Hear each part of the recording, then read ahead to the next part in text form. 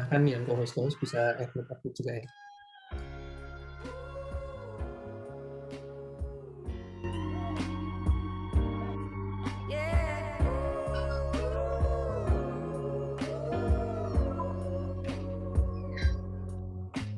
It's hard to make yourself believe that it'll get better when you feel defeated, and carrying on is easier said than done. It took a while to see that I was in need of help from somebody else, but she keeps reminding me that I'm not the only one. And babe, I would've told you this was gonna happen if I had known that it would. But now there's less time and more things that I need to say, and I'm afraid that there will always be a part of me that's holding on and still believes that everything is fine and that I'm living a normal life. But until somebody sits me down and tells me that I'm different now, I'll always be the way I always am. Oh,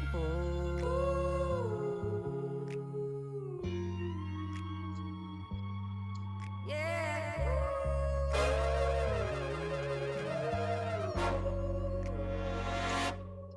My apologies, it's such a shame. I never planned to feel this way, but the more that I try, the more I'm seeing a difference. I'm not gonna lie, and now I get to sit down. And I'm happy to admit now I'm on my way. It seems I'm not invincible, but I'm bored of the pain, and I need to explain. Yeah, there will always be a part of me that's holding on and still believes that everything is fine and that I'm living a normal life. But until somebody sits me down and tells me why I'm different now, I'll always be the way I always am. Yeah,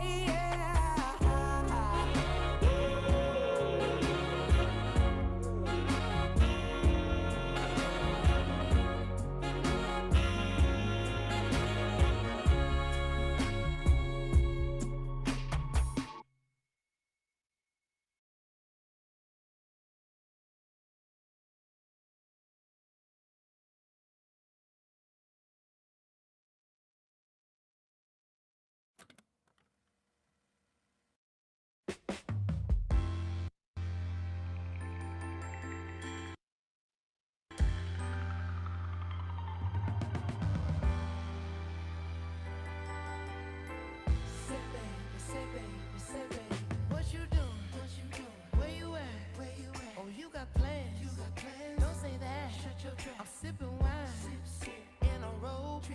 I look too good, to be alone. My house clean, my pool warm, just shake smooth like a newborn.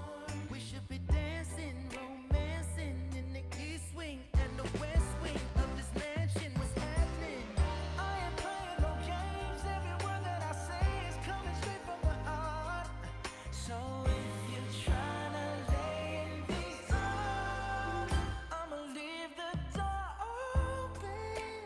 I'ma leave the door open. I'ma leave the door open, girl. I'ma leave the door open. That you feel the way I feel and you want me like I want you tonight, baby. Tell me that you're coming through. Ooh, you're so sweet, so tight, I won't bite unless you like. If you smoke, what you smoke? I got the haze. And if you're hungry, girl, I got fillets. Ooh, baby, don't keep me waiting. There's so much love we could be making. I'm talking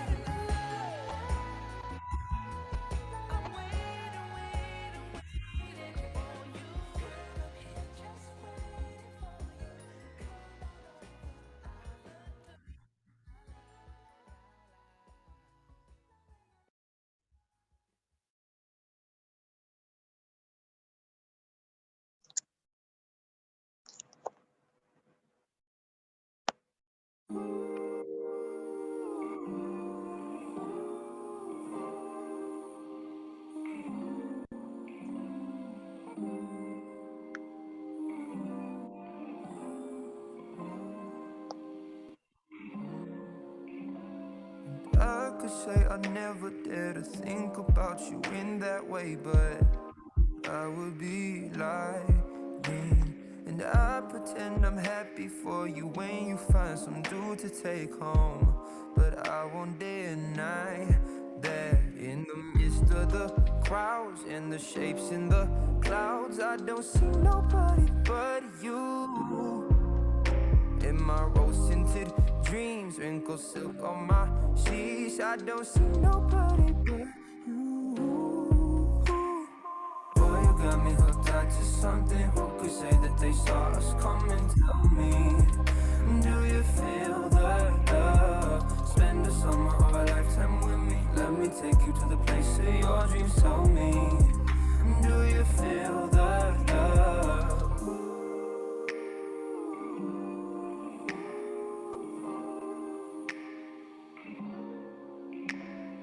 I could say I never unzipped those blue Levi's inside my head, but that's far from the truth.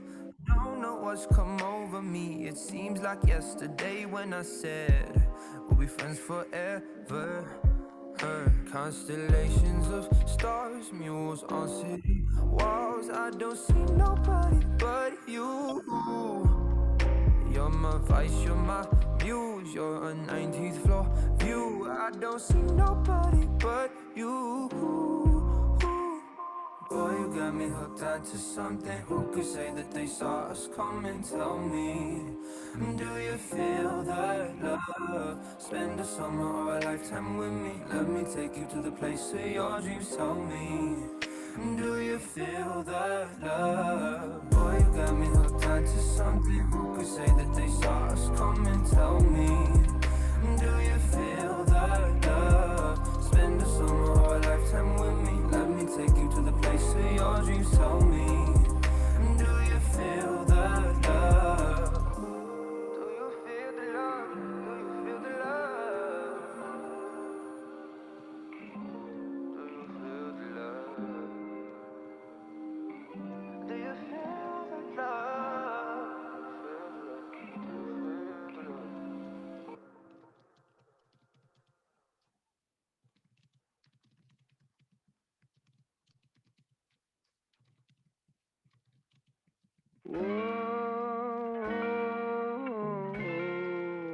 I want to know where I can go when you're not around, when I'm feeling down.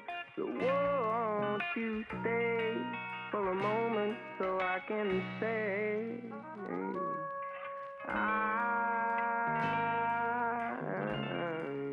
I need you so, 'cause right now you know that nothing heals me, and I'm obsessed with you.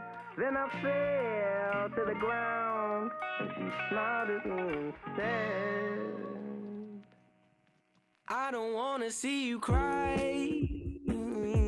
You don't have to feel this emptiness.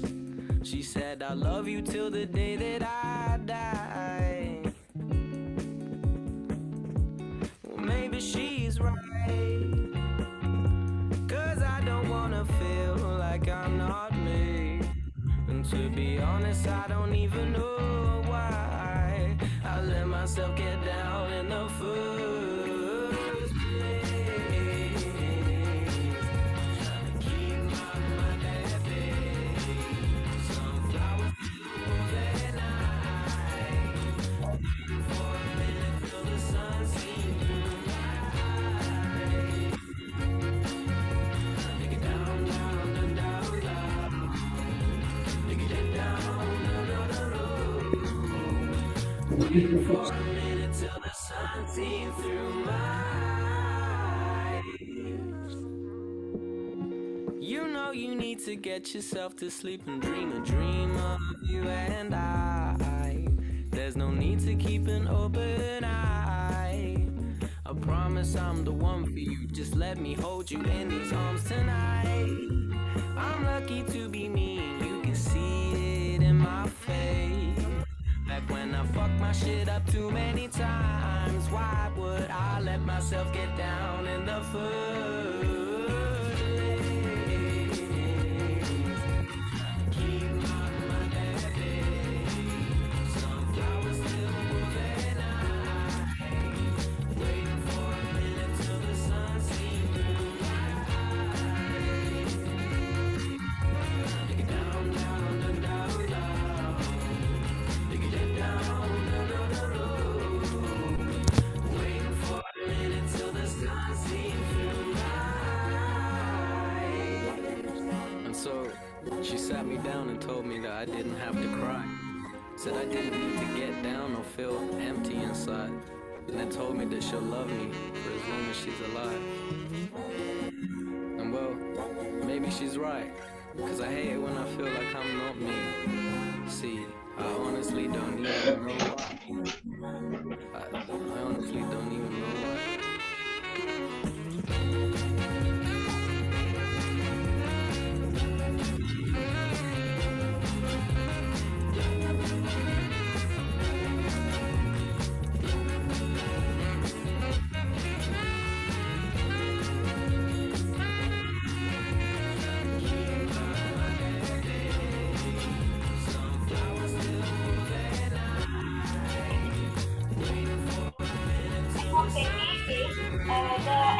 The average population is 185.9 and total opportunity is 12.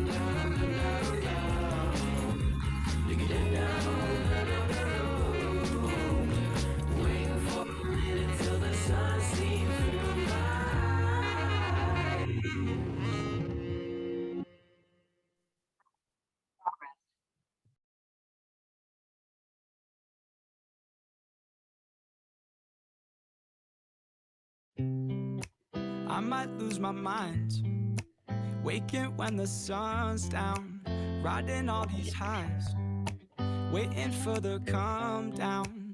Walk these streets with me, I'm doing decently, just glad that I can breathe. Yeah, I'm trying to realize it's alright to not be fine on my own. Now I'm shaking, drinking all this coffee. These last few weeks have been exhausting. I'm lost in my imagination, and there's one thing that I need from you. Can you come through?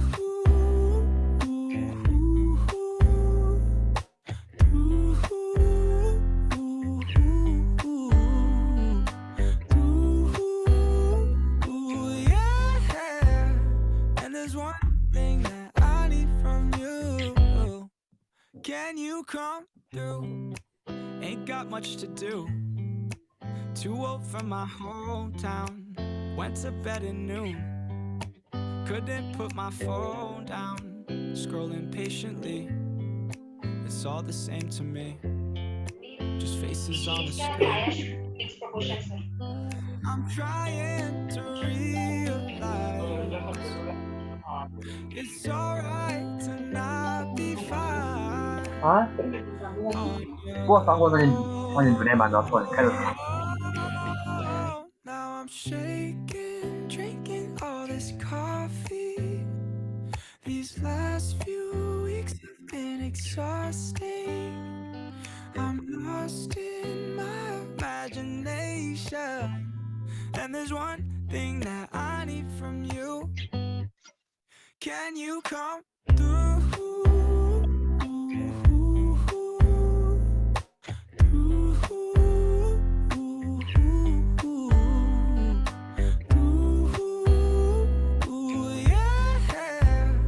And there's one thing that I need from you. Can you come through?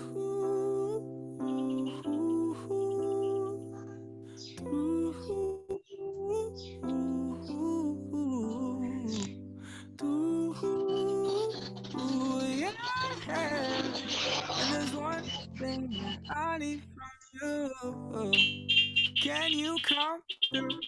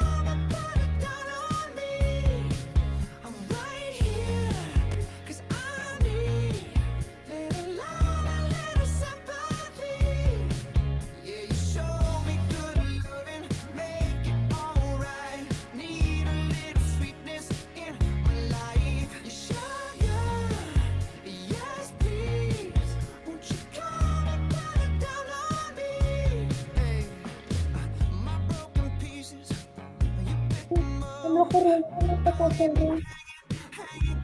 me some when I'm without you. So insecure. You are the one thing I'm living for. I wanna be needing your love. I just wanna be deep in your love. And it's killing me when you're away.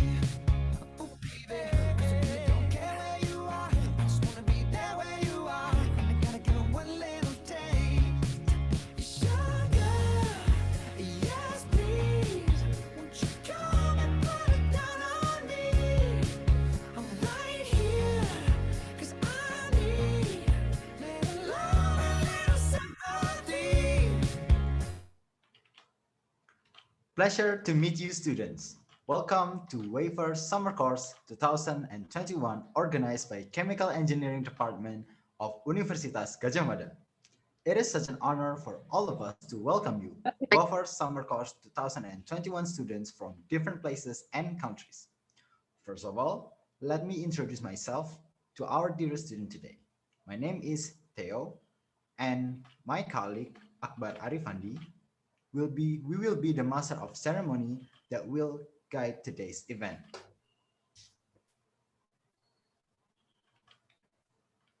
Before going on to the next section, we will introduce and explain to all of you about POISE and Summer Course itself.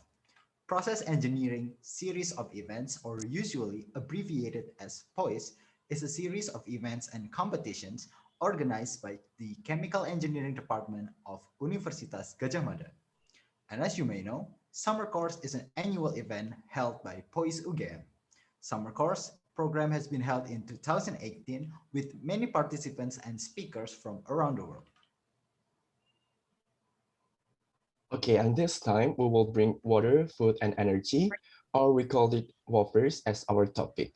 We intend to raise the awareness about the importance of sustainable future, give knowledge to the youth about WAFERS, and support sustainable development programs in any forms. WAFERS Summer Course will focus on bioresources technology related to the availability of clean water, food, and energy to achieve a better sustainable future for all mankind. We hope through the best way to make a better environment and improve the lives of people everywhere. In order to maintain the neatness and comfort of this event, we would like to remind all of the students to mute your microphone during the event unless permitted by our crew. And we hope you guys are listening to the whole event eagerly. Universitas Gadjah Mada pays close attention to safety in every activity. So it is fitting for us to read the safety procedure in our event today. Currently, we are in our respective rooms. Pay close attention to the direction of the nearest door that can be used in an emergency case. When doing an evacuation, please remain calm, alert, and follow health protocols. Before going further to the main event, we would like to read today's agenda. For today's class, we will discuss sustainable food production. There are 3 distinguished lecturers for this topic that will specifically talk about food production. Food sustainability is an effort to ensure that the food we consume remains healthy and creates a sustainable environmental, economic, and social system that surrounds food. There is also ice breaking between the speakers session. After the discussion, students can give questions to the speakers through sending the question to the Zoom chat or gently raise your hand using the Zoom feature, and we will ask you to unmute your microphone and ask the question by yourself. Now, without further ado, we would like to welcome Mrs. Nurafika Eviana Putri STMNG as our moderator who will guide the course of our discussion today. Before that, we'd like to present a brief profile of our moderator today. Mrs. Fika did her undergraduate study in Chemical Engineering Universitas Gadjah Mada in 2009 until 2013, and then continued her master degree focusing on polymeric-based scaffold for tissue engineering in Material Science program, University of Tsukuba, Japan. She joined the Department of Chemical Engineering Universitas Gadjah Mada in 2018 and extended her research interest in material science, especially composite materials. This drive has led her pursuing a PhD in the field of advanced manufacturing for processing biomaterial for regenerative medicine and chemical engineering program, University of Nottingham, United Kingdom. For Mrs. Vika, the time is yours.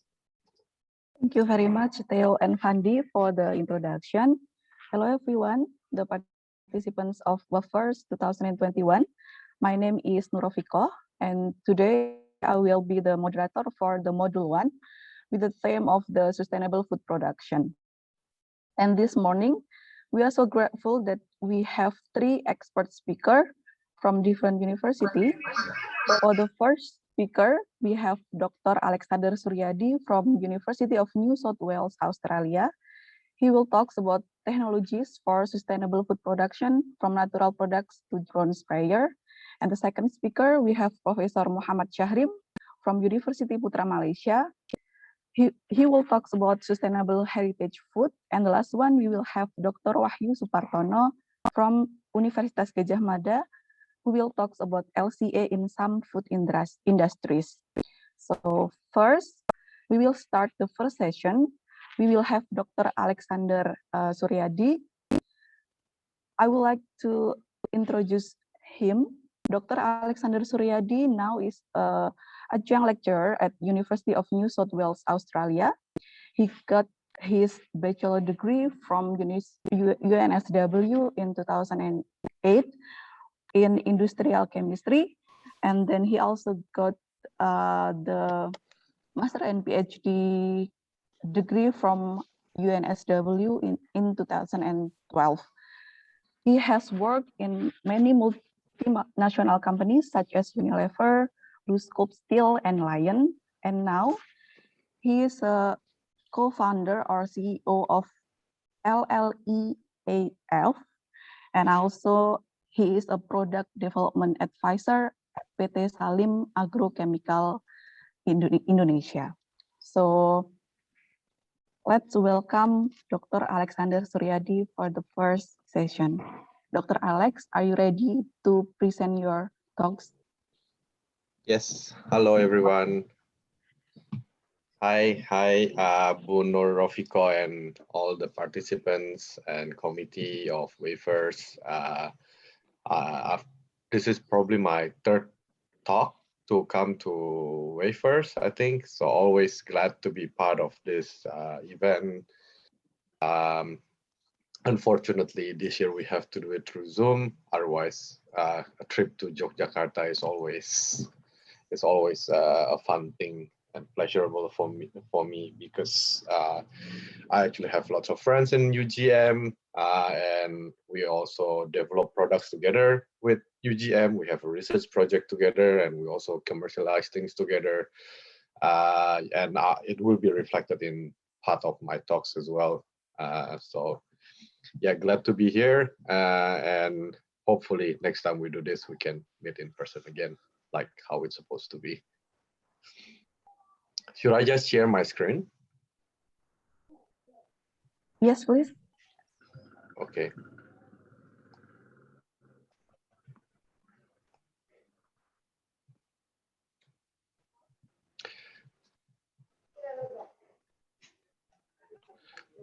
So thank you for the introduction, Bu Nurofiko. So as you have mentioned, I'm an adjunct lecturer in the School of Chemistry in UNSW. I'm also a polymer engineer, actually, by training in my PhD.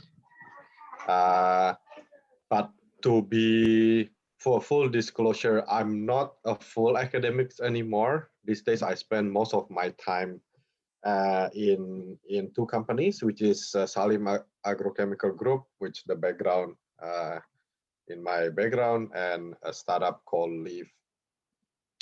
So I think before I tell about the lecture, I'll probably tell a little bit about who I am. So I finished my degree in PhD about 10 years ago now, and then since then I still work in the so I work in the intersection, let's say, between research and commercialization.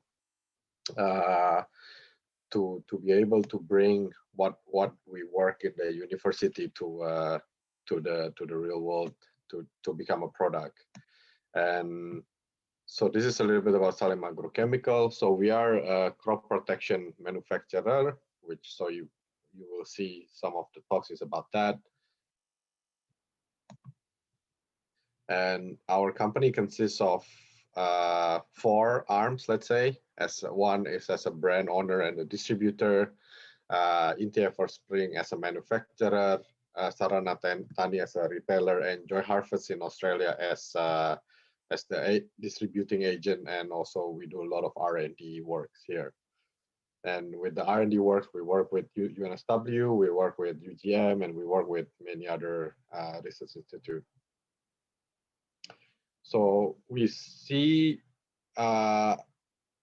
collaboration with research institutions important because we see ourselves as an integrated agriculture chemical company. So meaning we do all the way from active ingredient and to distribution. And to keep ourselves ahead of the game, we need to always we need to be innovative and create new products. And creating products does not only involve chemical engineering, but also to test it in the field. So actually, we're also about to start a collaboration with PIAT in UGM to do validity testing of some of the products. Okay, so I think in general, I'll start with what is a global trend in agriculture. So I think we all know that the population is keep growing. At the moment, we have about 4 billion people on the planet, and it's projected to be almost 10 billion people in 2050. In the same time, the number of land per person is decreasing, right? And also because of urbanization, so the amount of land that is available for farmland is also decreasing. We have a climate change challenge with the weather fluctuation. This create uncertainties in the yield of food production. And in the same time, also, we have a change in consumption patterns because the world is in general getting more prosperous. So the demand of food is changing from carbohydrate to more fruit, vegetable, and protein. So we need to increase food production. And also, unfortunately, 1 in 8 people still goes hungry today at night. So we need to increase food production more sustainably, and we need technologies that can spread it more uniform. So this is like a modeling that researchers or many organizations have done. Is by 2050 we're going to have an even bigger gap in food availability and the population if we don't change anything. So it shows that we need more technologies, more products to go into the market to address this problem. This is something that I've said before. So I think the first theme that I'm going to explore is to make natural crop protection. If you guys don't mind, the moderator, I'm going to divide my talks into 3 so that we can have some questions in every team. Otherwise, maybe it's too much to have all questions in the end. So crop protection is vital. So if you grow crop without any crop protection, the yield will be much lower.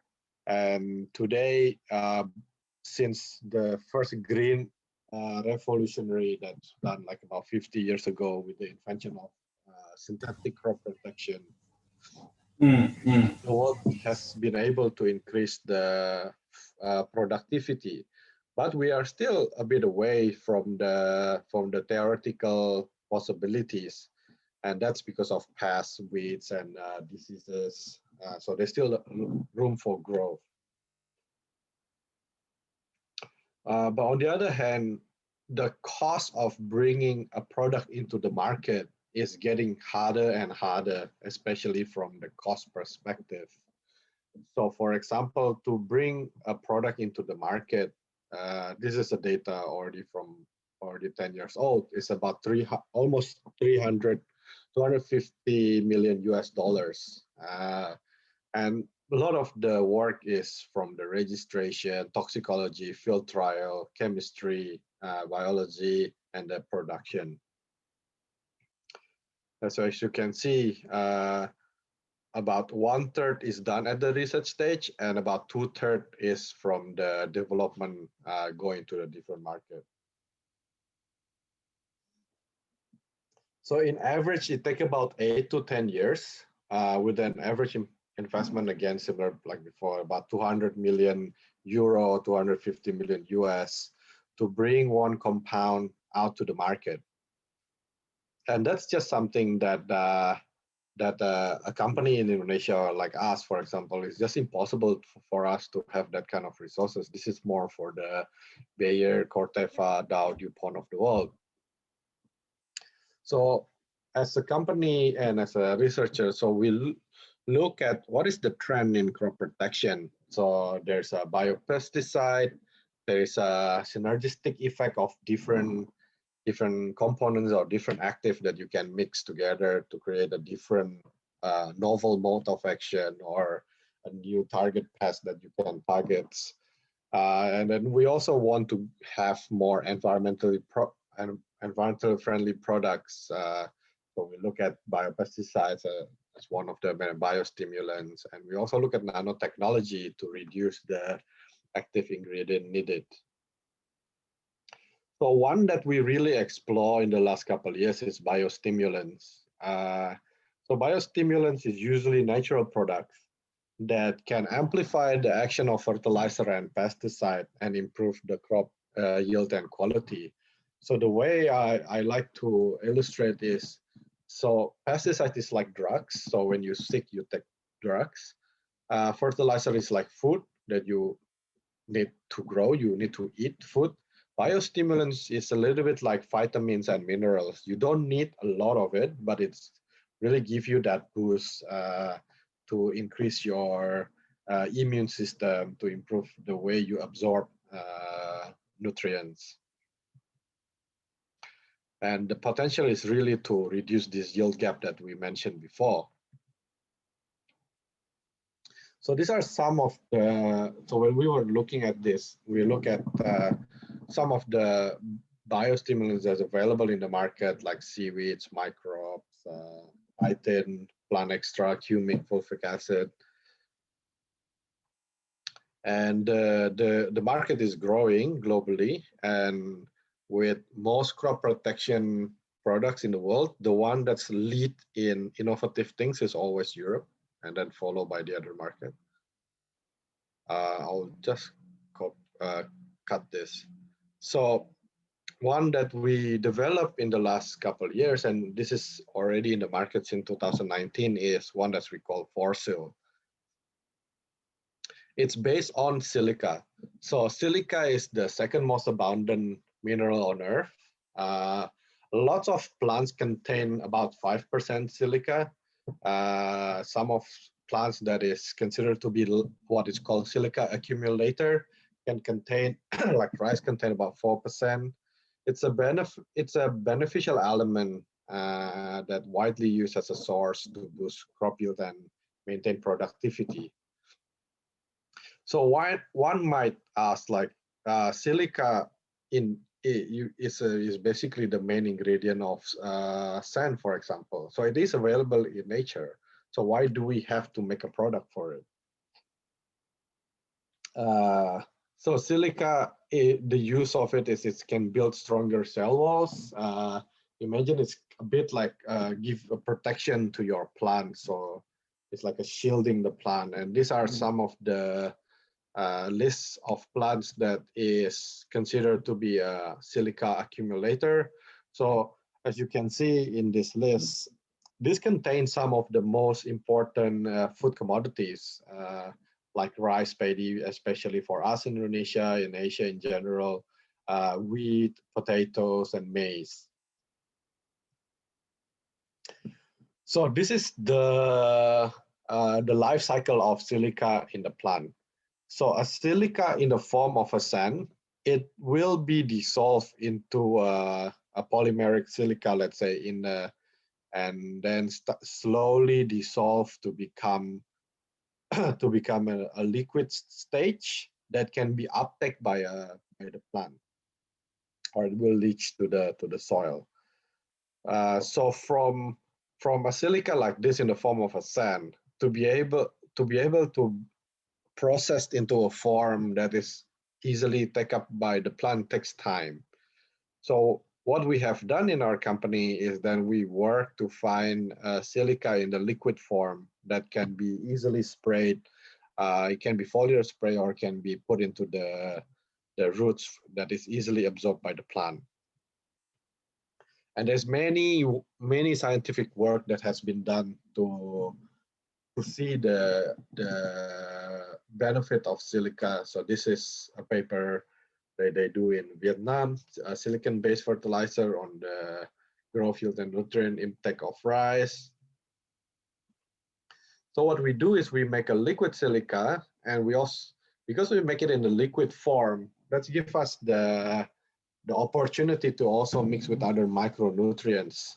So micronutrients are usually nutrients that you only need in a very small amount, but it's give an impact to the plant. So the benefit of silica is to improve photosynthetic efficiency, increase resistance to pathogen and pests, reduction in transpiration, which led to increased resistance to drought, and enhancement of the growth and the yield. Zinc will give you participate in the enzyme activation and formation of chlorophyll, and molybdenum involved in the nitrogen fixation in the plant. So we have talked about this. So these are some of the work that our research and development team have done. We look at the effect on plant height. As we can see here, we try different concentration, half a liter or 1 liter per hectare. And these are the controls without fertilizer. These are the control with fertilizers. So we can see the force will give a positive impact on the height of the plant and as well as the number of tillering. It also give advantage on the number of grain. And at the end of the day, the most important thing for the farmers is the yield of the harvest. So this is just to illustrate after harvest, it gives about 23% increase in the yield.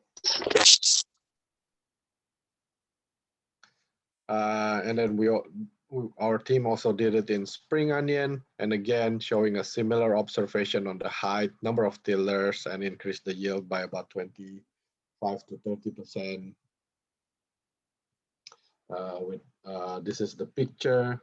The one at the right hand side is without the forcil, and the one on the left with different dosage. We do the same thing with chilies. We look at the plant height and also the color. So the color is based on this chart by Erie, and as the number get darker or the color get darker, it showed that the leaf is more vibrant. It's showed the level of chlorophyll. So again, so we did in chili, similar observation that we did, increase the number of flowering and the fruiting, and as well as the yield. After do it in the R&D stage, then we go to the field to do a commercial demonstration. So this is what our product looks like.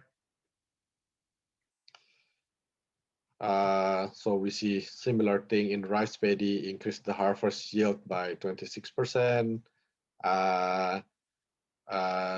The leaves is greener, longer, and more vibrant. The stem is stronger and faster growth to generative stage, meaning it's the farmers can get the harvest quicker, and the grain filling is more homogeneous. some pictures to show it. And similar observation again in shallots, less tillers, more homogeneous fruit, bigger stem. And this is a funny observation. The leaves is not too high, and the farmers like that because if the leaves too high, sometimes they think that that's mean the roots is not as good, because in this case, what in the shallot what they harvest is the roots. Similar observation to plant heights, leaf colors, and the number of tillering. And at the end of the day, again, the most important thing is what is the dry weight that they can get and the increase of yield.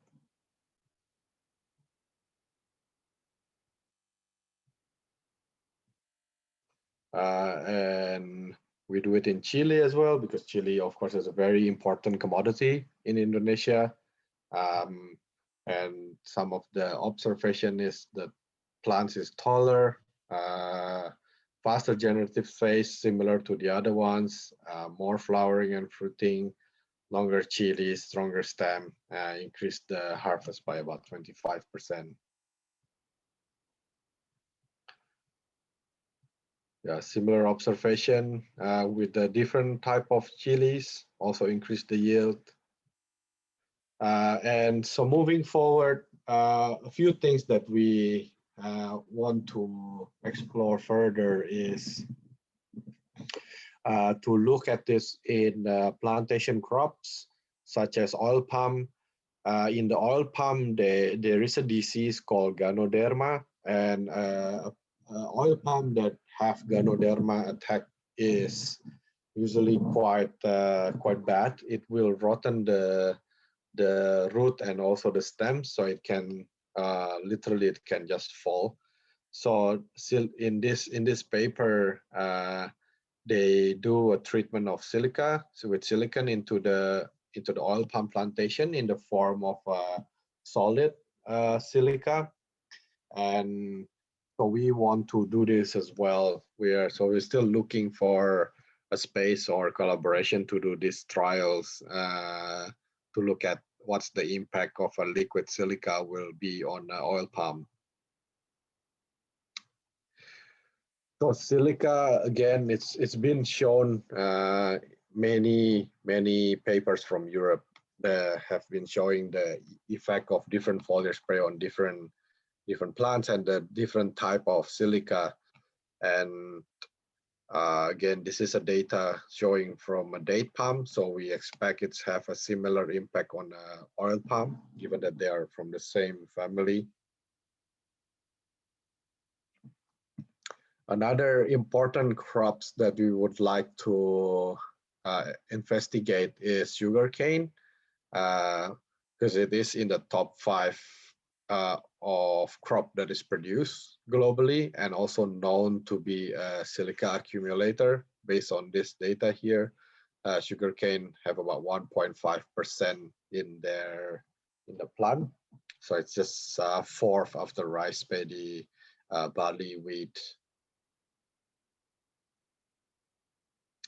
And we've seen that silica has been used for a long time, and it can prevent against disease like stem borer and also increase the yield.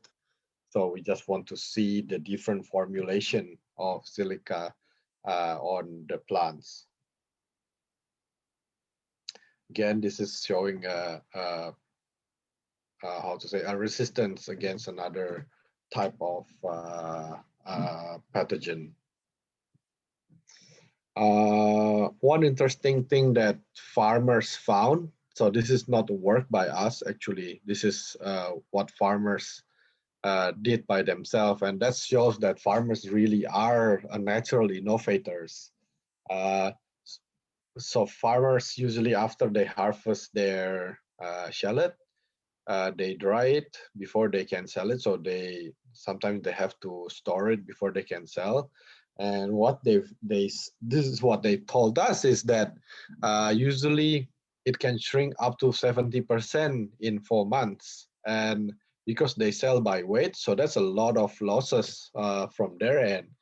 So they try this and they force the silica onto their shallots, and they say even after 10 months, it still hold up its weight pretty well. So that's improved their income. So that's a great thing that we as a researcher and as a company, we can also actually learn from the farmers themselves.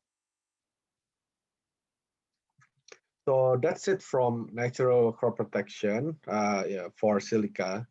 And I think another development that we want to do with this is how we can assist the farmers to have a good spray on products, for example, like this product, but this is really for everything else. So if we look at equipments that use in developed countries, so I live in Australia, and will be similar in US or in Europe. These are the kind of machineries that you can see here. So usually a farmer here maybe own at least 1-2 hectares of land. So they have these machineries to apply to their field, whether it's as a harvester or as a sprayer. So this big giant tractors is called boom sprayer, but this is not suitable for a market like ours in Asia or Indonesia, especially, like because most of our farmers are smallholder farmers, so their land ownership is not 2 hectares or 3 hectares or 10 hectares. Their ownership is usually only 2,000 meters square or 5,000 meters square. So we've been doing a research and development on using drone to do the spraying of chemicals. And so let me play you guys a video.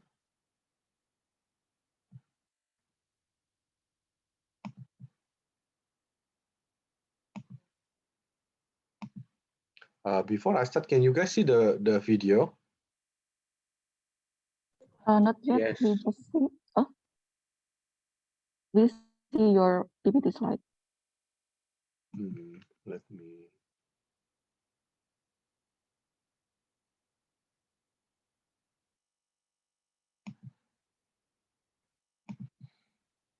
Can you see now?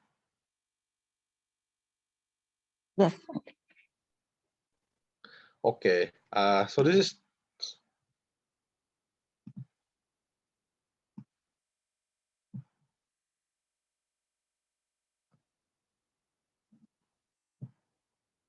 So this is from our MKD, we call it Sky Team, because we are using drone on the trip that we did to Kalimantan or Borneo Island.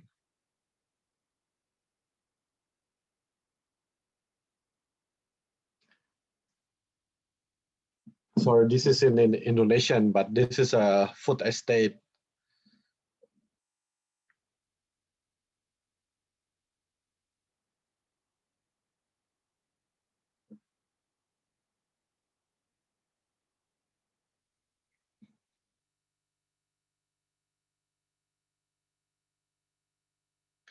So the ownership of the farmers is usually about 0.3 to 0.5 hectare. And as you can see, this is a very difficult area to access. It's a little bit different to the farms in most developed countries, like what I showed before. But using a drone, it's much easier for the farmers to access the farm, to spray their land with the sprayer. And with this drone, pretty much can cover about 30 hectares a day. And you can also do it at night.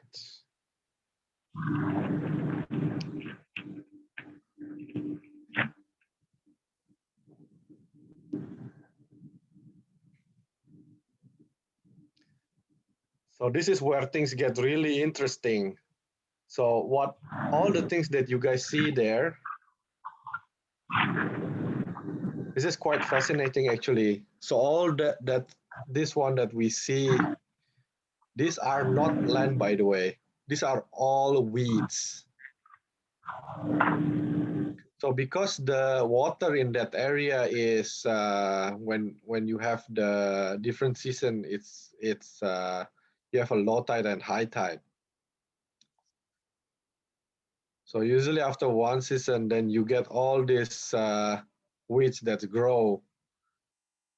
And the current practice for the farmers to get rid of this weed, as you can see, is they need to have this boat in a way and spray the chemical.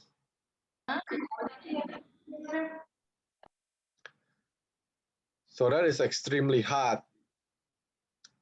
So at the moment we are doing a development, research and development on how we can access this hard to access area to change from the manual spraying using a drone spraying like so.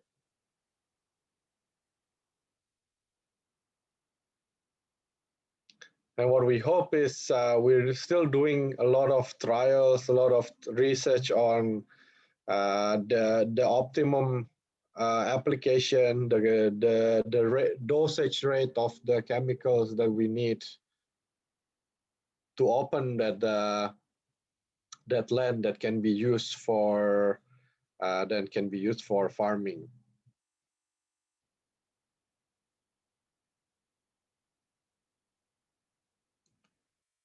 I'll go back to my slides.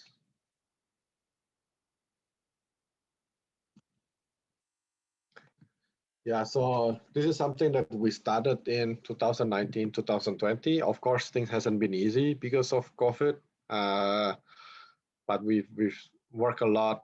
And so the good things about using drone for agriculture is it's to reach the hard to reach area, efficiency in time, cost, and labor, and more evenly pesticide efficacy. Another important thing that I should mention is when you use the drone, because of the application is more targeted, then overall you can reduce the amount of the pesticide that goes into the field.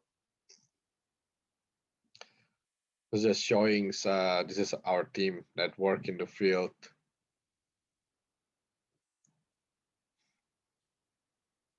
So I think I know that we have a lot of participants from China, and this is, I believe, is a technology that's already used quite widely over there, and we learned a lot from our friends and our partners over there to implement this in Indonesia.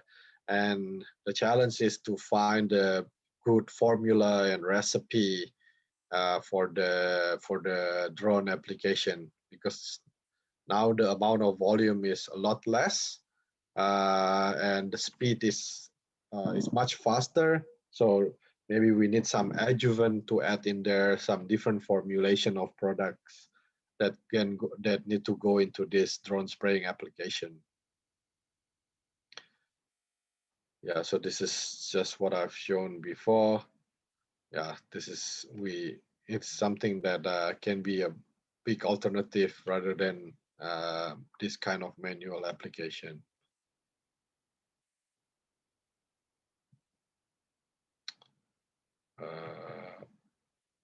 Yeah, so in conclusion, a drone spraying is ideal for the Southeast Asia market, and that's what we are striving to do a lot of work on.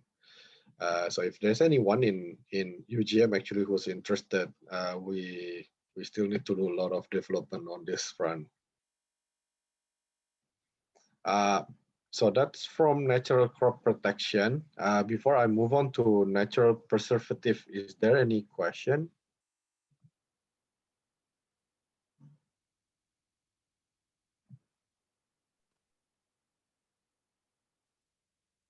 So maybe we can continue for the next session while waiting for the participant to ask their question through the chat box. Is that okay?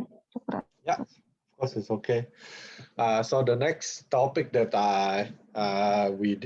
like to share is a natural preservative. So this is actually a project that, as I said, it's actually collaboration between Pak Roni from UGM School of Pharmacy, Prof. Wiratni from Chemical Engineering UGM, and I joined them when we have UNSW visit to Indonesia and they visit to Australia. So the problem that we want to tackle in this research was food loss and food waste. So as I mentioned earlier, we need to increase our food production, but we also need to reduce our food loss and waste. And if we talk about food loss and food waste, I would like to divide into two. So it's food that already reached the customer but get wasted afterwards, and food that doesn't get a chance to reach the customer yet. So in a developed country or a rich country like Saudi Arabia, US, UAE, most of this food that get wasted is food that already reached the customer. But in a country like Indonesia, so unfortunately Indonesia is second in the world on this per capita with 300 kilogram per year. So imagine that each of us in Indonesia is weighs about 300 kilogram each year. Not because we don't eat it or because it gets spoiled after it reaches us. It gets spoiled or get wasted before it get the chance to reach us. Because it's infrastructure, because of the lack of transportation, the lack of cold chain. So we need an affordable technology that can be used to improve the shelf life of our food and fresh produce. So the solution that the team comes up with is using chitosan. So chitosan is an oligosaccharide that can be obtained from deproteinization, demineralization, and desensitization from seafood waste, such as shrimp waste, as crab waste. So after you extract this waste, you end up with a chitin, and then you do this acetylation, and then you get chitosan. So chitosan is very interesting because one is the raw material is available in abundance. We waste about 40 to 50% still of the seafood waste at the moment. And there is a lot of scope of opportunity to make a production of this chitin. And scientifically, or from the chemical point of view, chitosan is interesting because it's already approved by FDA or Food and Drug Administration in US as GRAS, generally recognized as safe. And it has two properties that's really of interest in the shelf life preservation because it has naturally an antimicrobial activity. And because when you dry a chitosan is in the form of a powder, but if you dissolve it and you dry it, you pretty much get like a biofilm. It looks like a plastic. It looks like you can make a very thin plastic out of it. There's a lot of people that's doing research work on making biodegradable plastic with chitosan. I personally don't think that will work because the property is still very far from synthetic plastic. But for this application as a preservative, it has a lot of potential. So the first challenge is we need a robust product formulation that is easy to make, but also stable. So this is the formulation that we come up with is the mixing of chitosan with TPP, triphenyl phosphate, and there is a sweet spot where what is the ratio that give you a good particle size, so a small particle size with the big zeta potential to keep the solution stable. And we test the the antimicrobial activity of the chitosan with a different particle size. And as expected, when the particle size is smaller, then it has a bigger activity against the against the microbes.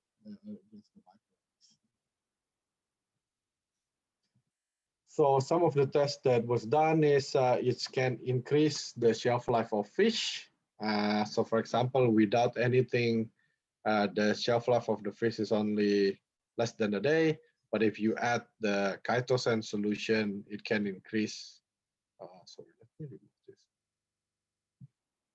It can increase the shelf life up to 12 days, that's a big difference for fishermen. And this was done by measurement of total volatile acid and total volatile waste. So then on fresh produce, this is where our focus has been. Basically, when you have a fruit or vegetables, it usually come with a skin. And the point of that skin is really to keep air and bacteria to stay outside and to keep the moisture in there. So with this, like a banana, for example, we do have a skin. So our thinking is by using a chitosan in the liquid form, so with the solution that we have, formula that we have, if you spray it or you can dip it, then this will create an invincible extra skin. It's like an extra layer of skin for the fruit and vegetables. So that's what we did. Sorry, this is supposed to be day. So this is day 1 to day 12. So this is the control and the treated.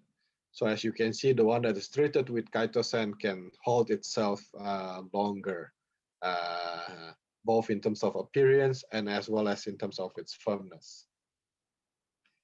And similar, we tried the different ratio formulation to strawberries. And the one on the left is the control. So as you can see, that day 4, you can see a little bit of fungus growing, and at day 5, there's a lot more. But the one that's treated with the chitosan still looks to be eatable.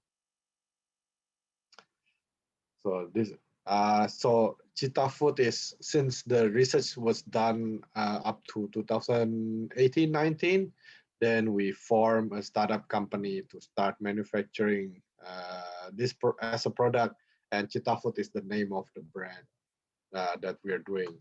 So this is some example in banana, in strawberry, in orange,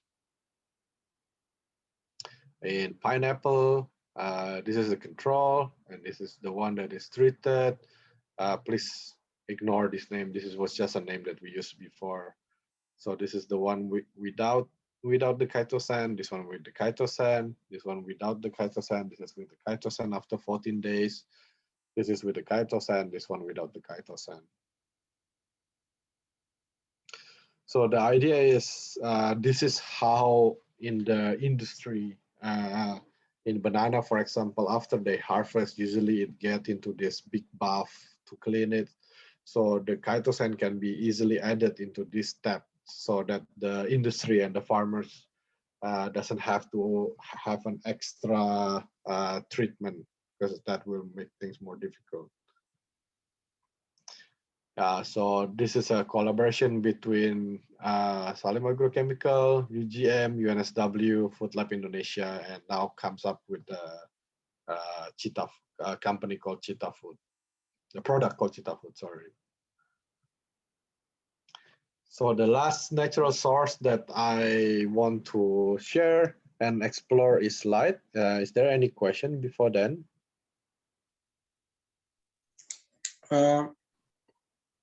Good morning, Doc.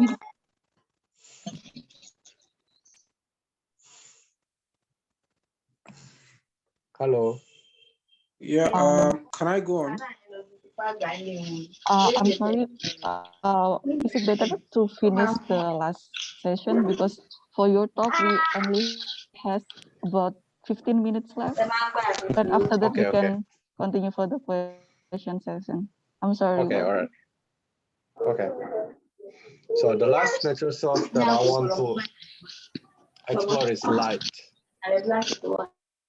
So Of course, this is something that we learn since we are kid. Basically, for a plant to grow, it needs light because it do a photosynthesis activity.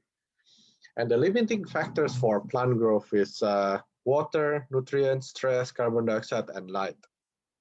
So I would just want to focus on light on this. So why light is important? This is something that most of us know already. So it's a basically photosynthetic reaction between carbon dioxide and water and create organic matter and oxygen.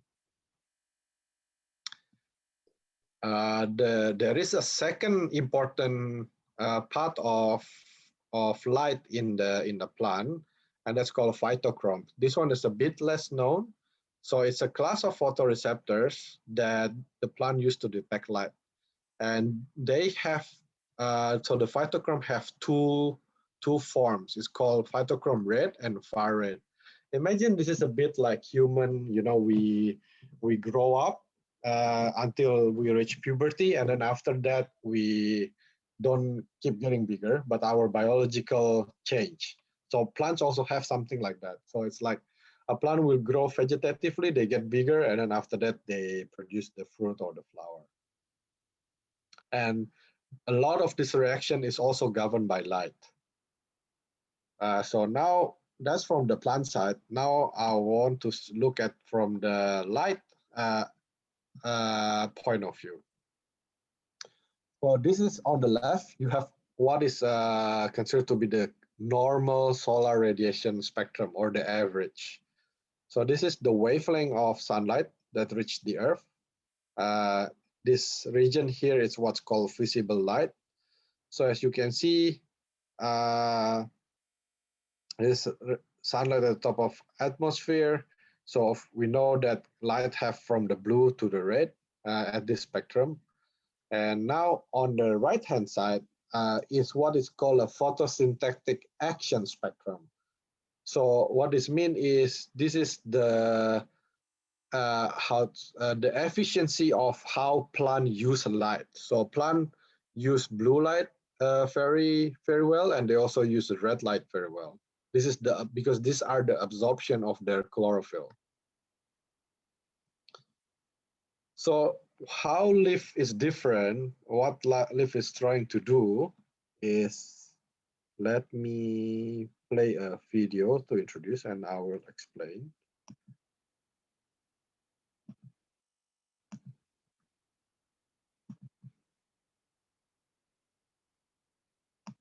Can you guys see my screen? Not yet. Okay. 1 second. Can you guys see it now? Yes, we can see it. Okay.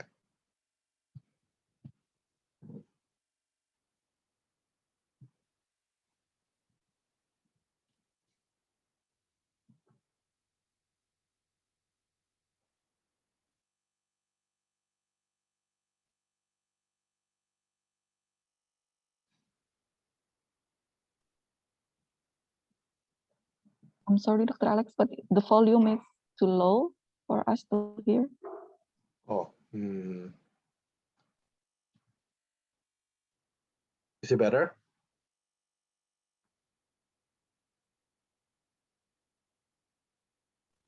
It's still the same.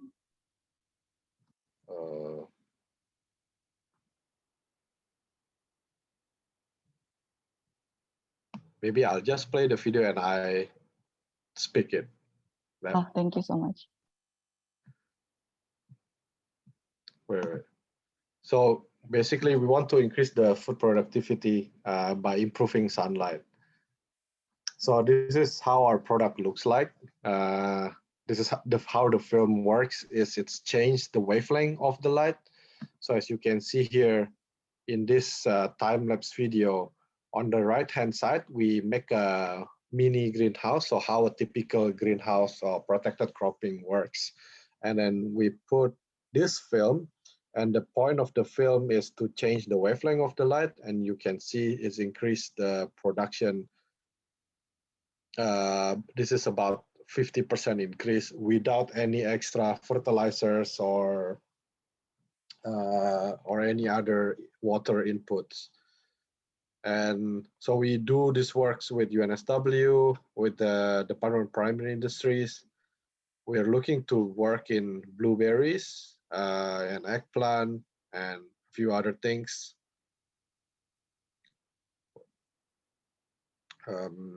Maybe, yeah, but if you cannot hear the, yeah, I think I'll just show this part. So what Leaf done is make a luminescent material. So luminescent is a material that absorb light and then it's re-emitted at a different wavelength. So I'm sure you guys familiar with glow in the dark. So when you have a glow in the dark, if you've seen a glow in the dark, what's happened is when there's light, that material absorb the light from the light source. And then when it's dark, then it's re-emitted again at but the color is at a certain color.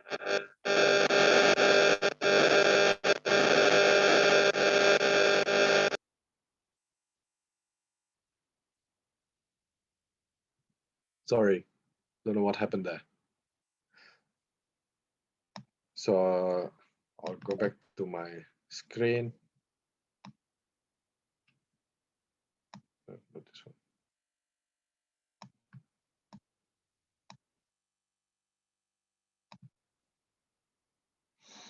Yeah, so in essence, what luminescent material does is absorb light and give it more a different light. So because, and then combining these two factors that I explained before is that you need light to grow, but the sunlight that reach the earth, so if I go back to this, doesn't really match to what the plants want. So we create a material that shift the wavelength of light into a light that's more beneficial for the plant. So this is how it works. So the luminescent material will absorb sunlight and it's convert the non-critical light spectrum, for example, green into red. That's why the color of the film is red. So then this optimized light spectrum can be absorbed by plant and improve its growth cycle. And this is important because we're really improving a natural resources, light. So it's with zero operational costs and it's with an affordable technology. So the different plants will need different colors for different stage. So for example, your green vegetables will need more red colors. It's just basically just grow photosynthetically. So this is a product that we already finished developing and we can manufacture. And for fruits and flowers, for example, then you need a different color. If you guys remember the phytochrome photoreceptor inside the plant, so it needs a different trigger in the plant to make them give you more fruits and flower. So this is an example on a research that we are doing in a glass house. So that's our film. That's a luminescent film that we put inside the glass house, and it's been giving us so far encouraging result with various crops, but it's give about 15 to 20, sometimes even 40-50% increase in the yield. And the way to produce this is very scalable because the core of the technology is basically a luminescent dye. So a dye of, let's say, about 1 kilogram, you can make into a resin chip, and that's enough to make a plastic that can cover a whole football field, about 7,000 meters square. So for the farmers, this will give an increased yield. This can accelerate their growth. And if you remember the phytochrome, it's kind of like tricking the plant to think that it's time to fruits or to flower. So that will give the farmers the ability to control their harvest timing. I'll just play this one again. So that's just we take a time-lapse video, and the difference between the right one and the left one is really just this thin piece of film. Because all we did is add water into this plant.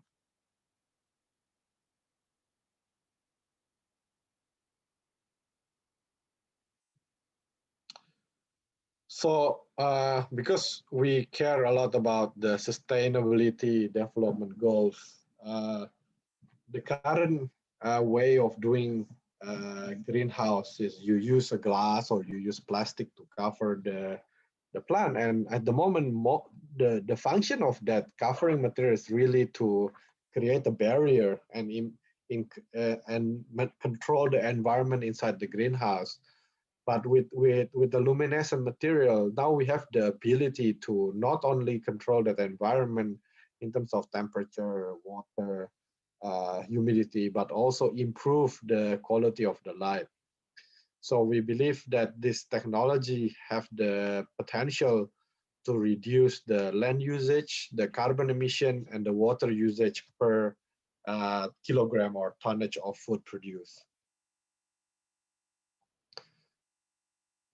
So this is how we envision a luminescent film can be used inside the glass house or greenhouse. And just to give you guys an illustration, this is a satellite image of an area in Spain, and all these white boxes is all greenhouses. So imagine at the moment this greenhouses is producing X amount of food. If we can change them into a luminescent material, then that will produce about, let's say, 15% more food, and that without increasing the nutrient or the water or the fertilizer, anything that goes into it. Yeah, so that's about the luminescent technology.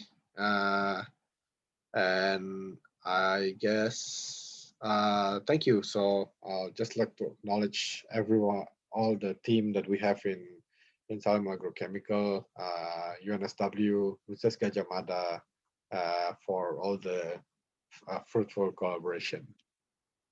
And thank you again for listening to my presentation. Thank you so much, Dr. Alex, for the great talk. It's very insightful for us. We do have many questions in the chat box, but I will, okay. And one of our participants, Henry, do you want to ask your question directly? Okay. Yeah. Good evening, Dr. Alex. So I have two questions. The first is related with the silica, and the second one is about the ketosan. About the silica, does silica become a substitute of the conventional fertilizer, or you still add another nutrient such as nitrogen-based fertilizer, for example? If yes, have you studied the best ratio for the silica and other nutrients that is added to the plant? And for the ketosan, do you ever try to use mushroom as the ketosan source? Because from what I know, ketosan from crustacea is related to the cleanliness of the ocean. If the ocean is polluted, so the quality of the ketosan will be bad. And from what I know also, ketosan from crustacea contains allergenic proteins. And what do you think the more sustainable source of ketosan? Thank you. Thank you, Henry, for the question. On the silica, that's a great question, actually. So both from scientific and from commercial point of view, the way we see it is silica and many other micronutrients is, at the end of the day, a micronutrients. It's not food. So if you imagine NPK, nitrogen, phosphate, potassium, they are food. So you cannot replace fertilizer with micronutrients, or not fully anyway. What is possible, we have to be careful on this, is many products in the market have this claim, but we as a company, we don't make this claim. And me as a researcher, I'm also hesitant to make this claim, because the NPK is still needed. You still need it. Having a booster like that, or a biostimulant, may improve the absorption of nutrients from the soil, but maybe that works for 1 year, for 2 years, but maybe after that, then the easily available nutrients is not there anymore. You still need the top up. So I would not make that claim. For the chitosan, we use the crustacean, and that's a good question using mushroom. There is research, of course, and also a company that doing that using mushroom. We haven't tried that because I think for two reasons. One is it will be a lot more expensive, as far as we know, and second, the allergenic protein is almost gone, supposed to be, if the specs of the chitosan is good. And secondly, the way that we use it most of the time at the moment is at the skin of the fruit. So, and you use it in like banana or mango or orange, that you peel it anyway. So you don't really eat it. It's just there as a temporary solution. I hope I've answered your question. Thank you so much. Thank you for Henry for the question. I saw another participant who raised their hand. Do you want to ask your question directly? If not, we have. Oh yes. Oh.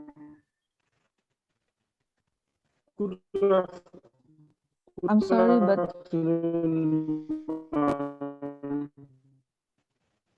but we cannot hear you clearly. Good afternoon, Doc. Oh, no, it's clear. Okay. Hello. Okay, can you hear me now? Yeah. Yes. Hello? Yeah, can you hear me? Hello, yes. And thank you very much for your lecture. So I just wanted to ask two questions, and my question is on the environmental or health concerns when using chitosan for food preservation. So I noticed that you use some chemical reagents to prepare liquid chitosan, right? So when preserving the food, are there any health concerns associated with this? And also, are there health concerns associated with using fossil, which is the fertilizer, the liquid fertilizer, during plant production? Thank you. Yeah, thank you for the question. I'll answer one by one. So I'll answer from the easy one first, the fossil. So silica is a naturally occur compound. So in our body, we also have a form of silica, and it's called silicic acid. So there's no health concern for using that in the food production. And I should also point out that the usage is very small. Our recommended usage is only about, from our research and trial, is only 1 liter per hectare. Okay. So after you use it, it's hardly anything in terms of the concentration. Okay. The chitosan, maybe you are referring to the PPP, and if you did, that's a very great pickup, by the way, because that is a chemical that's actually already banned in certain countries. So since when we were doing the research, that's what we used. But since we want to do production and then sell our products, we actually also have done more research and development, so that now the product is all made from natural ingredients. Okay. I can't tell you exactly what it is, but the TPP act basically as a cross-linking agent, and you can use other bio-based cross-linking agent that are available. Okay. Thank you very much. Hello, Welcome. good afternoon from Malaysia. Hello. Hello. Do you want to ask your question? No, I just joined. I just joined the meeting. Oh, I'm sorry. Oh, yeah. Yeah. We're still in the session 1 now. Oh, really? So, I'm sorry. I'm sorry. yeah, no, that's fine. We're in the Q&A session. Okay. So Sorry. maybe we will, yeah. Thank you for joining us, Professor Muhammad Syahrim. And maybe we will have one more question. Actually, we do have a lot of questions in the chat box, but our time is limited. So I will ask one question because the previous question is all about ketosan and silica. Maybe for this last question is from Siti. The question is, I would like to ask about the LLEAF powder. What is the material that used to make the powder? Okay, thank you for the question, Siti. That is something that we patented. So actually, I cannot share the detail on what is the material that we use, but in general, it's a luminescent dye. So it's a dye that the dye basically need two properties. One is that it's luminescent, so it's absorb certain light and then re-emitted at a different wavelength, and it needs to be able to make into a composite into plastic. So in general it's a luminescent dye, but I cannot reveal the secret, let's say, of the detail of what it is. Okay. Yes. Thank you so much, Dr. Alex. I'm very sorry to say that our time for the Q&A session is end now. We do have many questions, but yeah, we don't have any more time. So thank you so much, Dr. Alex, for your very insightful talks today. And actually, after this, we still have two other speakers. We are so happy if you stay with us until the end of the session. But if you have another appointment, I would like to say that it's okay for you to leave anytime from this Zoom room. So once again, thank you so much, Dr. Alex. Let's give him applause. And then thank you, everyone. If anyone have any question or want to be connected, please feel free to find me in my LinkedIn. Yes. Please contact Dr. Alex directly. Thank you so much, Dr. Alex. Thank you. Okay. Thank you. Okay, everyone. So now, before we start for the second speaker, we will have like 5 minutes for the fun quiz. Our committee has already prepared some questions. So for you all, please join us at slido.com with this QR code or with this number so we can refresh our body and our brain before we start for the next second speaker.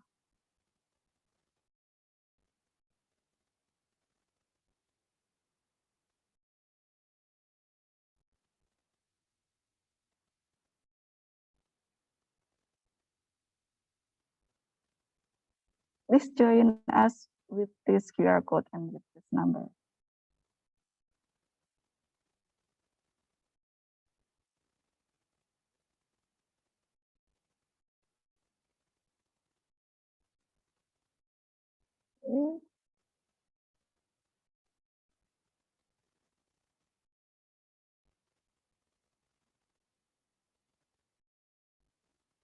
Have you all joined?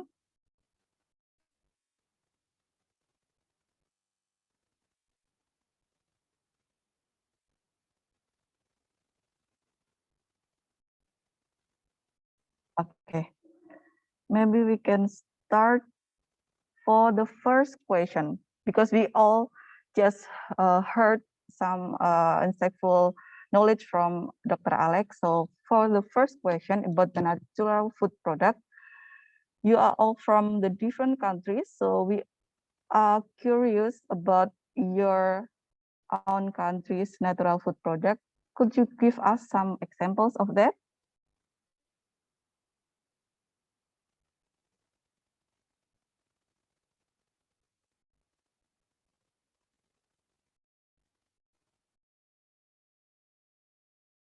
Since we all know that each country has their own. Oh, we have sambiloto, soybean. What is sambiloto? Soybean, yeah, paddy. Bird's eye chili. Ah, this one I know, this very hot chili. Bakso, mangoes. Ah, mangoes. And then rice, yeah. It's the main menu of our food daily. Fish, corn, wow. Wheat, mushroom, cassava, yeah. And also sugarcane, temar mendem. I know this food. Banana, oh, a lot of fruit, and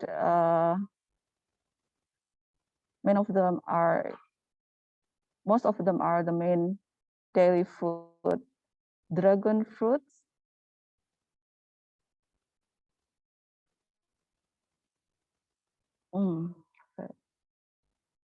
sorghum, melon. I hope you all have nice lunch. Okay, next question is, what do you know about sustainable food production? This is the main topics of our module today. And after heard from Dr. Alex, what do you think, or what do you know about the sustainable food production?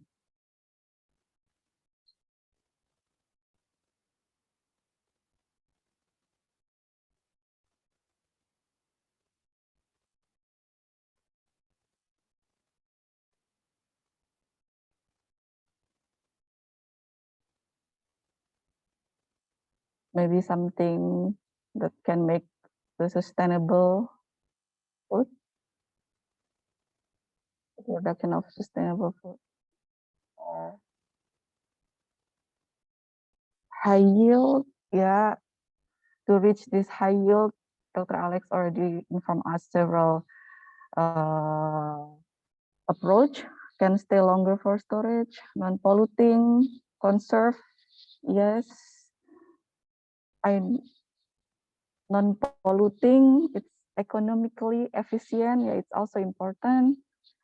The crops protection and food preservative, it's what we have learned this today.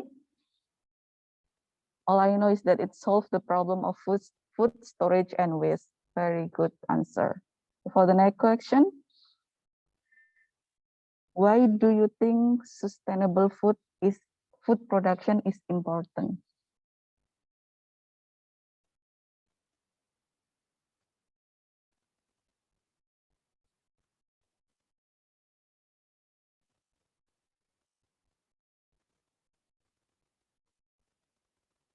Food is the basic human needs. Yeah, it's really true. To preserve our nature, to meet the demand, many people still face hunger. It's because everyone needs food for life. Yeah, we cannot live without food. For the good sake of our future, to ensure secure the environment, along with the more food to eat. Yeah, it's a good point. To save the world that already polluted. Yeah, it's also important. To achieve zero hunger. Yeah, the main point is because it's important and environmental friendly, to make more healthy food production with natural method. Thank you so much. Thank you for your answer. Oh, there's still more answer coming. Profitable to farmer, yes. We want to help our farmer to produce more profitable and efficiently. Okay, maybe meet the requirements and protect the environment. For the next question.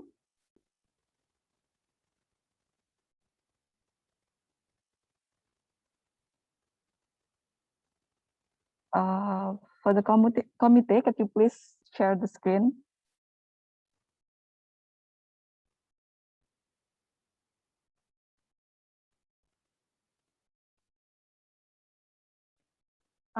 Sorry, Bu Fiko, there is only 3 questions for the there's quiz only 3 questions session. for this Okay. session. Thank you Okay. so much for letting me know.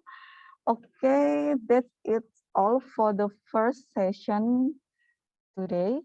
I hope that question can give us more insight about the sustainable food production. And now we are ready to go for the next speaker. For the second speaker, we have Professor Muhammad Syahrim from University Putra Malaysia. He will talk about sustainable heritage food. Welcome, Prof. Muhammad Syahrim. And before we start the next session, let me introduce him. So Professor Muhammad Syahrim is a lecturer at the University Putra Malaysia, and he got the bachelor degree from Hotel and Restaurant Management, New York University, New York in 1994, and then got the MBA degree from Mara University of Technology, Malaysia, and then he got the PhD specialization in Hospitality and Tourism Administration from Oklahoma State University, Oklahoma, and associate degree in Culinary Arts, Mara University of Technology, Malaysia. So for Professor Dr. Muhammad Syahrim, are you ready to start your presentation?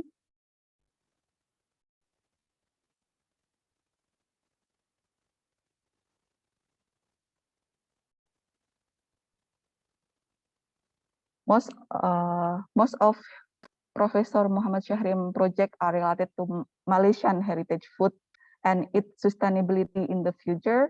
So today he will deliver a topic about sustainable heritage food. Professor Muhammad Syahrim, are you ready to present your talks? Hello. Good afternoon, Prof. I think you are still in the mute.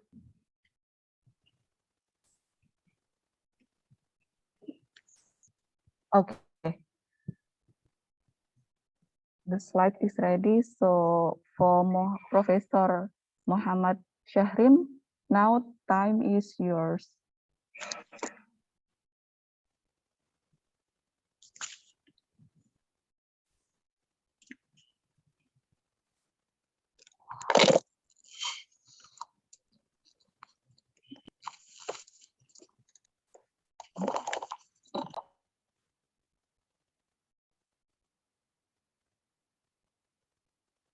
Hello, good afternoon, Prof. Hello.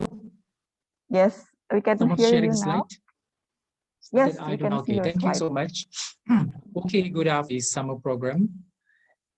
Can you hear my line? But then, I have to close my video so that it would be better for me to close the video, you see.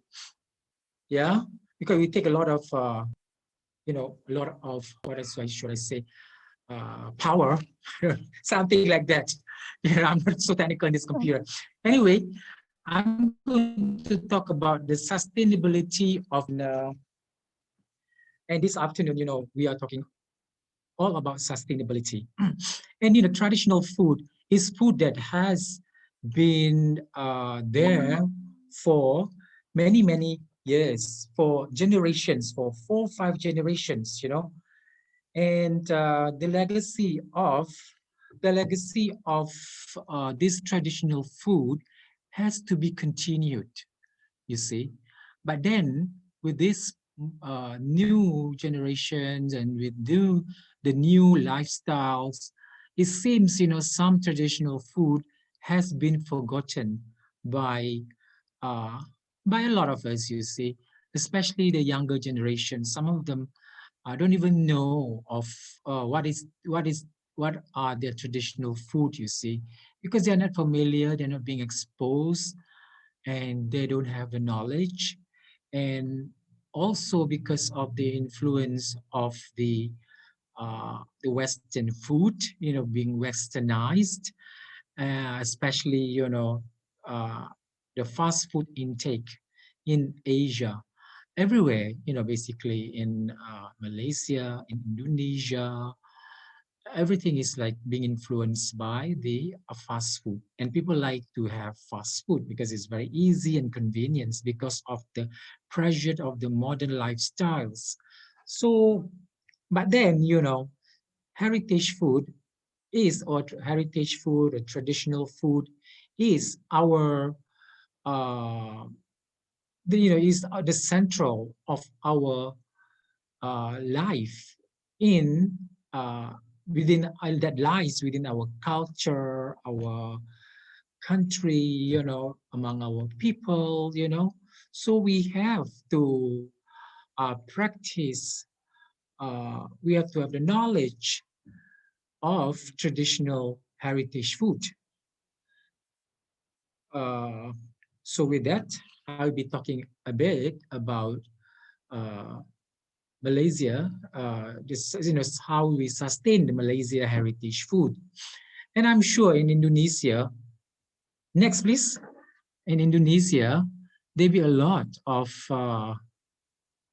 next slide, okay, thank you. So this is the content of my presentation, a bit of introduction and the importance of heritage food, sustainability, heritage food sustainability, production glitches, sustainable heritage, and then, we will conclude. Well, to talk about heritage food, we can talk a lot about it, you see. But then this one, I'm just like the highlights of what is heritage food and what we can do to sustain our food. Okay, for your information, I am just to highlight a bit about my background. I have been, how should I say, uh, I've been, I am a professor of Malaysian heritage food. And food is my forte, you see. And I do lots of cooking around the world. And I cook Malaysian food around the world.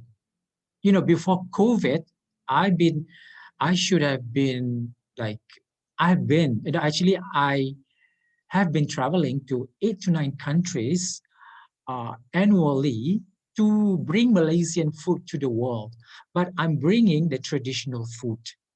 And I work with international hotels. For example, in Germany, I work with the Ritz-Carlton, and over there I have some arrangement with them that I do food promotion at the hotel for, let's say, in a course of like 5 to 6 weeks. And there's another place I went to Germany. I went to, of course, New York City and in the US, in Paris, Saudi Arabia, Thailand. I've been cooking a lot in Thailand, and the Thai people, they enjoy Malaysian food very much because it's different, you see.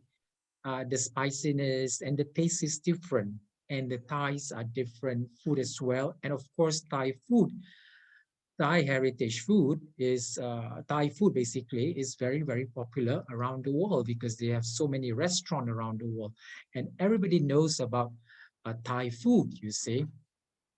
But then in Thai also, when I was there, I always spend like a few months in Thailand. At least the least is like a month in Thailand. I work with university there. I was attached at the university there, and still I am. Now I have to do online.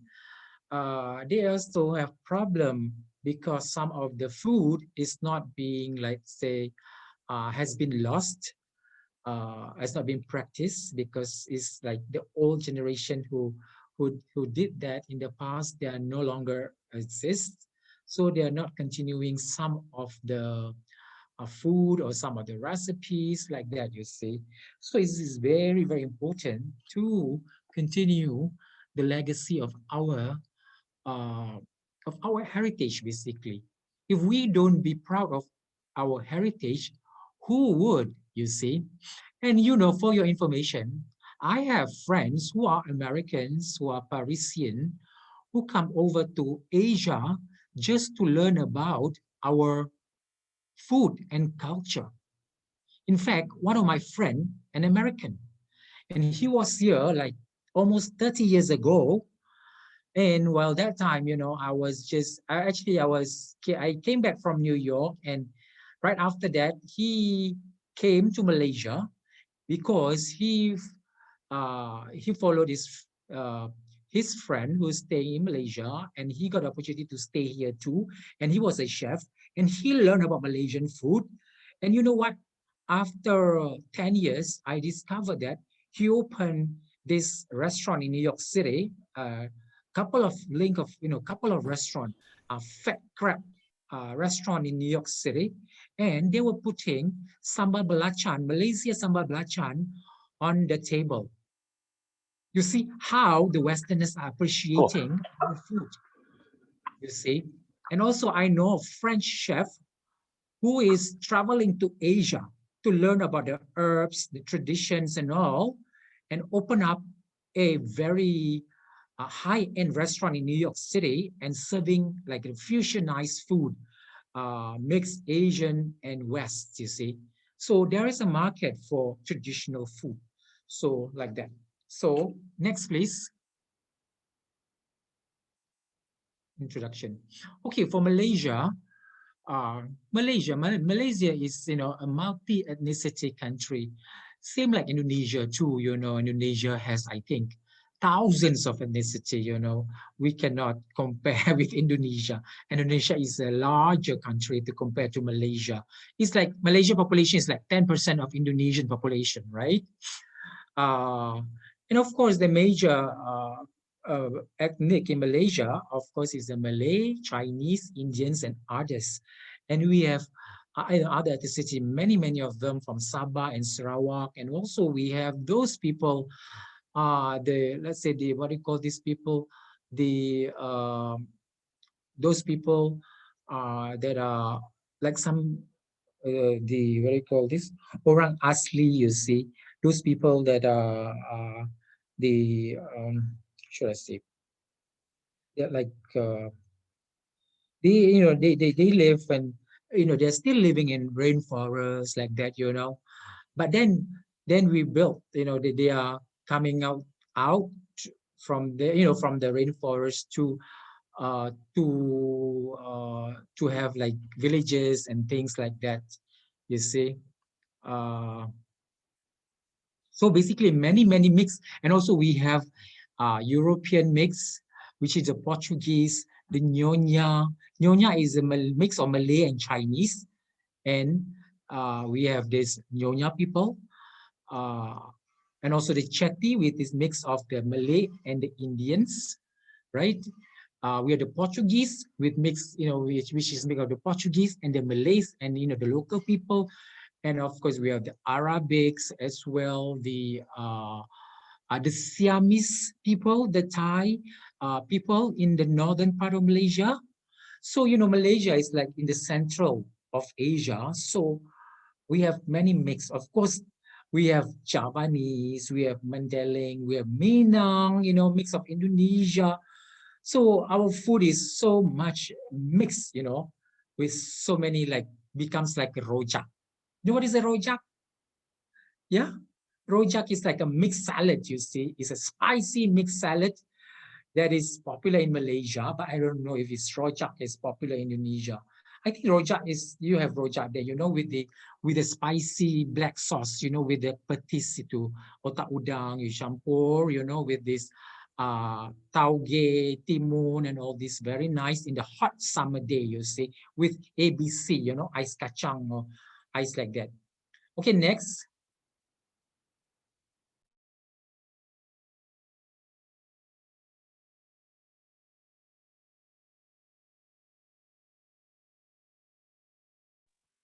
Okay, next.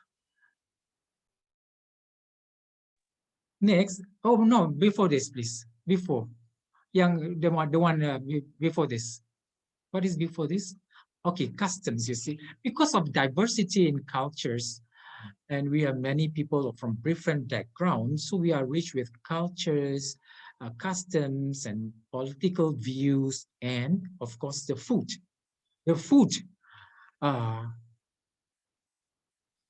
well, you see, like Malaysia, Thailand, Indonesia, and Singapore. We are so close, but then, our palate is different. You see, correct me if I'm wrong. For example, like Javanese food is not like very, very spicy to compare to food in Sumatra. Javanese food, I think, lot of sweetness. Yeah, right? You agree with me? But our food, from north to south, east to west, is different. In terms of the ingredients, in terms of the ingredients, in terms of the influence, in terms of the cooking methods, the popular food in those places from the north to the south, east and west, they have their favorite dishes. And I'm sure the same thing like Indonesia too, in Thailand as well. In Thailand, in the south, the food is sort of in the southern part of the Patani area. So the food is similar to the northern part of Malaysia. So it's like assimilations of food between Malaysia and Thailand. In the north, in the middle of Malaysia, the food is like we have Javanese food, we have the Minang food. That is the Indonesian influence in our food. But then, when you look, when you taste the food, yes, it has an Indonesian influence. But then, when you go to Indonesia, then Indonesia food is different, the way you cook it, the way the ingredients is different, and Malaysian ingredients are different, because you are using, for example, like gula Jawa in your cooking, and you are using the chilies, the chilies from Indonesia probably different from Malaysia, and then it makes the taste totally different. So it really enrich our food culture of our country basically. With a mix of, and also Arab food also in Malaysia. Arab what do you call this, there was migration from the Arabs in the 1400s, and then there are large Arabs community in Malaysia, and there are also Arab recipes that are popular in Malaysia, as well as okay, next please. Then we talk more on the gastronomy. So basically, look, there's a lot of assimilation in our cuisine, you see. Because, for example, okay, Malay is the pillars of Malaysian cuisine. But then, our food has been mixed or assimilate with the Indian and the Chinese as well. Because, in our food, we do have soya sauce, and we do have this, for example, like vegetable chapchai, sayur goreng chapchai, which is like a Chinese style vegetable, fried vegetables. Then this is Chinese influence, a lot of garlic and soy sauce, and also the use of, we have a lot of curry. Like when you taste in Malaysian curry, it's not similar to those curry that you find in Indonesia, different. I'm not sure, curry in Indonesia is gulai. In Sumatra, you have gulai, a lot of gulai. I'm not sure maybe in Sunda, also a lot of gulai. But just to remind me of Sundanese food, I went to Jogja one time, and I had this sort of like, here we call it asam pedas. And when I taste this Sundanese food, I said, hey, this is something like asam pedas, which is use a lot of tamarind, and it's cooked with chili and fish, and you put lemongrass or something. I don't know what you call it, you say, but we call it asam pedas, and asam pedas is very popular in state of Malacca. And we use, mackerel, the mackerel fish to cook this dish. And I was surprised, to my surprise, I never tasted asam pedas, like this taste in Indonesia, but I tasted. So you see, there's a kind of similarities and differences of our dishes, you see, our heritage dishes. But then for Indian cuisine, how influenced, you see, Indian cuisine, when they come here from the southern India, they brought with them the Indian food. And now in Malaysia, it becomes mamak food. And mamak food is popular in Penang. In Penang, there is this nasi kandar. When you go to this mamak restaurant, they have like 20 to 30 dishes, all the curry dishes, you see, from the shrimp to the meat to the chicken to the crabs to fried and curries and vegetables and all this. You just pick up like nasi campur like that. But then, you know, it could be very pricey, you know, because they always serve like very big shrimp, big sotong or calamari or crabs. And I think they could charge you a lot, you see, for one plate of food. Maybe, I don't know. I never tried. I'm scared to try because it's so pricey, you see. That's heritage food. There's a price for heritage food, you see. Maybe, you know, if you just take all these big shrimp, they would maybe, and you could be charged for $150 per plate. 150 ringgit, you know. I don't know how much is that in rupiah, you see. 300 rupiah is like 300 ribu, I think. 100, I think, right? More than 300,000 satu plate. Boleh. But then these people can, when they eat in this restaurant, then they go and complain. Sometimes, you know, they tell them, you know, they price these items, you know, the price is there. So like that. So the mee goreng mamak, you know, is so popular. Roti canai and all these are Indian influence. The Malay, the Chinese, of course, the chicken rice. Look at the Chinese, they brought the chicken rice and all this stir fried and all this. But then the chicken rice, the Chinese, they make the chicken rice, they use steamed chicken, you see. But when the Malay and the Indian make it, they would fry the chicken, also roast the chicken in the oven. But then the way they make the rice also different.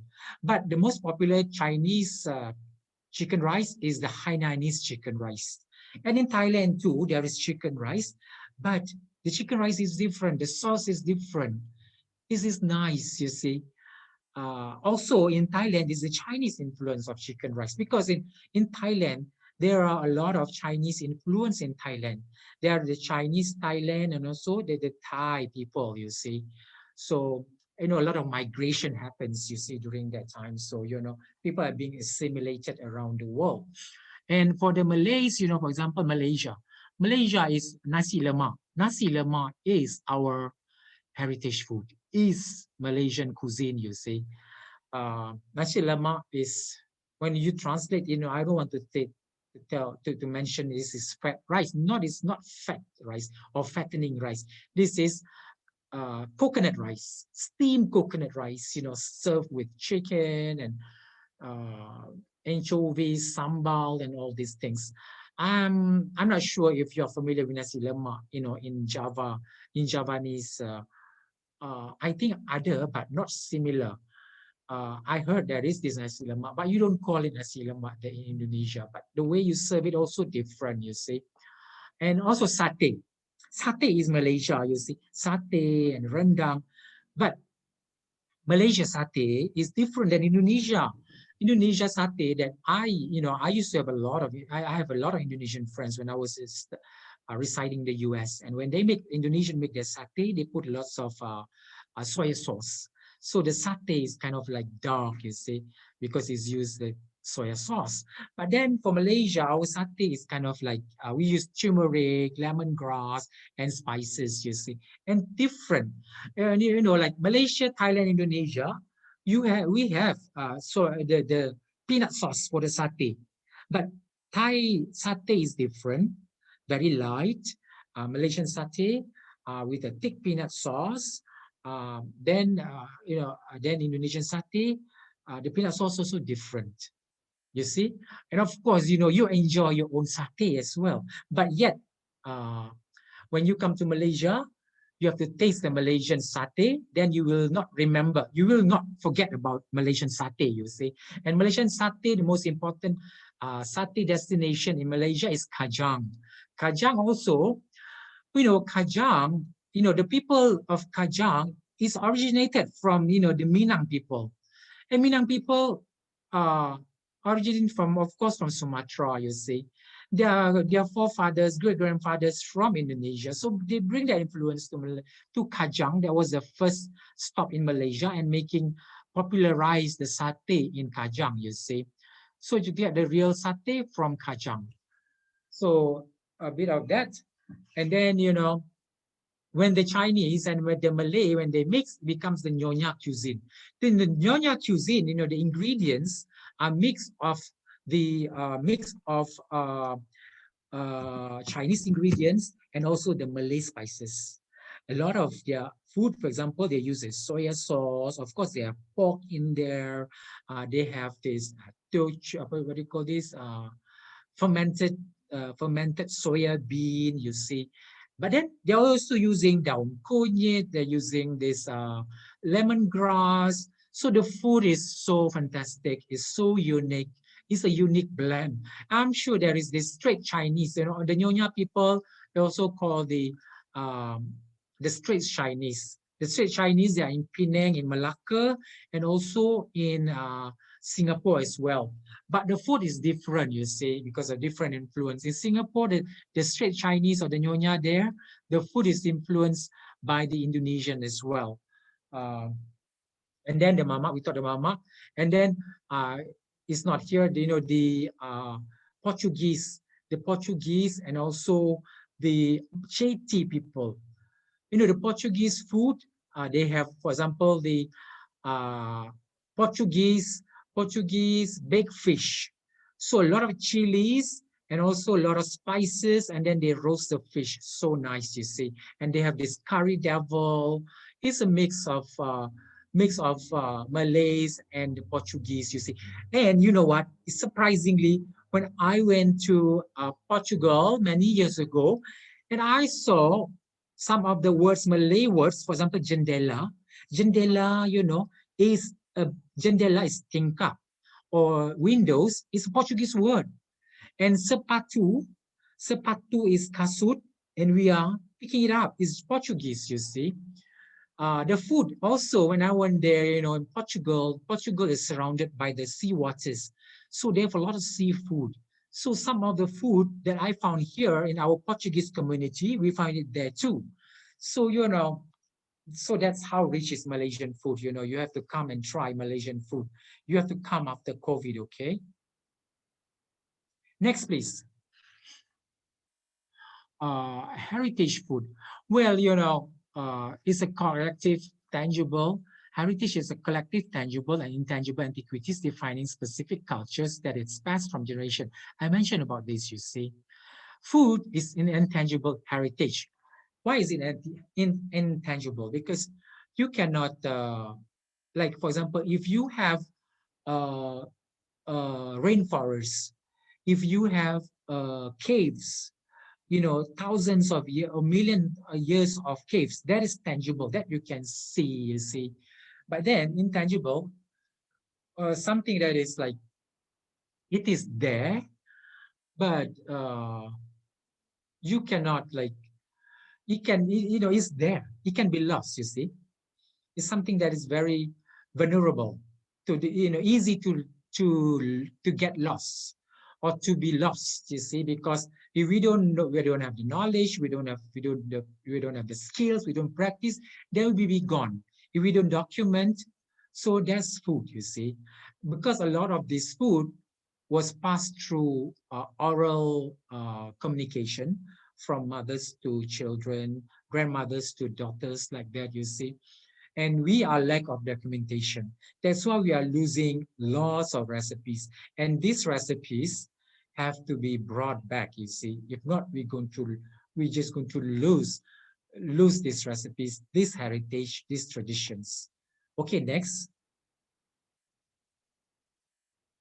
Next, please. Okay. Food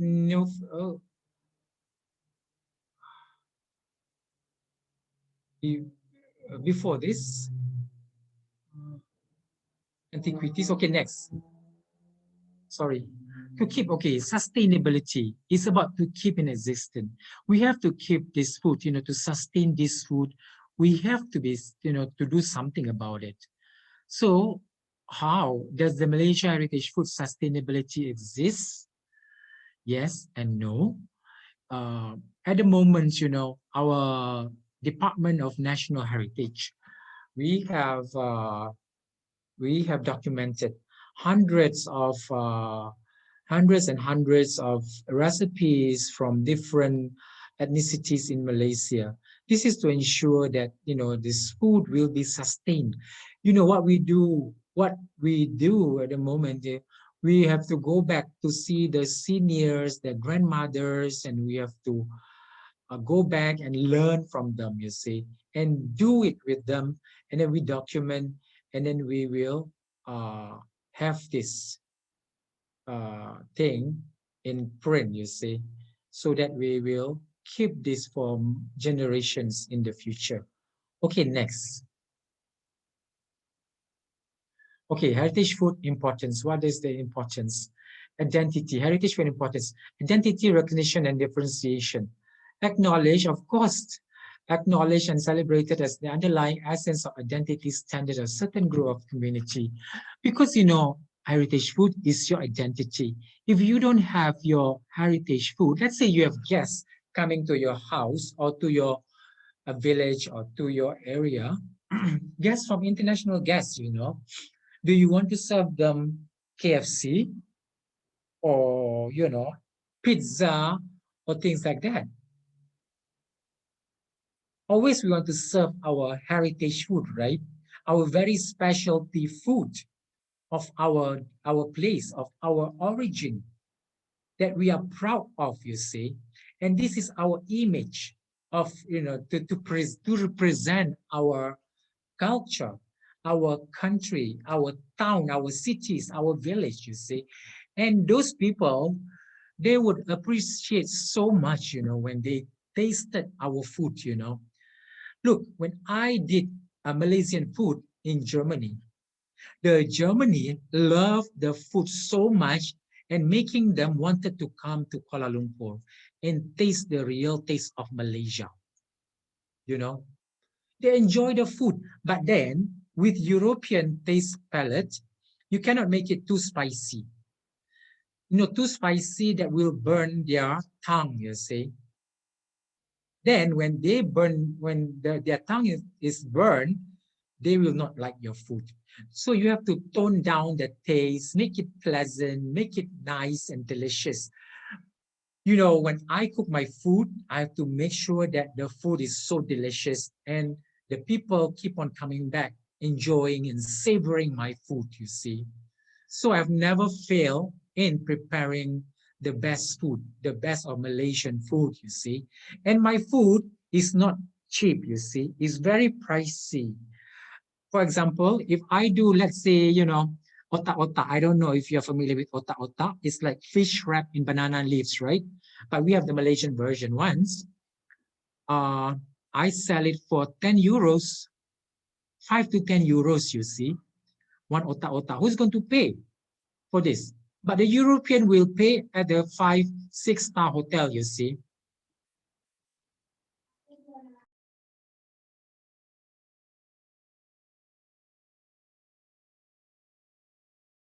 I'm sorry, Prof. Yes. Yes, sorry. Yeah. Huh? Can you hear? Right?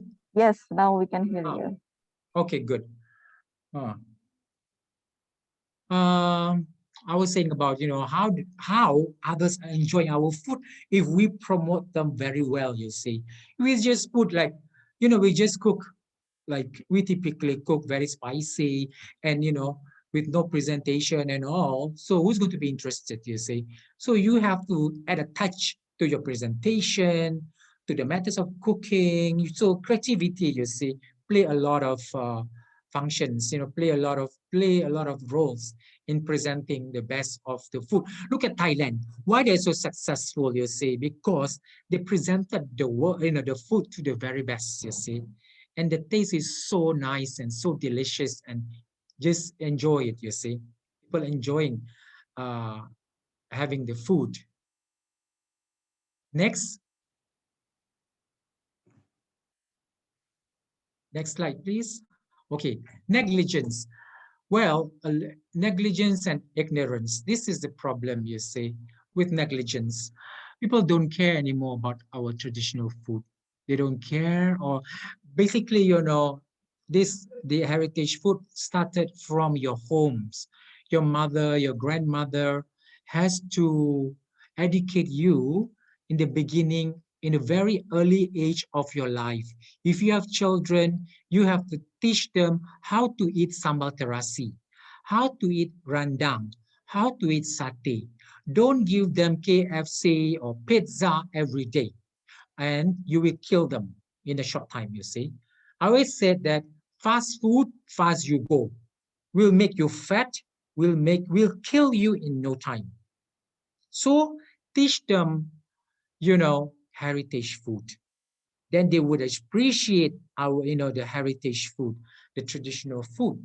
So, you know, that's why, because of negligence, because of people don't care, you know, then this food will be lost, you see. And with globalization, changes in culture and traditional food ways, you know, how our food, traditional food, where we have added lots of, like, excuse me, for example, cheese. For example, you add a lot of cheese on top of your food, you see. Everything cheese, cheese, cheese, cheese. And cheese will make you fat, you know. Yeah, they're trying to fusionize this food, you see. I always believe, you know, you have to preserve the authenticity of the food by preparing, by having the great formulation, you see. So because of lack of practice, then they be decreasing vitality of this heritage food. Okay, next. Sustainability. How do you sustain? Okay, certain, you know, certain heritage food is slowly but surely advancing to extinction. So we have recently, you know, we have identified 105, could be more, endangered heritage food listed in national publication. But now they have more. They have got hundreds of this, you see. And then this food, to tell you the truth, has not been prepared anymore longer, you see. So we have to, like, do research to bring back this food, as I said earlier, to learn about this food, and then to make sure that the legacies continues on, you see. So documentation, to practice, to promote, to market, to educate is most importantly, you see, to educate. When you are being educated with this traditional food in a very young, you know, in the young age, then you will remember. You have the taste for traditional food, you see. I know young children, some of young children these days, for example, they have not even seen chicken and a hen running around. They said this chicken is from the factory. You see, how sad.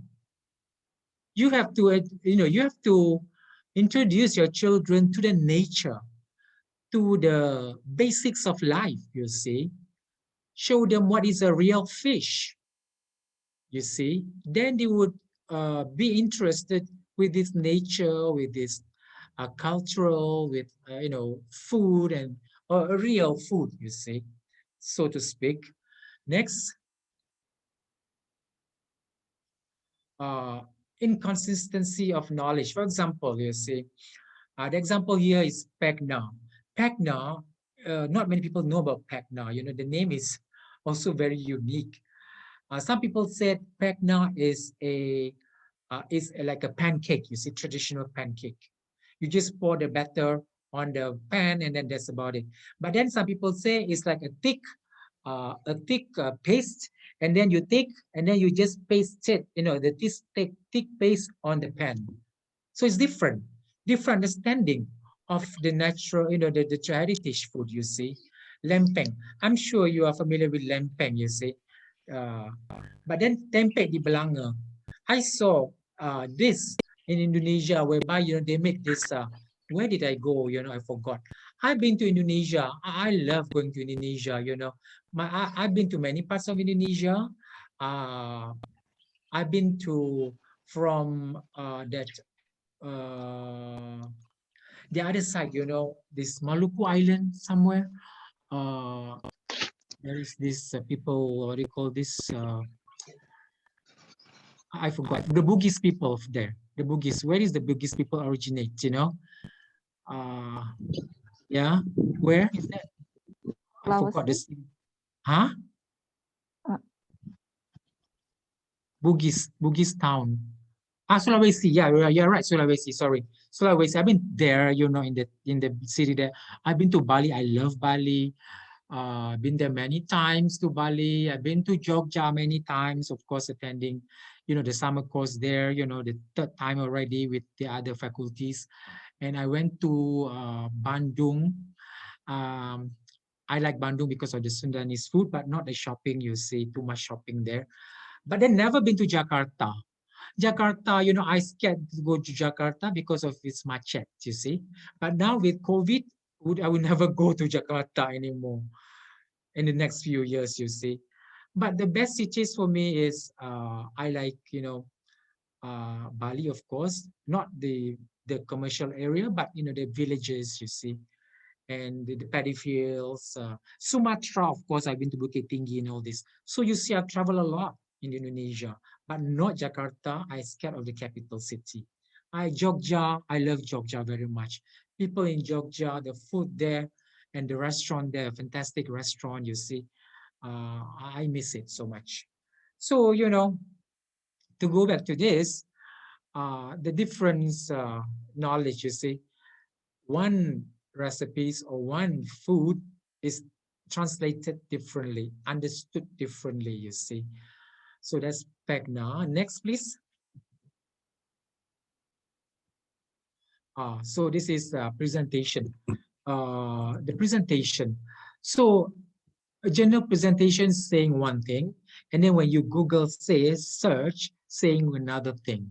So which one do you want to trust? You see? But then you have to go back to the real source to find out what is this spec now? What is the real food that, you know, you have to really dig and search for to know the authenticity or the originality of the food, you see. Okay, next. So where are the foods? Well, some of these authentic foods, you know, they are in the rural area, in the, you know, doing small production, you see. But then, you know, still yet in Malaysia, you see, traditional food, there are like various of production capacity. Some of them, for example, they are big manufacturers or producers of traditional food. They can make a few millions a year.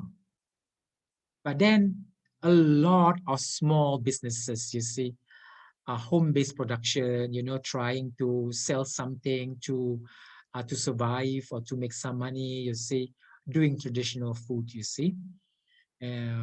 So basically, but then, you know, he says that, you know, this traditional, you know, if you do that, micro production is not capable of producing enough product for mass market. But then you have to do something about it to produce it in mass marketing. So next, please. Okay, production glitches. What are these? Yeah? I'm sorry, Prof, for the interruption, but we have 15 minutes remaining time for the presentation. Yes. I will go fast, yeah? Thank you. Yeah, sure. These are the why are these productions problem in production, you see? Because we don't document them so well. There's not so much of knowledge, lack of practice. People don't know how to cook them. People are not interested. And also because of socio-economic factor, because people have because of their professions, because they have more money, you know, they are not spending on heritage food. They don't cook as well. Maybe if they buy, they would buy, you know, heritage food. They don't care about preparing it. And also lacks of ingredients, you know, that you could find in some of the ingredients, the herbs and spices like that. Difficult to find coconut now, you see. Some of the ingredients becoming expensive like that. So next. So these are some of the things, you know, for example, the starter, you could find the starter for fermentations, and like, for example, this pandan serrani is a very unique pandan leaves. It's not for the aroma, but it's for the color. And not many people know about this. If I cook something, if I cook this kueh or dessert, I will use this. It will give a nice green color. I will mix it with the normal pandan as well. I'm sure, you know, Thailand, Indonesia, all are using pandan. And then this is like pisang jari. Pisang jari is like the finger bananas. And not many people knows about it. And then not many people are growing these things, you know. And banana leaves, there are many types of banana leaves. There are specific banana leaves that are used for wrapping, which is good for wrapping, you see. And people don't know. They just pick any daun pisang, you see. And daun pisang, and people not using daun pisang, people using plastic or papers, you know, which is not original, not authentic. Okay, next. You see, using traditional methods to do the cooking, you see, where you have to pound the pandan, you have to use all this rubber wood, you know, the wood to provide, to give the additional flavors and taste to the food or to the cakes, you see. When you do the cooking using these firewoods, you give a nicer flavor. You don't get it now. You don't get it anymore. And using this batu giling, you know, the pastel, and to grind your chili, then it will give you a nicer taste of the food. Next, okay, sustaining. So how do you sustain? So, you know, this saying that you cannot beat the river into submission. You have to surrender to its current and use its power as your own. Basically, when the river flows so fast, right? So you cannot like go upstream. You are going to be flowing with them. And this is what happens in the modern world. Modernity, you see, you have to keep on flowing with the modernity, with the new lifestyle, whatever, but you still have to keep your authenticity, your traditional food, you see, and you have to make them stronger. You have to formulate better food, better recipes, and you have to be creative. Okay, next. So that's what I mean by this quote, you see. So basically, we need to embrace the globalization and modernization in the good course. Yeah. So we have to basically we have to be powerful enough and capitalizing on this heritage food. Next, in order to sustain them, you see. So heritage food, what you need to do, maintain, educate. I said that you need to educate from a very young stage, and then educate from there. You innovate by using new recipes, product practicality, and then marketing, and then you can sustain. These are the basic things that you need to do, you know, because let's say you already do authentic food, you have very good food, but then you don't know how to use the social media and all. How can you market? How can you present your food, you see? So it goes all hand in hand, you see. It's like a package. You have to provide a package, you see, in order to sell, in order to produce, in order to make revenues, to generate revenues from your heritage food. And you have to do the very best in order to sustain the heritage food. And you have to make people be very interested, be attracted with the food that you are offering to them. Okay, next. Then you can really fight, you know, this fight with the modernity, and you can sustain the food. You see, education, early exposure, you see, training programs, scientific research, documentations, and all this. Next. Okay, this is a project as well. Project to sustain the heritage kueh. Quick, the name is Quick, you see. Next. And again, you know, this one, they will go to the villages, to the communities and all, to dig all the authentic recipes. And then they learn and then they document. This is what they do, you see. Next. talk about that. Innovation, you see, traditional food, whatever it is, it has to be formulated. You need to come up with standardized recipes so that, then you can do mass production. It has to be tested in your test kitchen to make sure that it's good. You have a nice, you have constant supply of ingredient so that you can produce it, whoever can produce it, you see, using the same formulation. Next. Practicality improvement through technology. You have to use technology. You have to infuse technology, latest technology, in order to advance the traditional food. If not, it would stay the same. You see, using our machineries, using a scientific knowledge into your heritage food to to improve the what do you call this, the shelf life, for example, the textures. Technology has to be in place, you see. Next. So this is the equipment, you see, the modern this electric power coconut rest.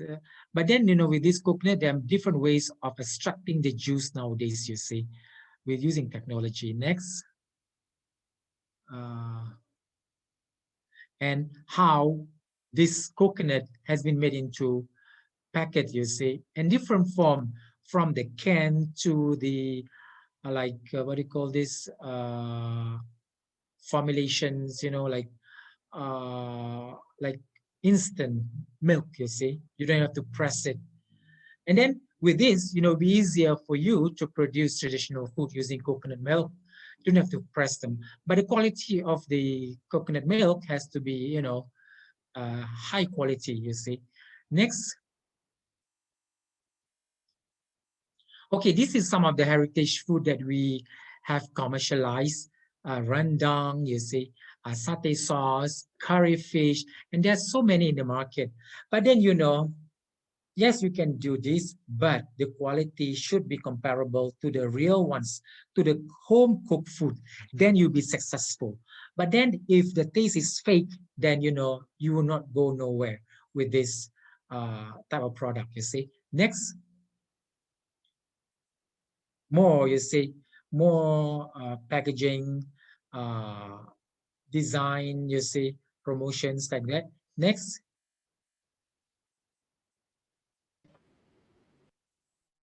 More of this, you see, instant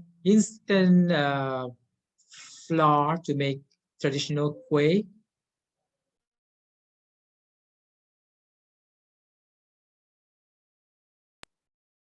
I'm sorry, Prof. I think you are on the mute. Yes, sure. Okay. Yeah, I'm okay. You see, and different production techniques, from retort pouch, canning, you see, using all this has been, used. Of course, we have to conduct research in order to come up with all these new packaging materials and all this to preserve the food for a long time. And also this food can be transported or traveled around the world. Next. So that marketing. So when I said now the dynamic, marketing is so dynamic, you have to use social media to promote, to sell online, you see. How many people are making so much money just selling online, just selling little things, you see. So you have to have this knowledge, marketing online, you see. Next. If not, you'll be left out, Nobody knows about your food. And selling on Facebook, you see, Facebook becoming the marketplace now, this is all online marketing. Next. So with online marketing, you see pictures, images of the food. The food should look real, should look fantastic, you see. Then people want to order it. And then that's first, look at the pictures, the photos, the images. Next, how you deliver them. You deliver them on time. How do you pack them, you see? When you deliver this food, are they intact, you see? Are they nicely packed? And then now is the testing time, You taste the food. Is it good? And then good, people like it, they will order from you. And then they will recommend. And then that's will help to generate more business and will flourish your business, you see. Next. And Instagram, Shopee, Lazadas, and all these things, you see. So you have to learn all these things, you know, where to sell the food. Next. So when you are able to do this, then you can sell this product, you see, online. But of course, with nice features, featuring the best of your product. Next, not much time left. So in conclusion, what you need to do, so when there's a will, there's a way. The realization of importance towards sustaining the heritage is crucial and demands the will to do so. So basically, the identity, distinction, and uniqueness from heritage food implores strengthening efforts, you see. So basically, we need to strengthen the image of our traditional food and retain its authenticity to make sure that it is marketable for the unforeseen future, you see. Next, is that it? Okay. Food culture and heritage is our door opener for fruitful discussions on the link between food security and sustainable development. And also, I like to thank my PhD student, Muhammad Yusuf Kamaruzaman, who was helping me to put these slides together. Of course, we discussed what we want to put in there to share with the audience today. Also, guys, I just want to promote a bit. If you want to follow me on Instagram, you can follow. You can see lots of food, Malaysian food, international food, and my garden as well. So my Instagram is Dr. Sharim Karim. Is my name. Just follow lah, and you can DM me if you have questions, So next time you come to Kuala Lumpur, you can DM me. We can meet up for some delicious food in Kuala Lumpur after COVID. So it's Dr. Dr. Shahrim Karim, Shahrim Karim. You see my what do you call this? My on my page there, Sharim Karim, Dr. Sharim Karim, for my Instagram. So we communicate on Instagram. And guys, thank you so much for your attention, for listening to me with my little knowledge that I have, that I hope that I share the information to you. Thank you so much. Thank you so much, Prof. Shahrim, for your sharing about the heritage food. And it's so sad that during this pandemic, we cannot go travel to another country, to Malaysia, to taste the heritage food of your country and heritage food in another country. So now we are starting the Q&A session. For the participants who want to ask Professor Shahrim, please do write your question in the chat box, or you can click the raise hand feature and you can directly ask a question to Professor Shahrim.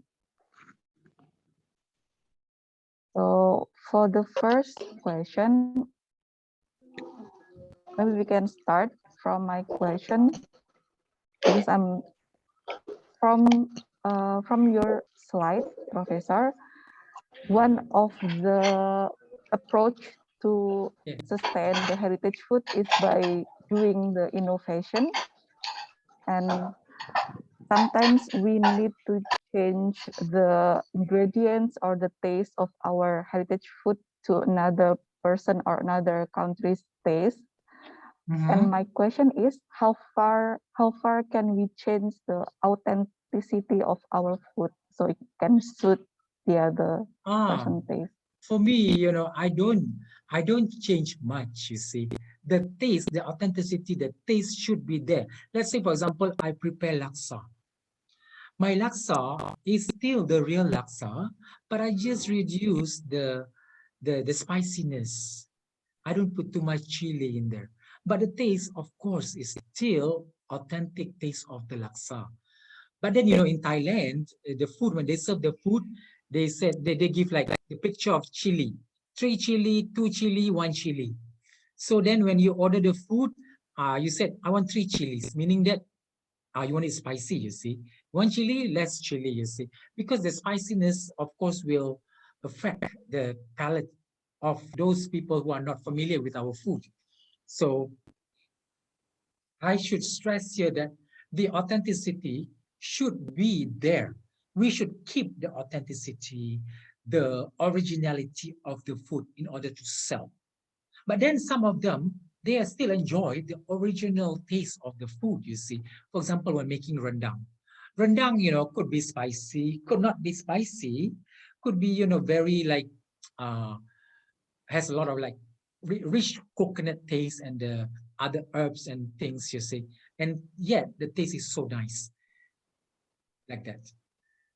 Yes, thank you so much. And the one that make our food authentic, it's specific ingredients that we use in our recipe. And sometimes nowadays, it's difficult to find that special ingredients. And as far as you know from your experience, how can you maintain the stock of the specific ingredients for your food? Okay, well, when I traveled to Europe and when I did the laksa, and I was using toast ginger, toast ginger, bunga kantan. You know bunga kantan? I'm not sure if it is used in Java a lot, but maybe in Sumatra, the what they call toast ginger, the pink in color, something like tulip, you see. You know what? Because I want to use that ingredients, they ordered 200 bahts of bunga kantan, toast ginger. They ordered it air flown from, I think, from Singapore or Thailand, you see. And 1 baht is 10 euros. And they ordered 200. It's a lot because they want originality. Although it's scarce, it's difficult to get the air flown the product. So what I'm saying here is that you need to have the ingredients. You need to source the ingredients. I'm sure that you can find it. For example, like coconut, you see, when I cook, I don't, well, in Europe, I have to use those in cans or in the box, you see. But yet, still, my food is still so nice because the way, the skills that I have, the methods that I use is the real methods, that the skill that I've developed for many years that help me to bring the best of my food. But then if at home, I would use the real coconut to get the real taste, you see. So sometimes, you have to use the best of ingredients in order to get the best authentic food. I don't see any problem of getting certain ingredients, but then yes, maybe for certain ingredients you want to find in bulk or whatever, you have to source it. I'm sure some people can supply to you and you have a constant supply of certain ingredients and you can do your production. So having a constant supply of ingredients is very, very important in order to sustain your traditional food production. Okay. Thank you so much, Professor. And we have 2 questions in the chat box right now from Muhammad Harith. Do you want to say it by yourself or can I read in the chat box? Please read, yeah? All right. And, so for the question from Muhammad Harith okay, is I can read. Okay, from, okay. Now no, sorry. I will read it. I mean okay. that Muhammad Harith want to ask it directly. So from Muhammad Harith, from his point of view, some of the heritage food doesn't taste good. If we change the ingredients a little, do we still saving the heritage food? Let me see. From my point of view, some heritage food does not taste good. Which food is this not taste good? For me, all heritage food is very good. Yes. I enjoy heritage food because I fight for the heritage food and I make it nice and I make it taste so good, you see, until people cannot resist the food. Tell me which heritage food is not good and I will make it good. It's a difficult question, you see. But then, you really have to, basically, if it's not good, you improve it. I know by having, improve it, maybe you try to modernize it, but still keeping the authenticity of it, you see. The real flavors should be there, the flavor should be there, the presentation should be there, you see. Then we know this is the food, you see. So you can do it. Okay, yeah. improve the packaging or the next. And good afternoon. What is your opinion when people are patent? Okay, in Malaysia, there's an issue of shell out where restaurants are not allowed to use that term. Well, these things, basically shell out is a new terms. It's not really traditional. This is modern because they want like now, this shell out things. I had this 30 years ago in America, and now in Asia we just pick it up a couple years ago. I don't care about shell out. You see, they just like put bunch of this. They cook like bunch of this shell food, shellfish, and then they just throw on the table, put a lot of like papers on the table, and then you just eat like that. You see. So they just shell out the name, or the what do you call this? The brand. Shell out is the brand, and nobody can use it because they don't patent, but they copyrighted the name, so other people cannot use them. You see, they have the exclusive right to use them, but you do other out or something. You see, be creative. You have to be creative in this modern in the modern times, you see, in order to attract new customers or your customers, you see. Yep. So that's copyright issue, and that's not traditional food. That's modern food, you see. Yep. Like for example, like rendang, you cannot patent rendang, but then you cannot copyright rendang. Rendang is there. But then you come up with a special rendang that is like so quick to cook, and then you patent the process of making the rendang. You shorten the time or something using special technology, rendang technology or something, then you can patent it. And then the rendang is still authentic. So I don't know what you do lah. Yeah. Thank you, Professor. It's just one comment from Haris. Maybe my tongue not familiar with the food. So when your tongue is not familiar, when you're not familiar with the food, you have to go back to basic. You have to learn from the senior, from grandmothers. Talk to them, ask them to prepare, taste the real food. How is it like? Then you get the taste of it. Then you can, formulate or something, and then you can sell it, produce it in the bulk. You see. Look, yes. To tell you the truth, my friend is the satay king in Kajang, and he is a multi-million-dollar man. One day he make 1 or 2 million pieces of satay. So how much money he makes in one day? So that's traditional food, and traditional food, I always say traditional food sells well. So he got like chain of restaurant, and he sells frozens, and he take orders. So it's a multi-million-dollar business. So you want to become a millionaire, think of heritage food that you can do the best, that you can market it well. Thank you so much, yeah. Prof. Yeah. Thank you so much for your great talks, Prof. I'm afraid that we have to end the Q&A session because we have a limited time. Yes. Is done? Maybe yes. Actually, there is one more question. Okay. If you like to answer it, maybe this is the last question. Okay, I will read. How do you develop and empower the local community to practice and contribute to the development of food heritage? The financial side, such as incubator business funding and so on, are definitely needed. What steps do you perform to achieve it? Well, first, I think you have to show them what, how empower the local. You see, the local, when they do something, you have to like go to them and teach them how to improve their product, blah, blah, blah. And you have to educate them to formulate their recipes and to teach them the technology a bit, and then add in some packaging or not.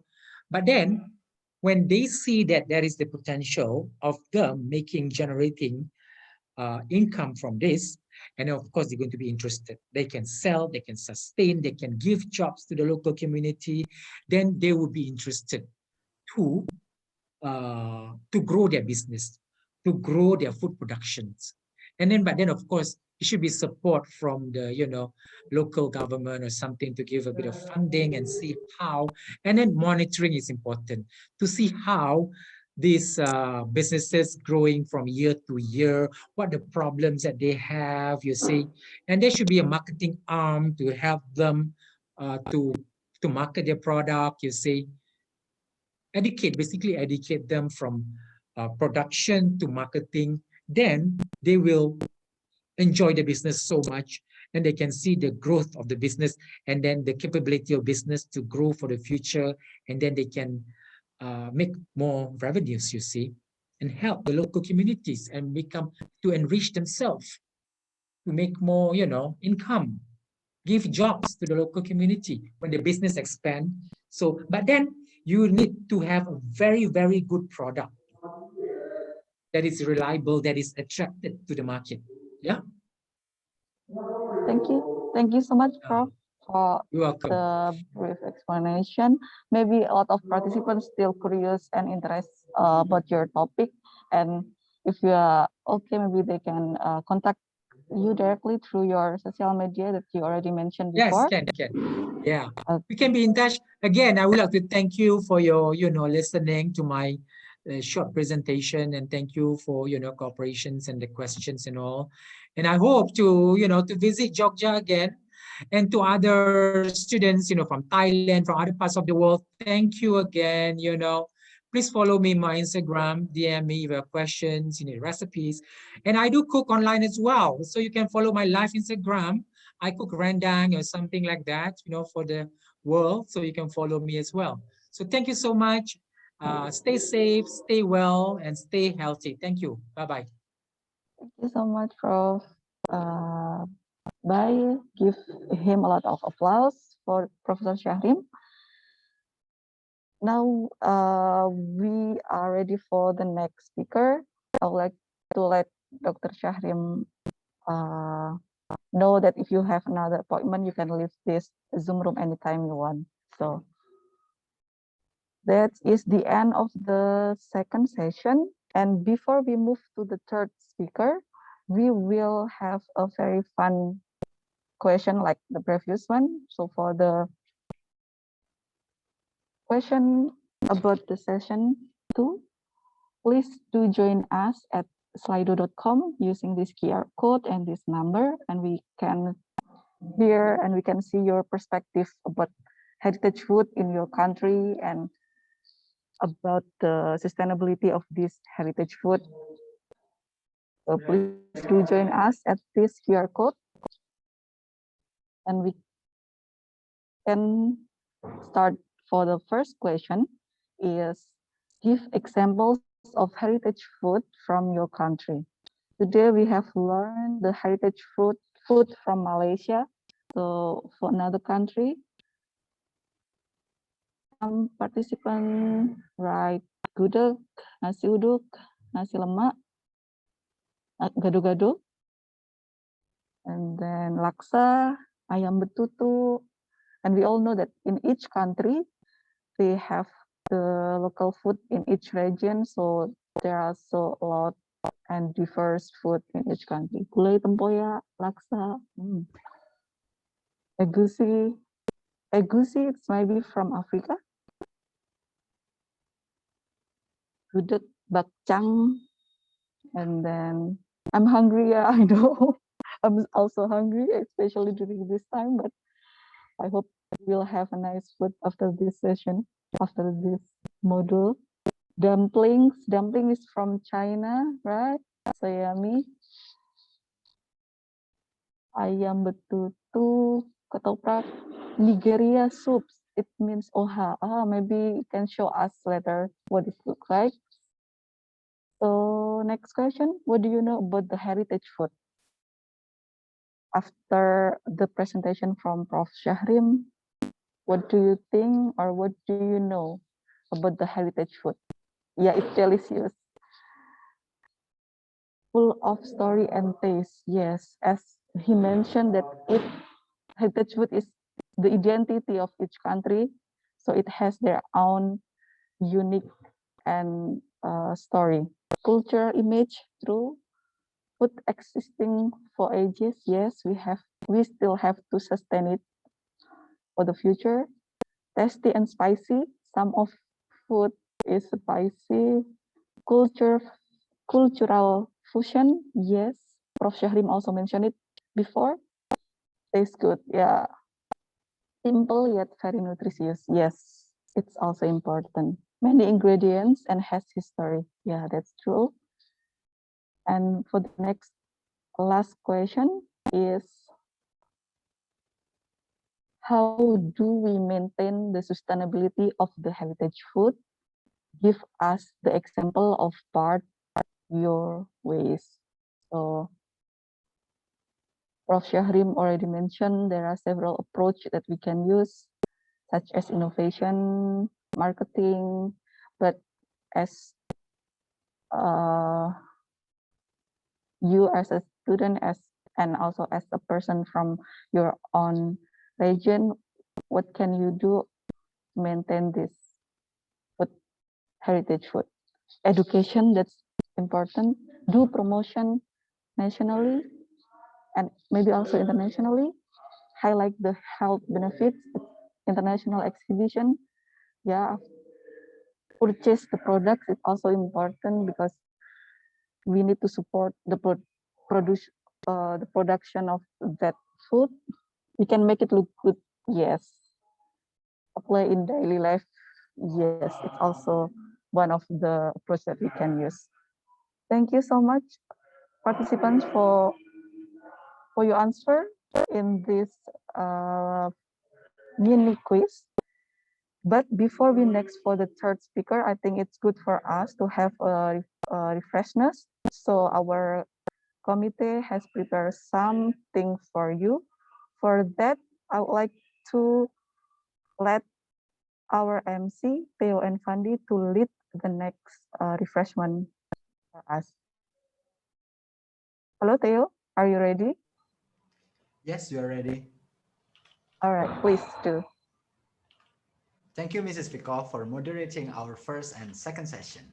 We are now entering recess and students can have some refreshment by having some snacks or just relaxing. Don't forget to also drink some water to stay hydrated while waiting for another igniting class session to start. Okay, and then for the game, we will play a mini game called Simon Says. And let me explain how these games work. If I say Simon says, touch your hat, then you guys must touch your hat. But if I say touch your hat without Simon say, then you don't, guys.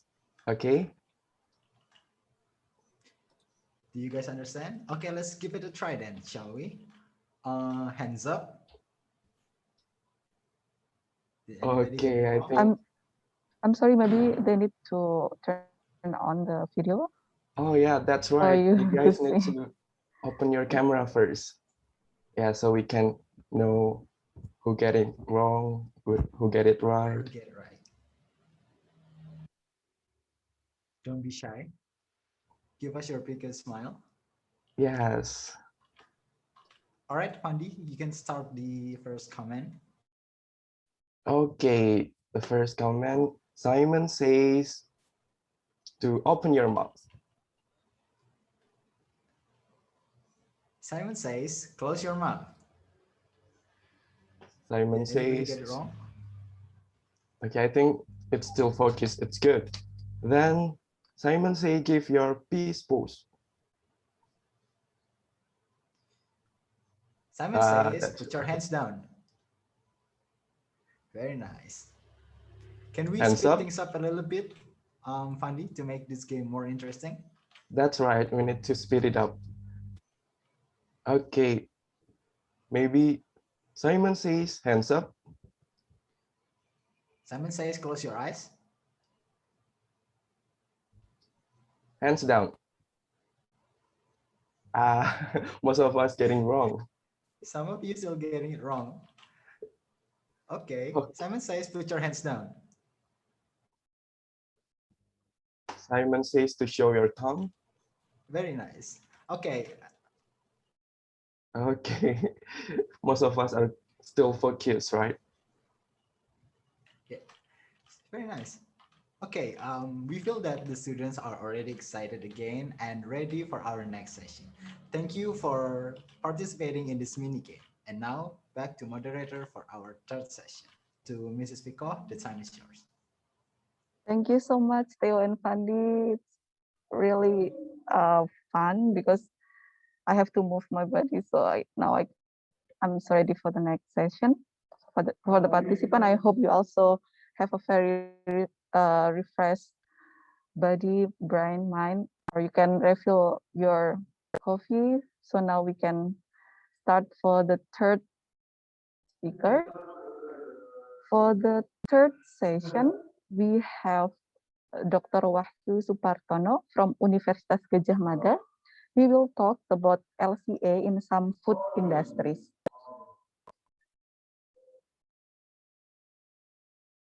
Okay.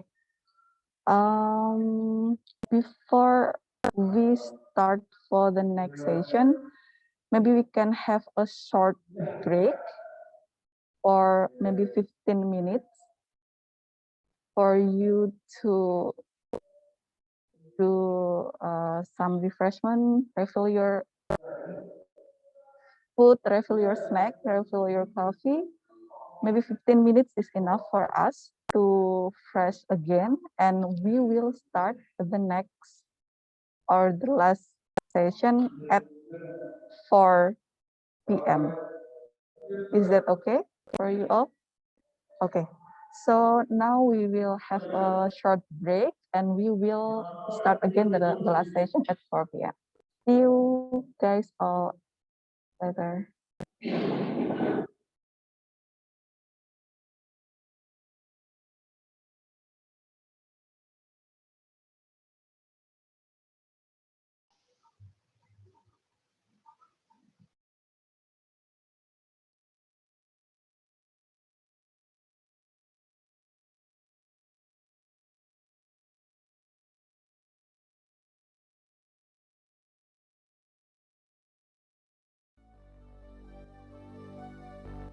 Fill me out with your smile.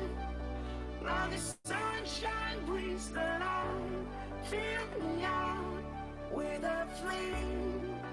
I will let you in this game. Take me out when I'm down. 'Cause with you I'm safe and sound. I'm safe and sound. I'm safe and sound. I'm safe and sound. I'm safe and sound. I'm safe and sound. I'm safe and sound. I'm safe and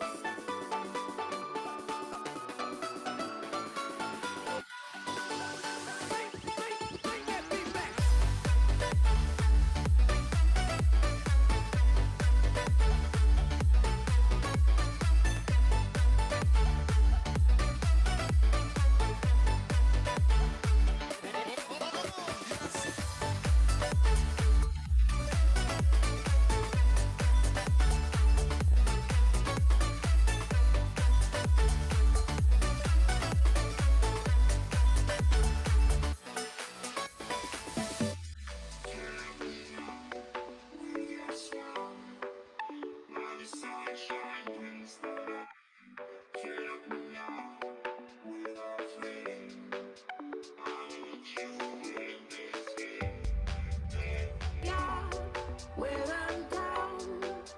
'Cause with you I'm safe and sound. Safe and sound. Safe and sound. Safe and sound. Safe and sound. Safe and sound. Safe and sound. Safe and sound. Safe and sound.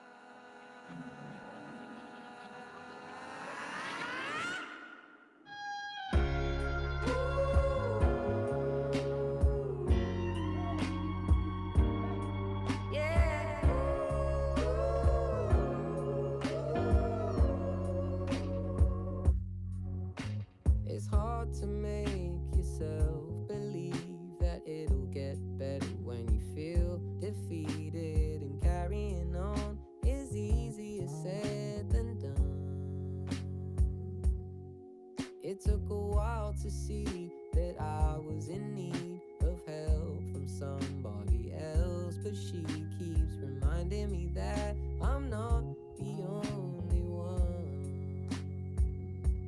And babe, I would have told you this was gonna happen if I had known that it would.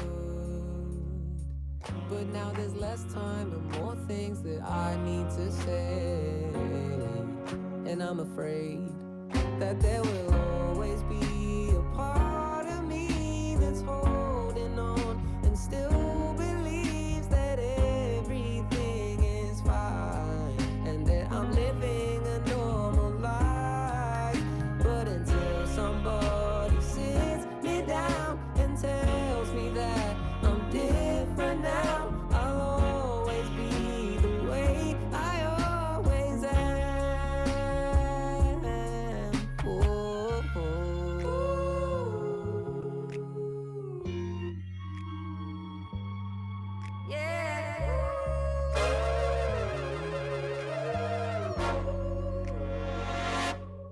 my apologies, it's such a shame. I never planned to feel this way, but the more that I try, the more I'm seeing a difference. I'm not gonna lie, and now I get to sit down. And I'm happy to admit now I'm on my way. It seems I'm not invincible, but I'm bored of the pain, and I need to explain. Yeah, there will always be a part of me that's holding on and still believes that everything is fine and that I'm living a normal life. But until somebody sits me down and tells me why I'm different now, I'll always be the way I always am. Yeah,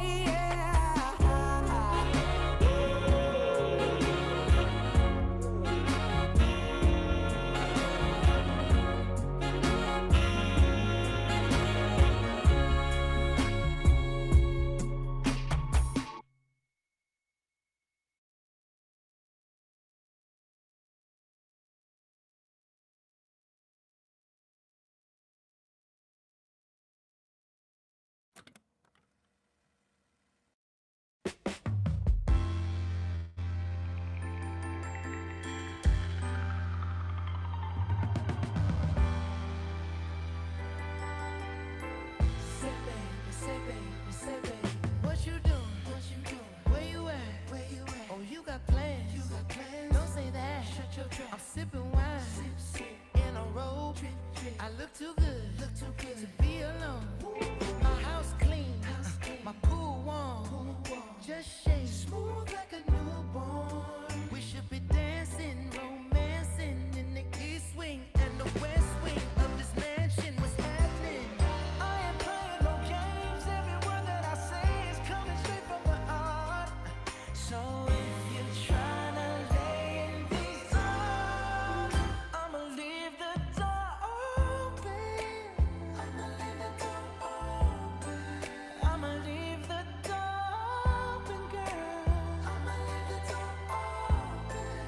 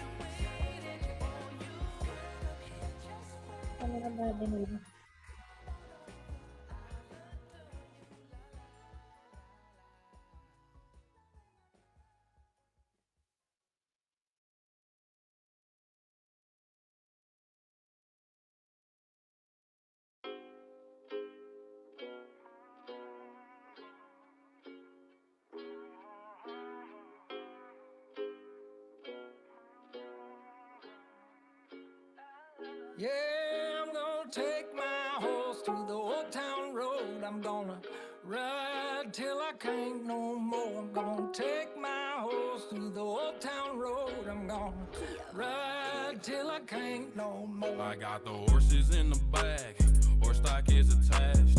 Head is matted black, got the bushes black to match. Riding on a horse, ha, you can whip your Porsche. I've been in the valley, you ain't been up off that porch now. Can't nobody tell me nothing. You can't tell me nothing. Can't nobody tell me nothing. You can't tell me nothing. Riding on a tractor, lean all in my bladder. Cheated on my baby, you can go and ask her. My life is a movie, bull riding in boobies. Cowboy hat from Gucci, Wrangler on my booty. Can't nobody tell me nothing. You can't tell me nothing. Can't nobody tell me nothing. You can't tell me nothing. Yeah, I'm gonna take my horse to the old town road. I'm gonna ride till I can't no more. I'm gonna take my horse to the old town road. I'm gonna ride till I can't no more. Hat down, cross town, living like a rock star. Spend a lot of money on my brand new guitar. Baby's got a habit, diamond rings and Fendi sports bras. Riding down Rodeo in my Maserati sports car. Got no stress, I've been through all that. I'm like a Marlboro man, so I kick on back. Wish I could roll on back to that old town road. I wanna ride till I can't no more. I'm gonna take my horse to the old town road. I'm gonna ride till I can't no more. I'm gonna take my horse to the old town road. I'm gonna ride till I can't no more.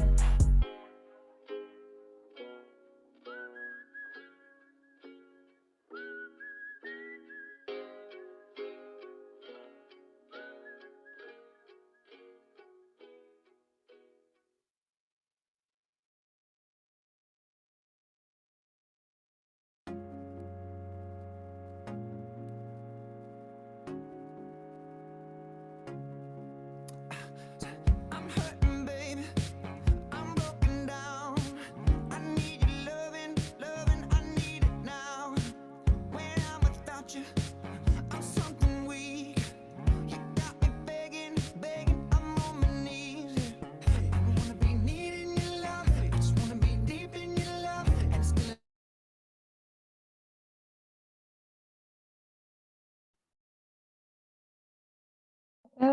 Welcome back to all the participants of WAFERS Summer Course 2021. I hope you enjoy your short break between this session. And now it's already 4 p.m. in Indonesia.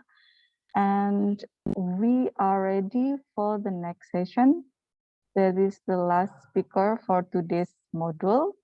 We have Dr. Wahyu Supartono from Universitas Gadjah Mada, and he will talk about LCA in some food industries. So before we begin his lecture, let me introduce about Dr. Wahyu Supartono. He is a lecturer at Universitas Gadjah Mada, and his academic background is he is graduated from the Agriculture Product Processing Department in Universitas Gadjah Mada in 1987, and then he got the doctoral degree from University Hohenheim in Germany. He has doing a lot of research, and his area of expertise is about agricultural technology, / the food quality analysis, quality management system, and also about the life cycle assessment or LCA that he will talk about today. So For Dr. Wahyu Supartono, are you ready to share your talk? Okay, thank you very much. Okay, thank you so much. Nurofika. Yeah. So good afternoon in Indonesia, and also probably good noon in other countries. I see some of the participants come from Asia and also from Africa. Yeah, first of all, I would like to thank the committee that they invite me to give a short short talk or contribution in this valuable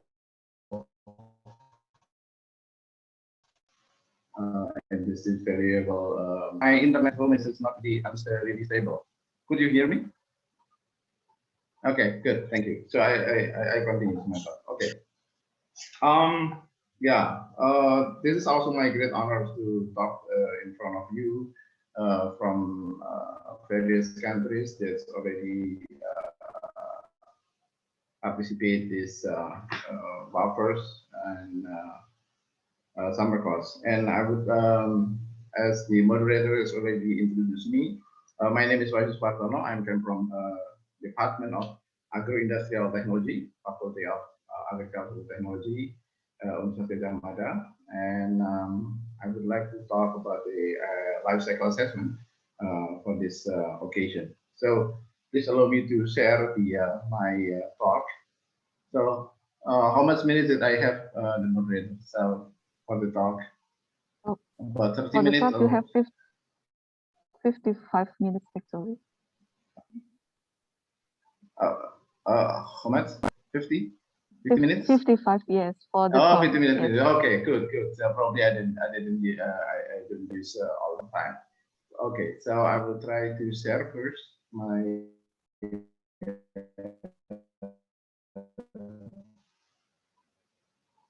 please.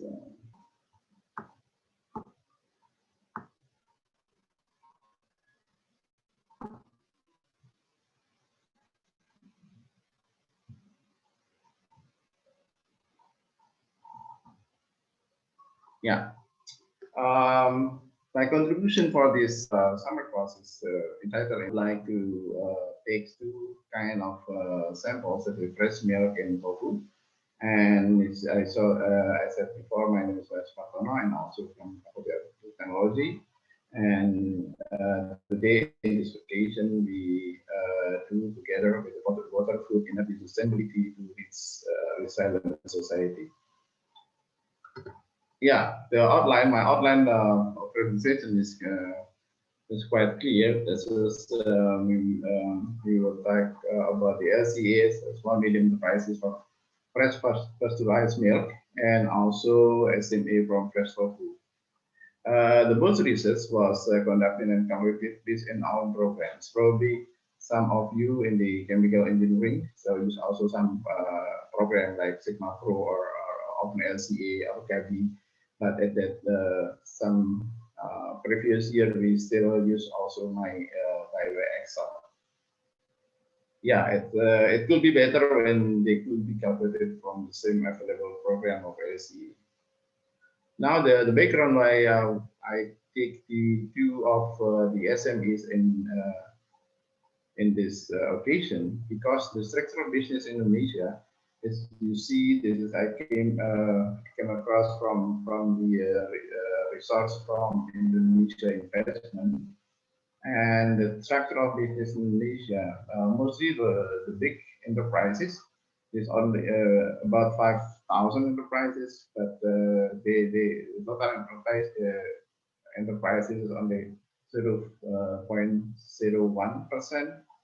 But as you see in this table, the small and micro, micro is sometimes still in the household scale. They have 62 million, so about 98.70%. So that's why we would like to go beyond to the use of LCA in the small medium enterprises in the around of Yogyakarta. The first, we would like to talk about the fresh milk produced by SMA. That actually, this is a farmer cooperation. There are a lot of farmer engineer from Yogyakarta. If you see, probably the committee will show you about the landscape of our city, and we have the most active volcanoes in the world is called Merapi, and then surrounding from Merapi there are a lot of grass and a lot of green leaves and something like that. It is good for the coast. So that's why they have a elevation about 900 meter above the sea level, and then the coast is good, grows better in this area. Yeah, why we did the research about the LCA because especially in the fresh milk, the production of fresh milk in Indonesia is very low. Actually, it's only 800,000 ton per year. It's only 35% of the national demand. So there are a lot of milk. There are milk that we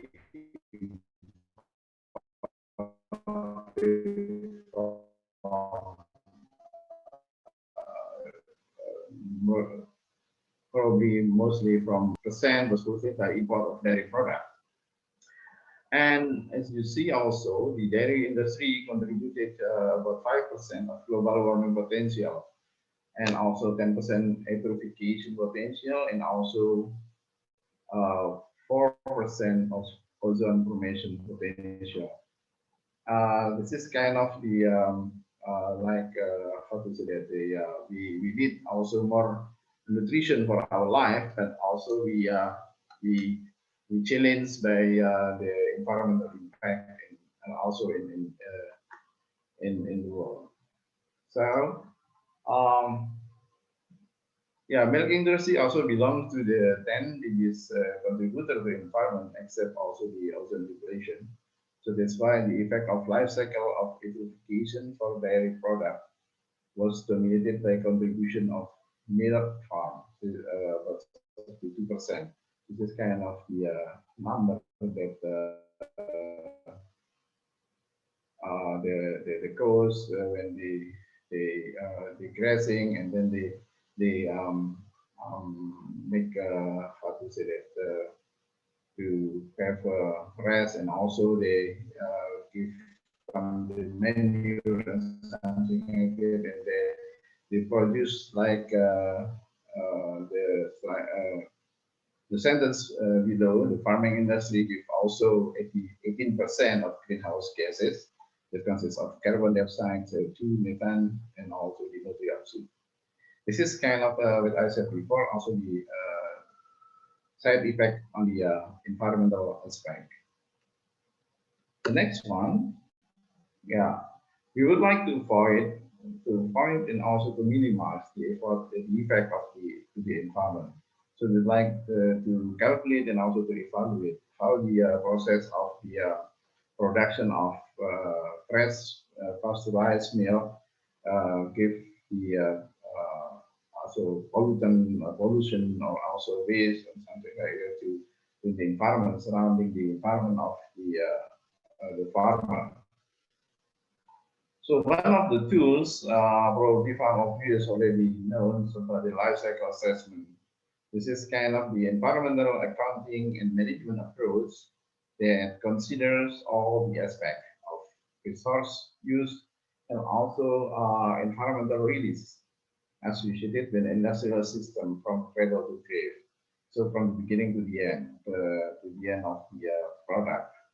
So if we show here, when we go straight to the fresh milk, we starting also actually from the grazing.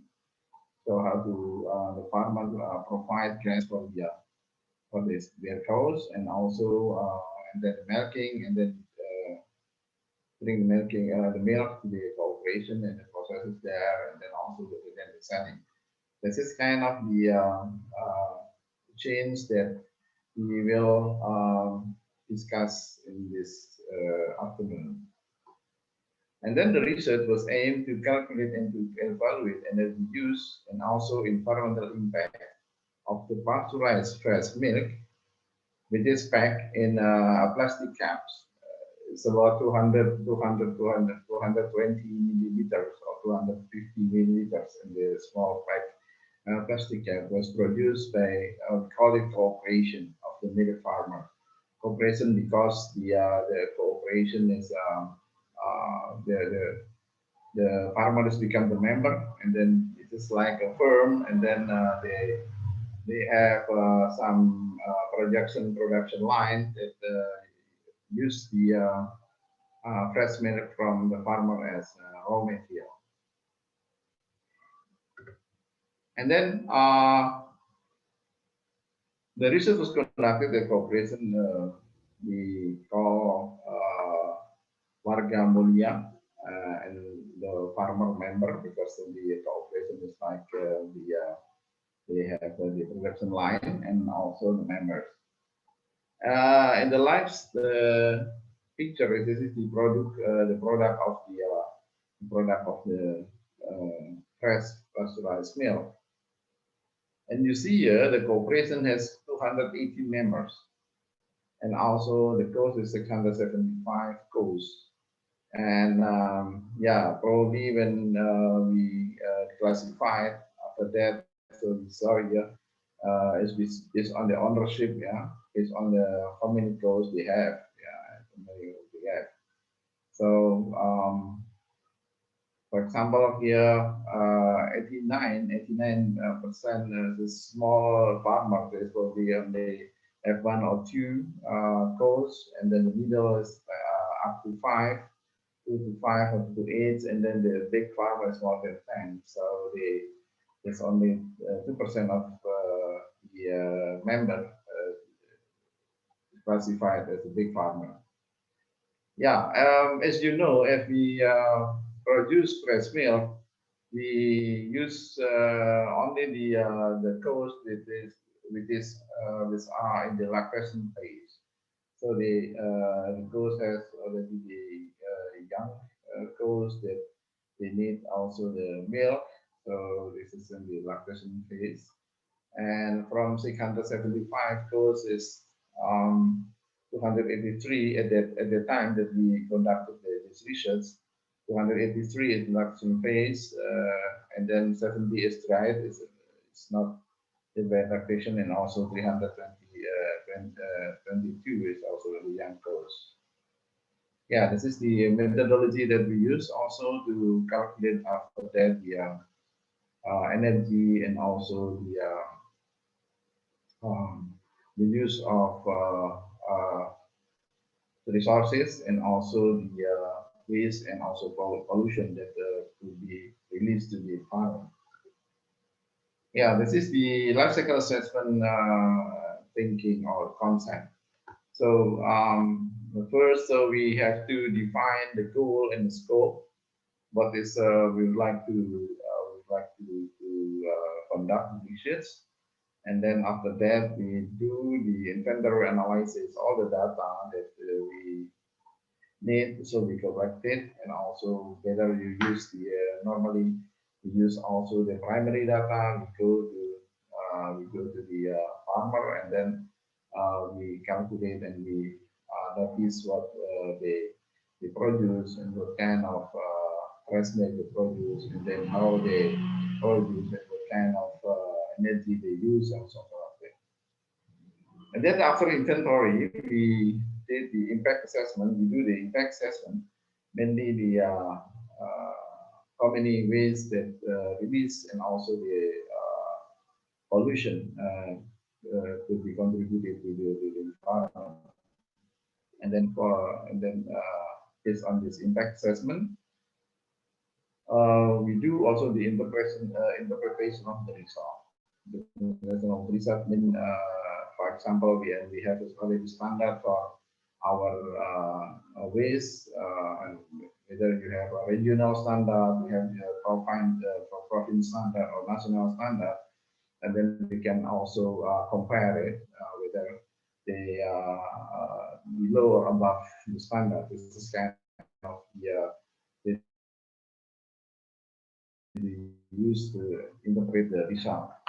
So based on the result, we can also use we can apply the result to, for example, product development and improvement. For example, like we use the energy not inefficient, so more energy was used in the outside of the system. Is probably the efficient, the energy is not very efficient. They could be advised that they should use also special equipment for heating, for example, for heating the breast milk, for the pasteurization, which is with kind of stove that they can concentrate the energy, and also they protect it from another factor from the environment that could interfere the efficiency of the energy, for example. And then also the product development, maybe, for example, they can also change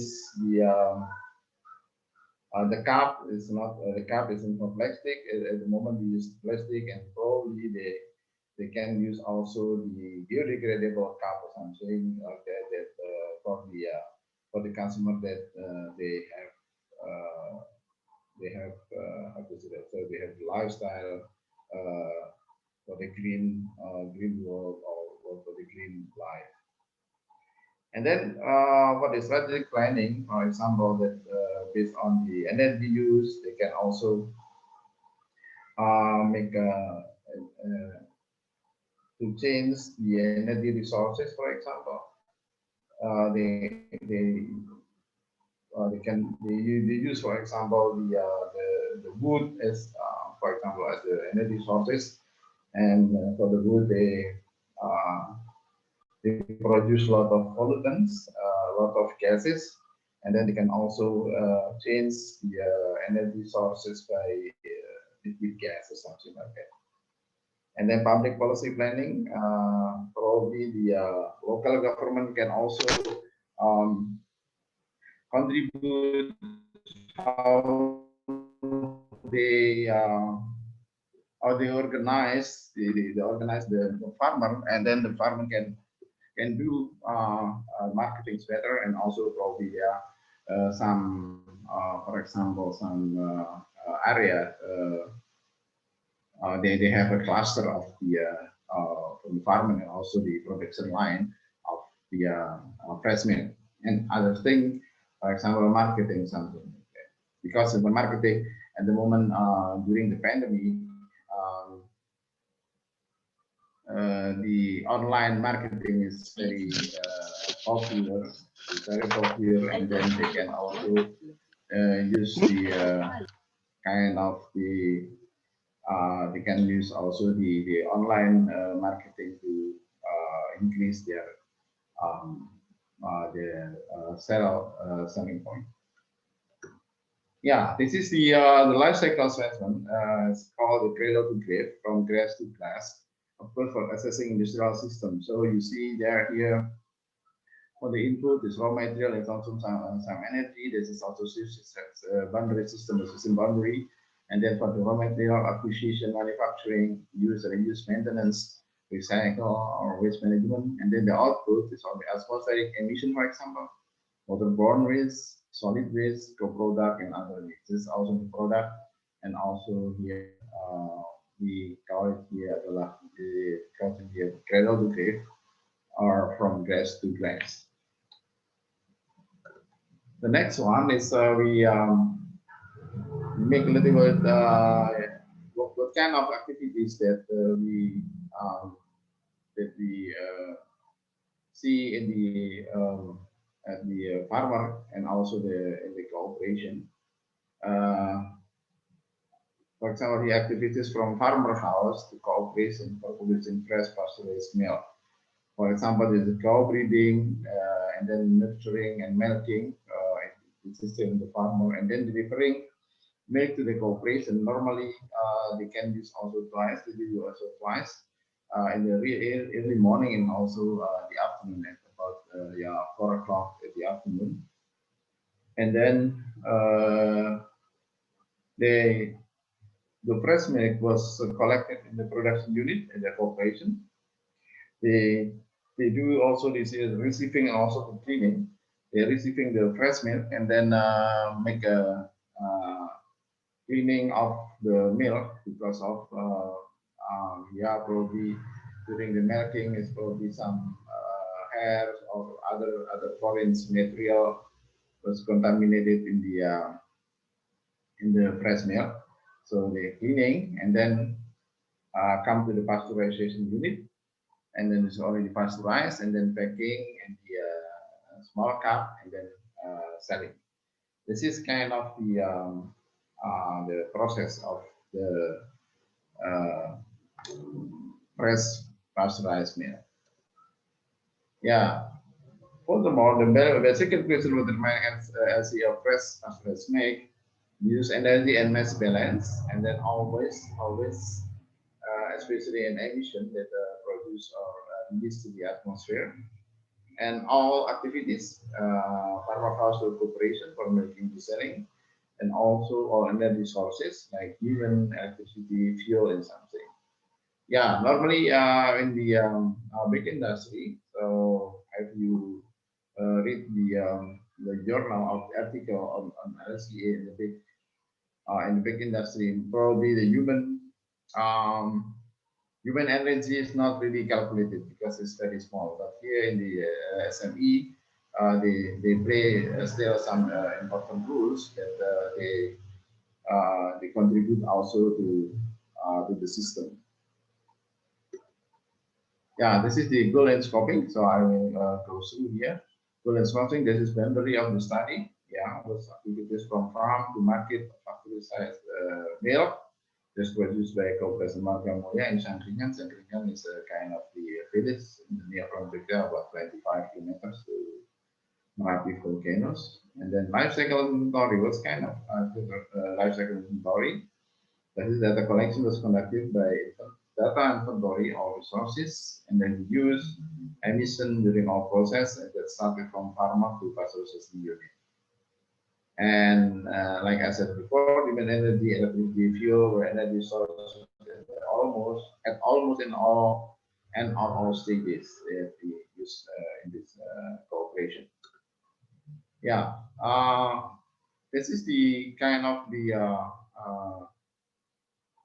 model from the LCA. That is when during in the coal farm or the house is still feeding, nurturing, and milking. This is the farmer tries to feed the cows by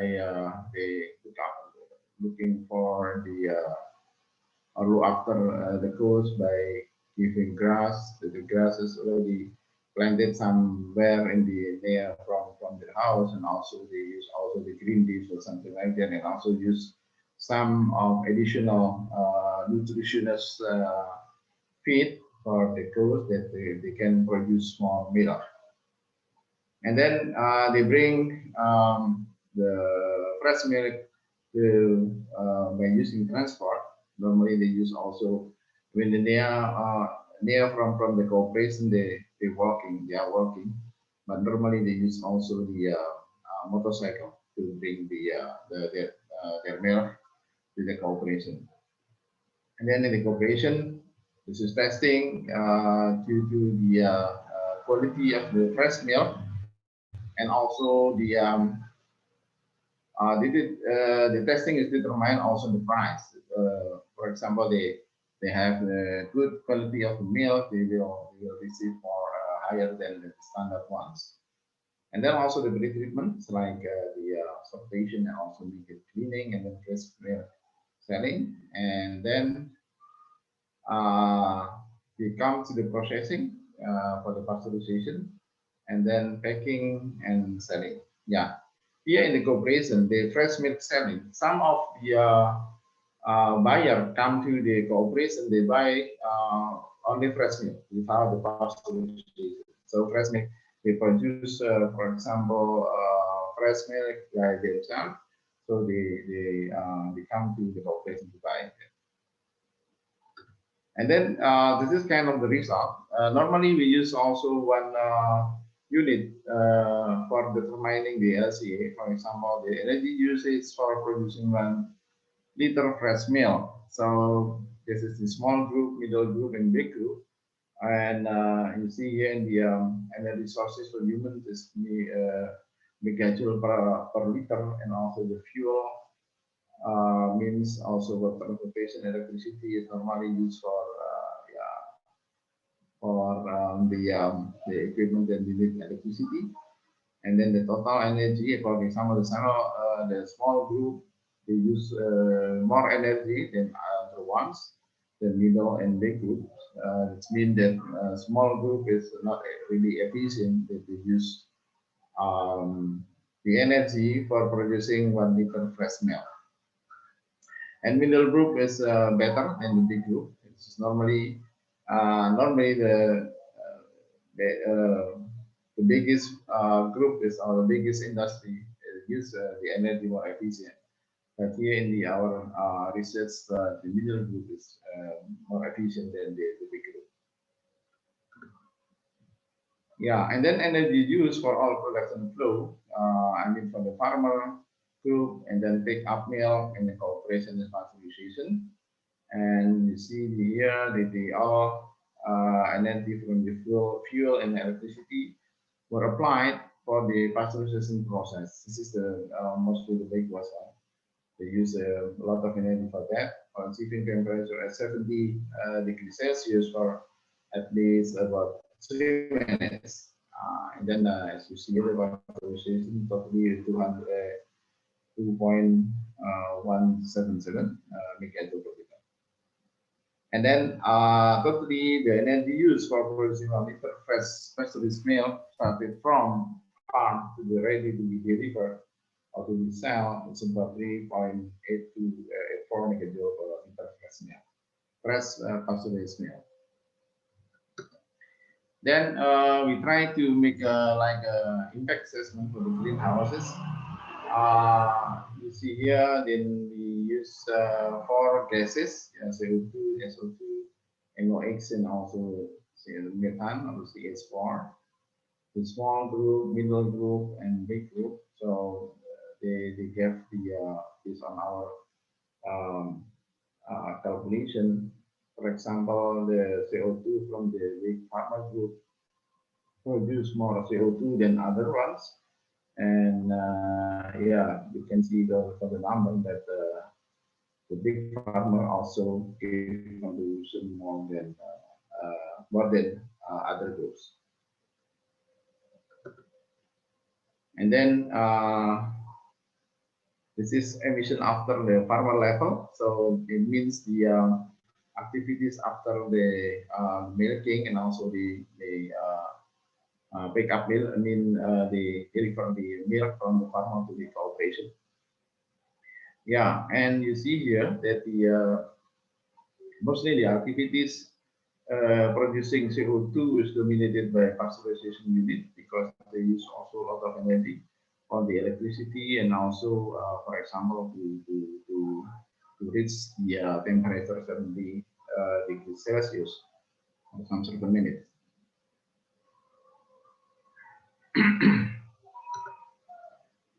And then, sorry, I take the water first.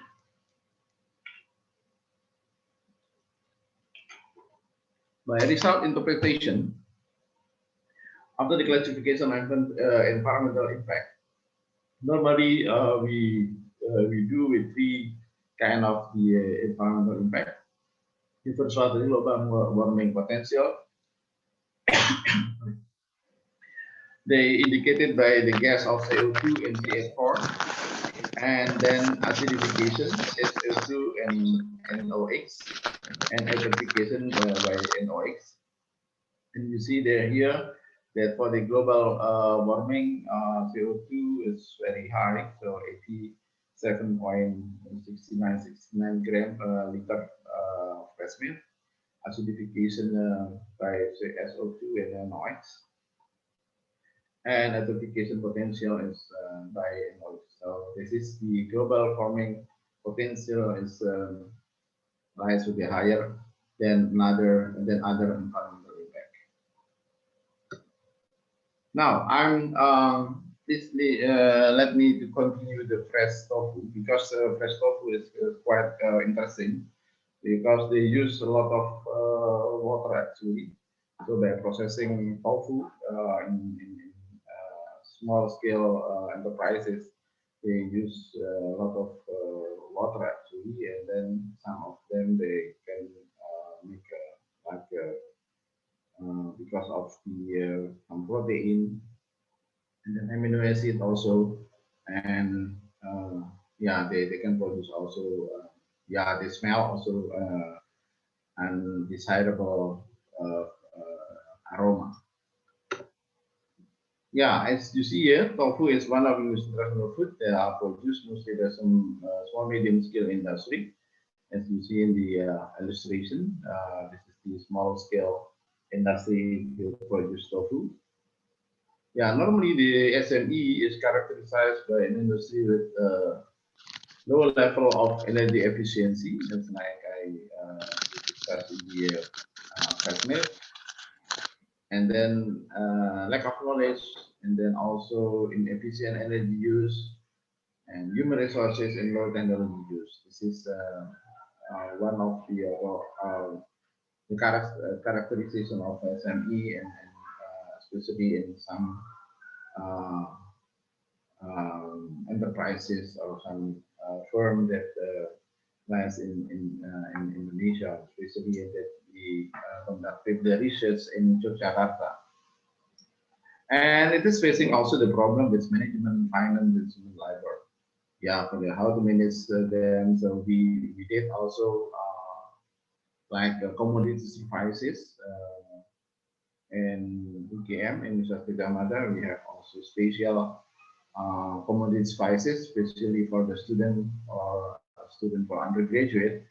They have to pass, they have to live in a village or another remote area that to help the people to increase their life, and also to facilitate them to educate or something like that. So and also the student have also opportunity to learn from the local society that the local society where they live. They live in about 2 months, and also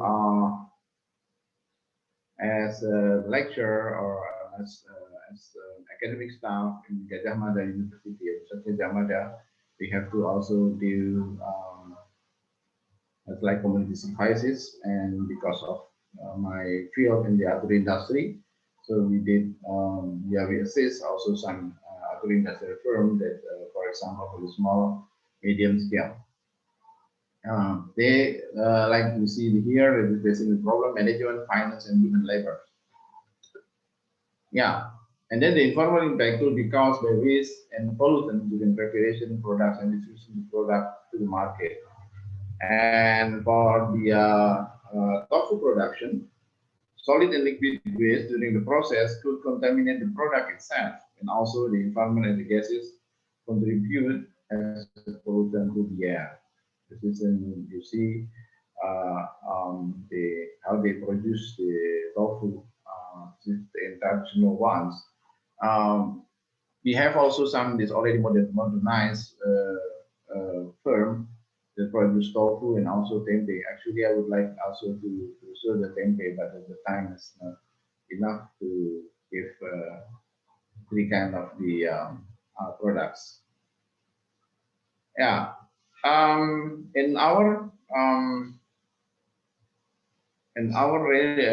region, tofu is normally a stress product and processed without any preservative agent. So its shelf life is very limited and easily decay. This is the when the product, the production is end, so they have to put in the water and then just only 24 hours. After that, this is already decay and they also preserve at the low temperature, like refrigerator. Okay. And then also to try to minimize its distribution distance. So normally they have only under 10 kilometers from the production house, so they have only limited time to sell the products.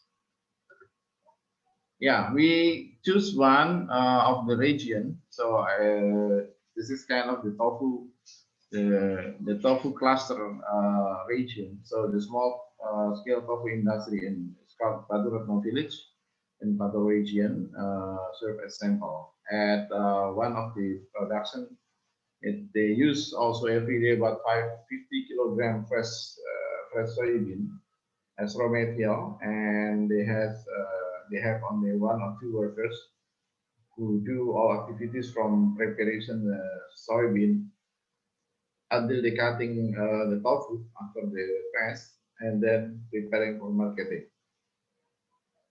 Normally they have also 8 working hours. They start from the early morning at 5 o'clock and the end of the 1 p.m. after afternoon. And its distribution distance is around 4.1 kilometers at the traditional market. It's called Pasar Pleret. It's kind of a traditional market also. This is kind of the same concept of the LCA, like the fresh milk. So I'm going through. Yeah, for the goal definition and scope, like already explained in the fresh milk, physical and scope is in the part of conducting LCA and related to any of other places, like goal definition, functional limit that we use, and also system boundaries that we will propose. Actually, the system boundaries is kind of 3 or 4 kind of the system boundary that we can use for calculate the LCA. And then also the inventory analysis, like the fresh milk. In this way, because of the intensive work and time consuming in data collection. Yeah, this is the intensive work and also time consuming, because you have to go to the industry and then to do the observation there, and also you can also for example, goes to the soybean provider. Some of our friends in Yogyakarta, they have they make collaboration with the farmer, and the farmer provide fresh soybean, and this is kind of the effort that producer try to minimize or to decrease the soybean from the import. So they use local ones. Yeah, this is still more challenges for that to do the local ones to be as how to say that. So they will become master in Indonesia itself. Yeah. Then the data should include all inputs and outputs from the processes. Yeah, this is also the impact assessments that I said before in the estimate, the impact assessments, and to understand and to evaluate environment impact on the inventory analysis within the framework of the goal and scope of the study, and then potencies of the environmental pollution. And then presentation is like said before, the purpose of LCA is to draw a conclusion that can support a decision or can provide understandable of LCA. And then the result interpreted and translated into opportunities to reduce environmental impacts of the product system or the production system. And one of term is life cycle cost. This actually, we calculate the cost This calculate cost for providing energy only that is used during the life cycle. Basically, we determine what kind of cost that used for providing energy. The cost analysis was based on activities in system boundary, started from procurement of raw material, processing, product distribution, and also normally we did by based on the national tariff. So, for example, when worker working for 8 hours per day, and then how much they have to pay. This is we have also we have already this national standard tariff. So that's why we calculated based on this standard tariff. And then this is the system boundary of the tofu production. And you see here the illustration. Yeah, this is the tofu is normally when they've already finished or ready to sell, and then they place on the like can, and then fully of water to make to extend their shelf life. So this also will make consistency is very good. And then this is the input, process, and output. Yeah, for example, soybean 70 kilograms and water 43 liter. Soybean and something like that. There is every step. So soybean in the water, and then what is the emission to the water 40 liters. There's 3 liters is still in the soybean, and it's from the washing beans in water, and then come to 28 liter out. And then also the grinding, soybean 21 kilogram, this is 17, and then the 3 from here on 1, so this is 21 kilogram, and also plus water 27, and then soybeans grinding, and then the emission to the air, and then add up some water again, soy milk boiling, emission to the air 4 kilograms, water, and also vinegar. Vinegar is kind of the for make coagulation of the soy milk, yeah, for make a coagulation. So here called the cod formation. This is milk filtering and also cod formation. And then from there, here you can see here water 4 liters, and then solid waste about 50 kilogram, wastewater 30 liters, and also the tofu 27 kilogram. So from soybean 17 kilogram to tofu 27 kilograms. Yeah, this is kind of the energy use and also emission during all step. This is also the illustration how they produce the tofu, traditional one. It is tofu processing and sorting, grinding, heating soybean porridge, and then filtering and coagulation. This is some vinegar will be added over there, and then tahu forming, and then pressing also, and then after that, when it's finished, they have to be cut. And normally, this is kind of with to produce the how to say that? And the cheese, sorry, the cheese from milk, yeah, from milk. This like most probably is like quite similar. You have to coagulation and something like that. Yeah, and then after that, yeah, this is already finished within the illustration. This is the already finished, and then it's like before this is the already packed. And then preparing for selling, immediate storage, and also the selling process in the supermarket. Yeah, to produce tofu, this industry use kilogram wood for 1 batch as energy sources for cooking. And soybean milk, and on 1 day they utilize about 27 kilogram wood for 3 batches. And other sources for electricity for running grinder and like 2,000 watt for producing soybean milk, and also use 80 minutes per process or 54 minutes per day. And then the water pump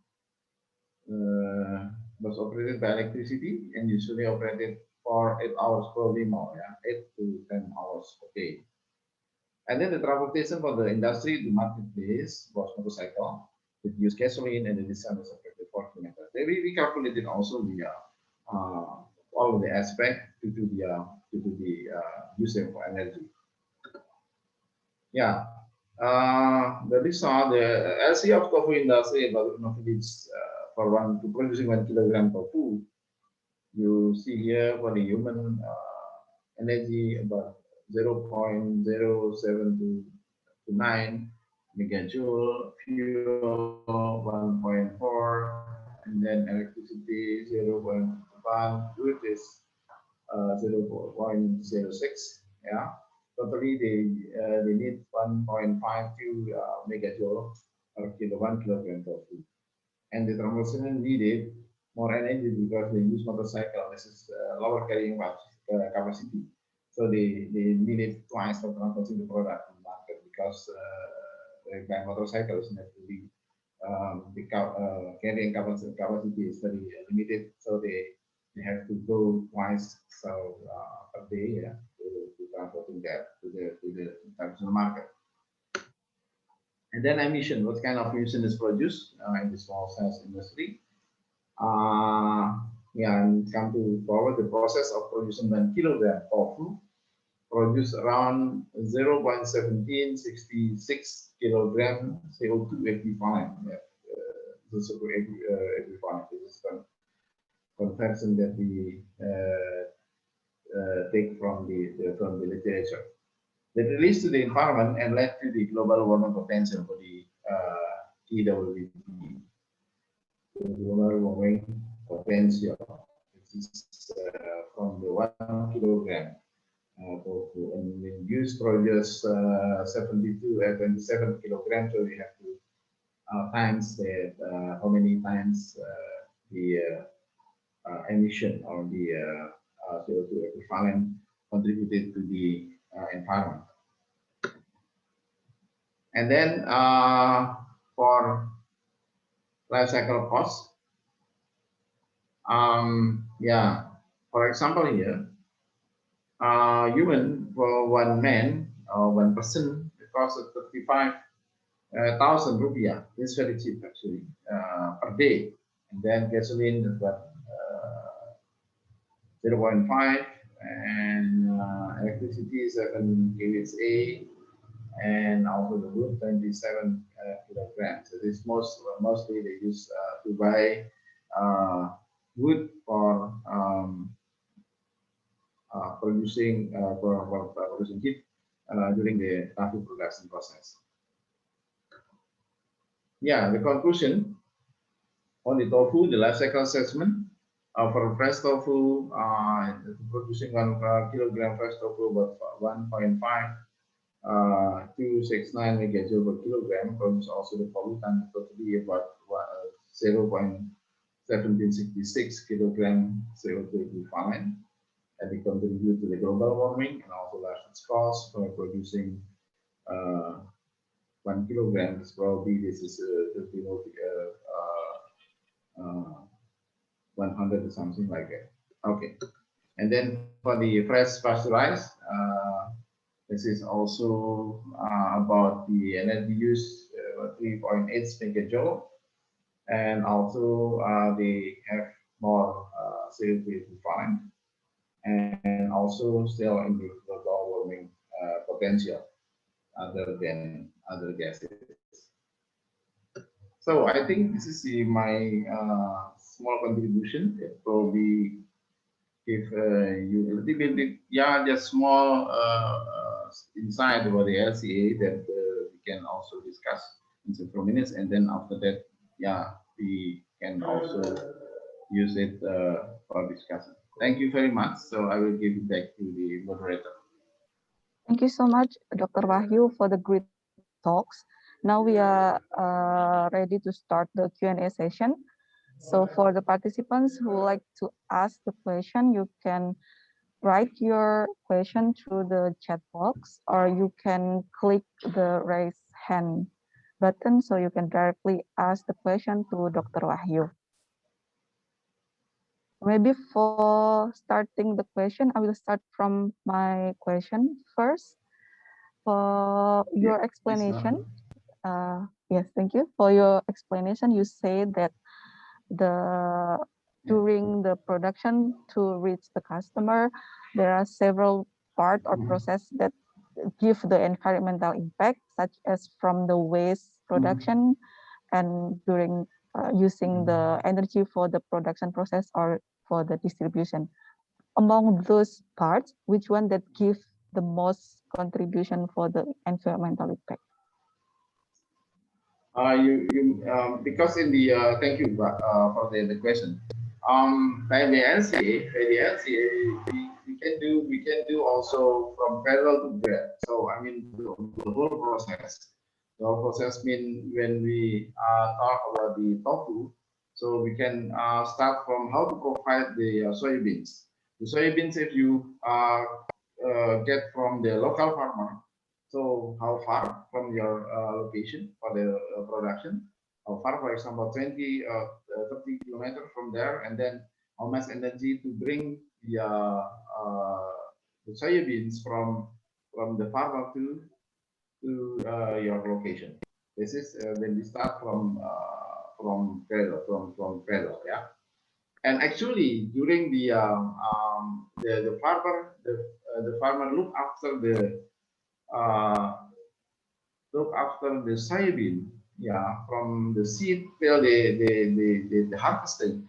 They can also calculate the energy they use, yeah, they calculate the use, yeah, and then after that they can add up also to the LCA in the whole LCA. And then we start from when it comes to the production, all the stages should be calculated. So the stages, the definition, what kind of product, and then what kind of step, yeah. And then after that, they are ready. This is from the gate and go to the consumer. And what kind of the energy use, mostly used for the during the all stages, is depend actually. For example, when you when you sell in the near from probably in the within 10 kilometers, probably the energy for transportation is not really high. For example, the pollution also from your vehicles is not really high. But if you export to another country, so which should be calculated also. This is kind of the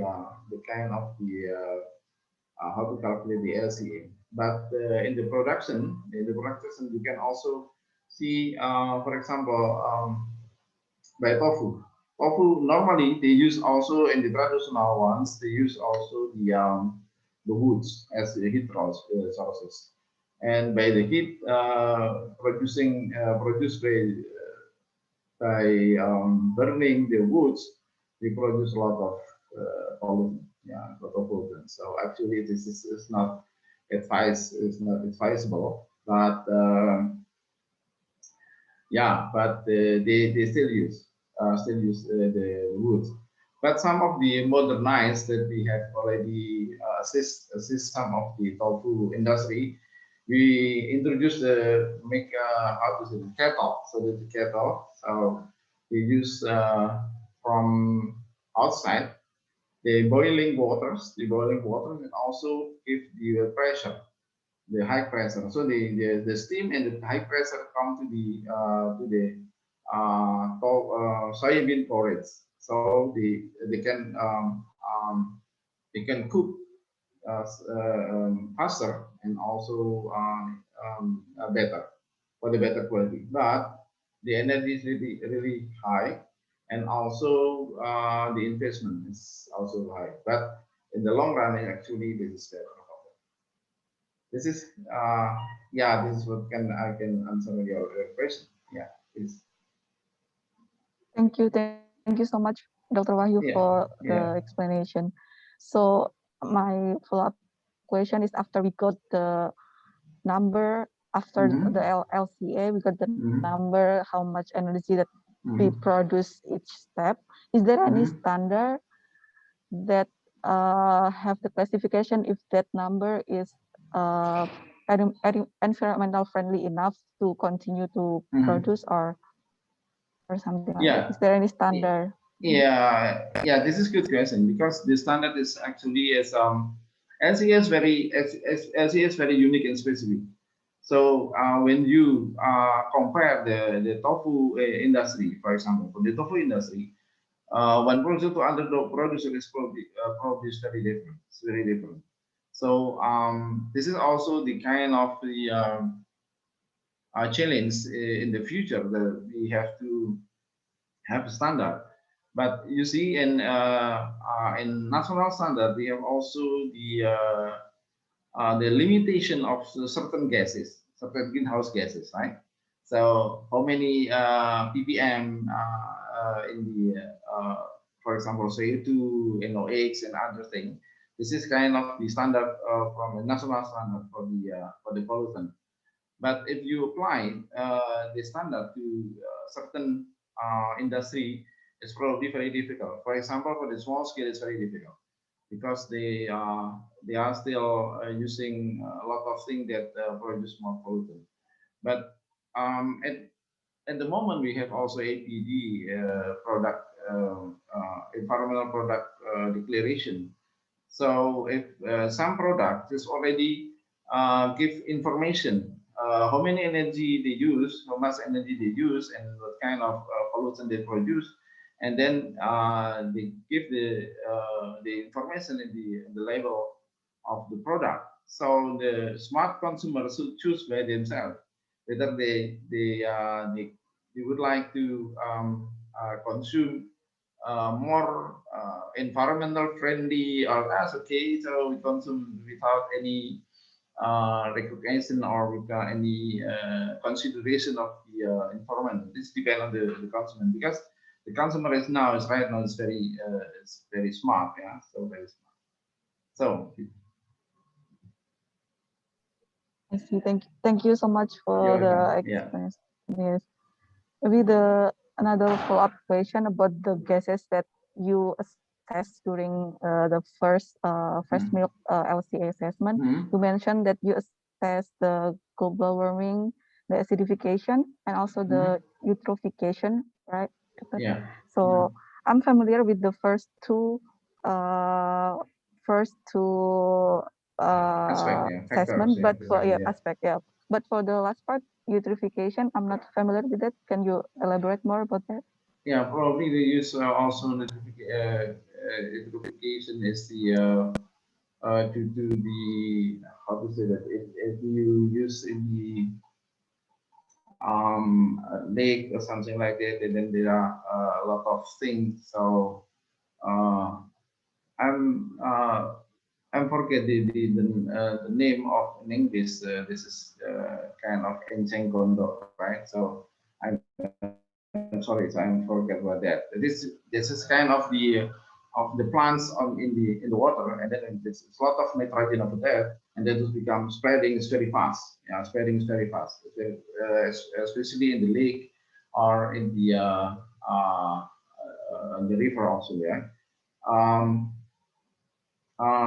Sorry, probably other participants know about that. This is kind of the plants in the water. So yeah. And then this is the problem. It's not.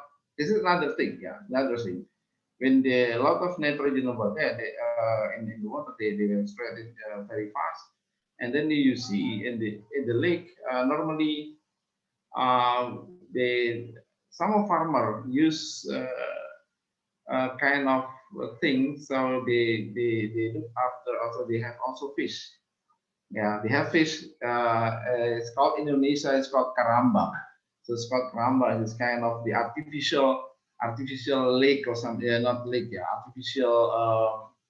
How to say that? So artificial place or artificial bands. Yeah, artificial bands to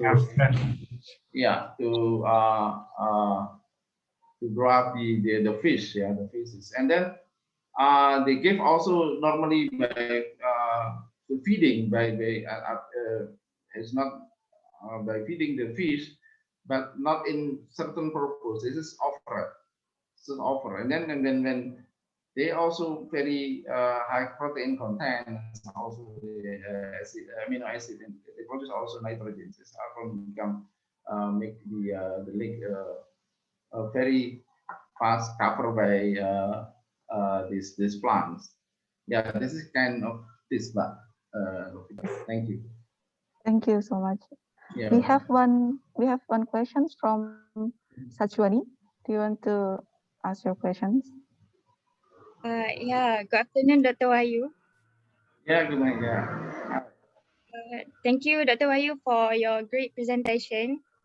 I'm sorry because I am not familiar with food processing, so this topic is quite new for me actually. So my question here is, do we have special SCA framework to evaluate the sustainability along the halal food process, especially for halal meat production?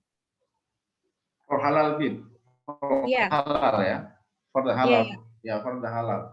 Actually, yeah, it's okay. For the halal meat production, yeah. Actually, there is no restriction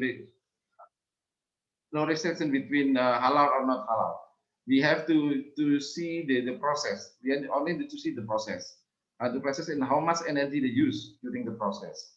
For example, you for halal meat, for example, you provide the meat from cow, and then after the slaughtering, the cow by halal syariah, right? The syariah, and then it's like yeah, it's still in this day, right? So the Idul Adha. So the people slaughtering the cows is something, and also the sheep, yeah. And then after the slaughtering, actually during the slaughtering, some energy could be calculated, So how much energy they use, how many minutes they cutting the cow, and then they make a carcass, and how many minutes, and how much how many people work together with about that. In professional ways, that I saw the day before yesterday. So I went to the slaughtering house, and then to see how they slaughter our cows. They need about 30 minutes for one cow, from the cutting the cows to go out from the slaughtering house. They need also only 30 minutes. They are a professional, and we can calculate also how many calorie, actually how many joules the people use the energy to finish from cutting the cows by the Sharia. This is kind of step, and they use also electricity to move it the carcass.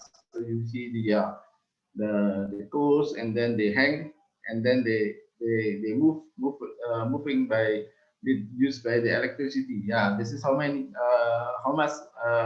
electricity used. Also, we can also calculate it.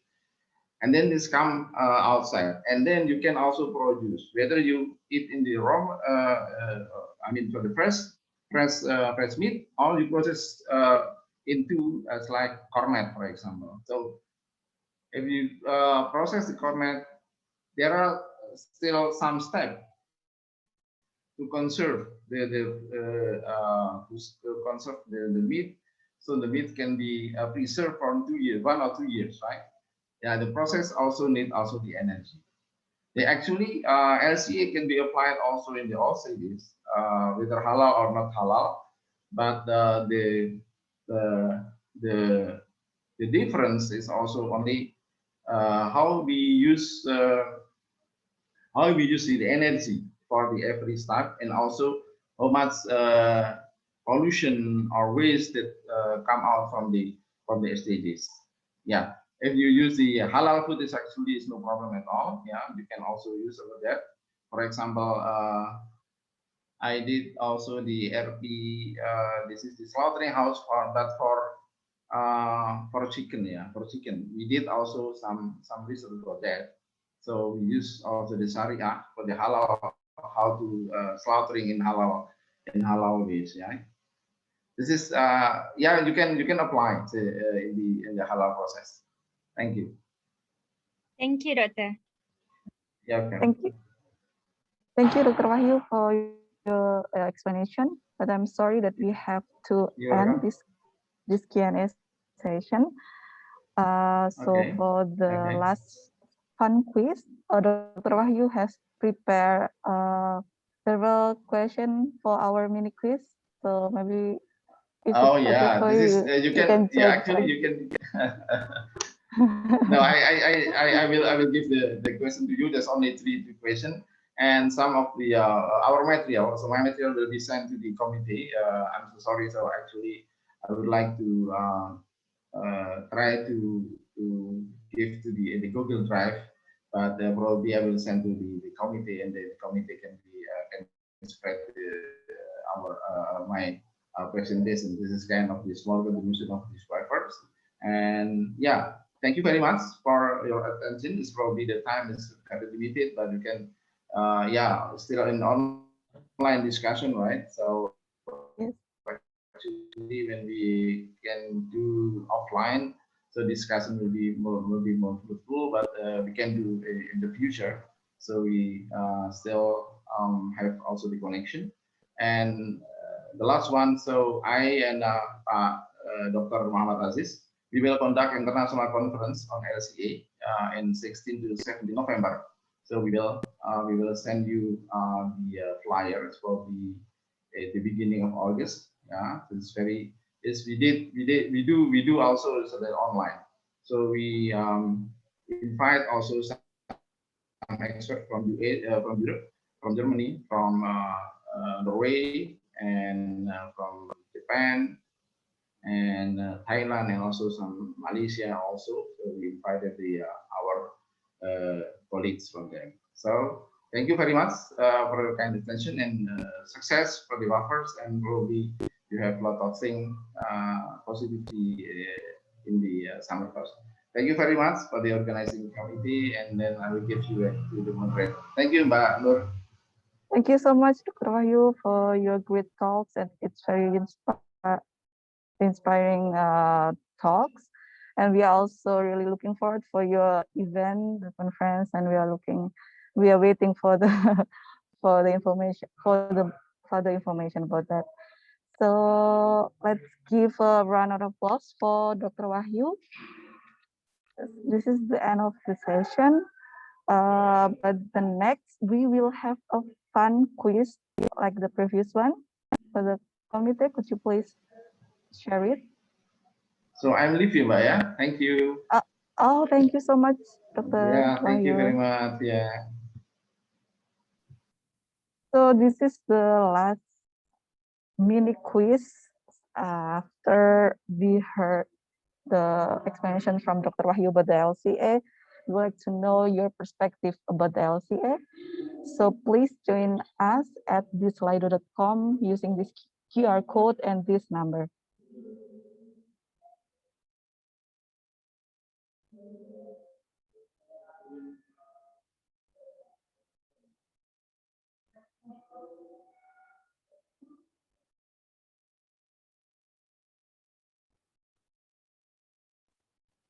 Okay, let's start for the first question.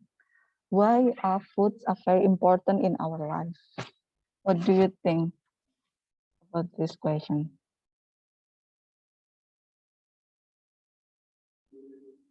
Yeah, rice. It gives us energy for energy resources, and that is also one of the basic needs for the human energy, and that is why we cannot live without the food to maintain our body and to energy and to grow for life.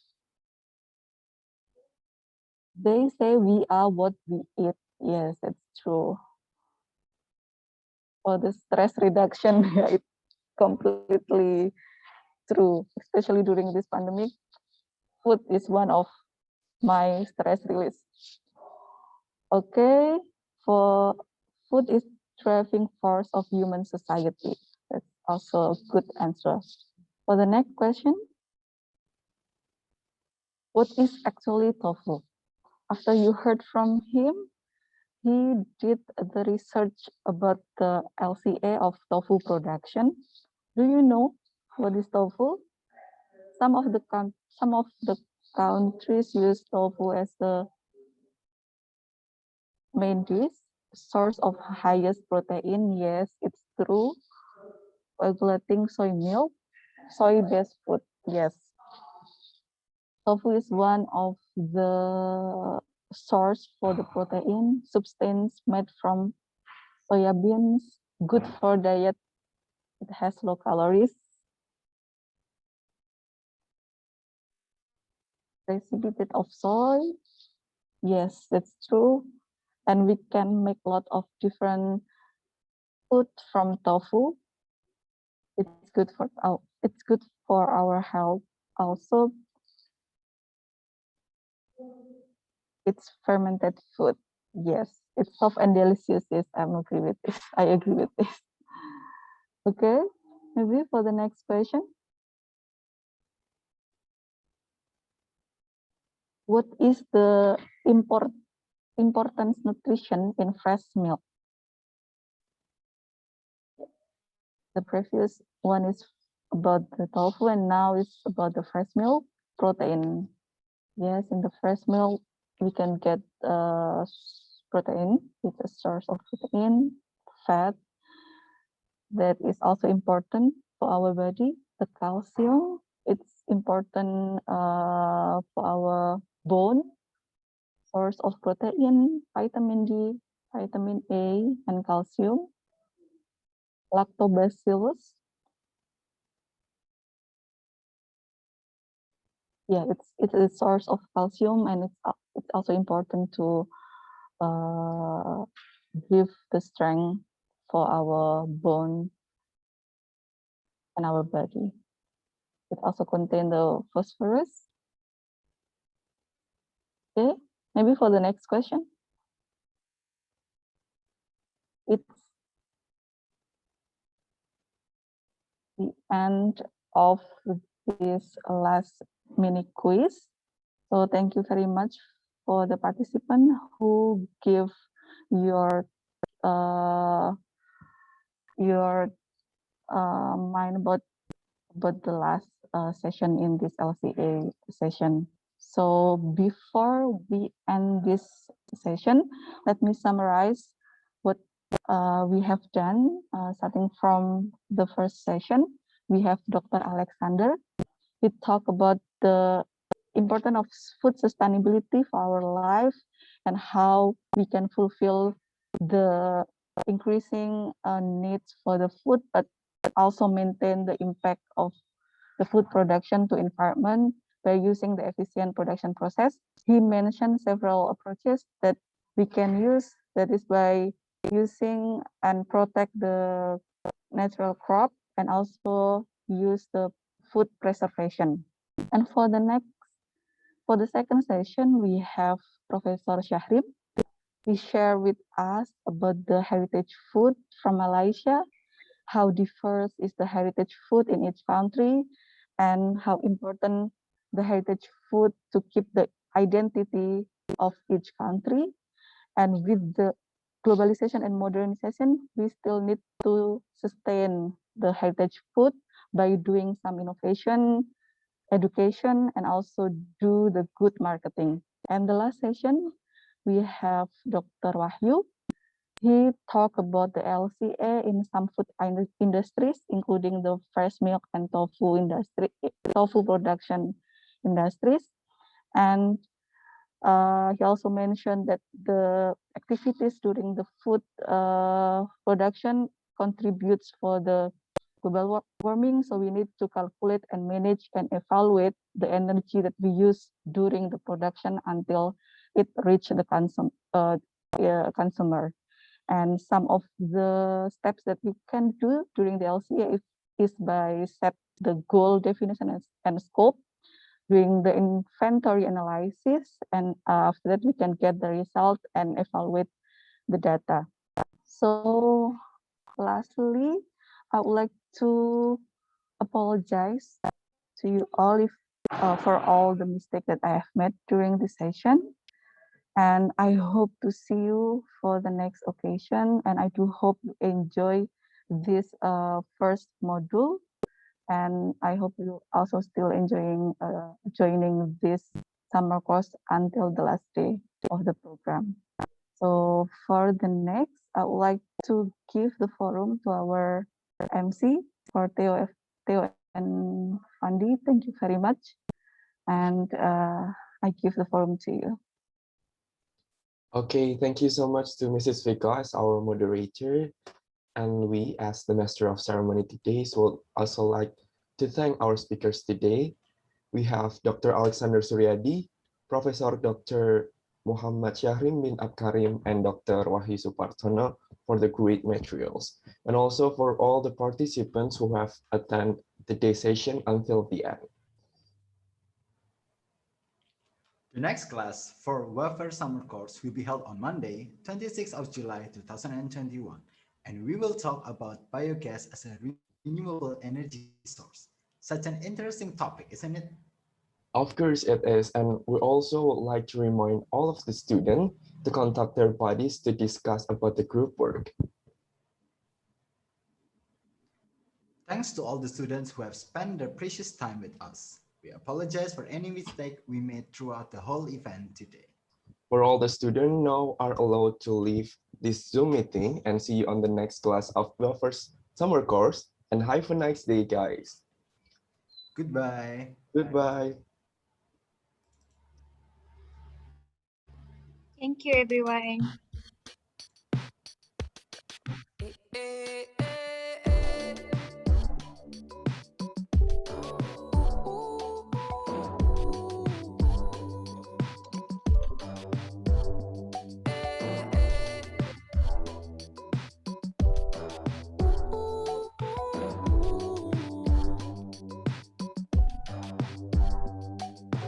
Needless to say, I keep a check. She was a bad, bad, nevertheless. Calling it quits now, baby, I'm a wreck. Crash at my place, baby, you're a wreck. Needless to say, I'm keeping a check. She was a bad, bad, nevertheless. Calling it quits now, baby, I'm a wreck. Crash at my place, baby, you're a wreck. Thinking in a bad way, losing your grip. Screaming at my face, baby, don't trip. Someone took a big L, don't know how that felt. Looking at you sideways, party on tilt. Ooh, certain things you just can't refuse. She wanna ride like a cruise, and I'm not trying to lose. Then you're left in the dust, unless I stuck by ya. You're a sunflower. I think your love would be too much, or you'd be left in the dust, unless I stuck by ya. You're the sunflower. You're the sunflower. Every time I'm leaving on you, you don't make it easy, no. Wish I could be there for you. Give me a reason to. Oh, every time I'm walking out, I can hear you telling me to turn around. Fighting for my trust, and you won't back down. Even if we gotta risk it all right now. I know you're scared of the unknown. You don't wanna be alone. I know I always come and go, but it's out of my control. And you'll be left in the dust, unless I stuck by you. You're the sunflower. I think your love would be too much, or you'll be left in the dust, unless I stuck by you. You're the sunflower. You're the sunflower.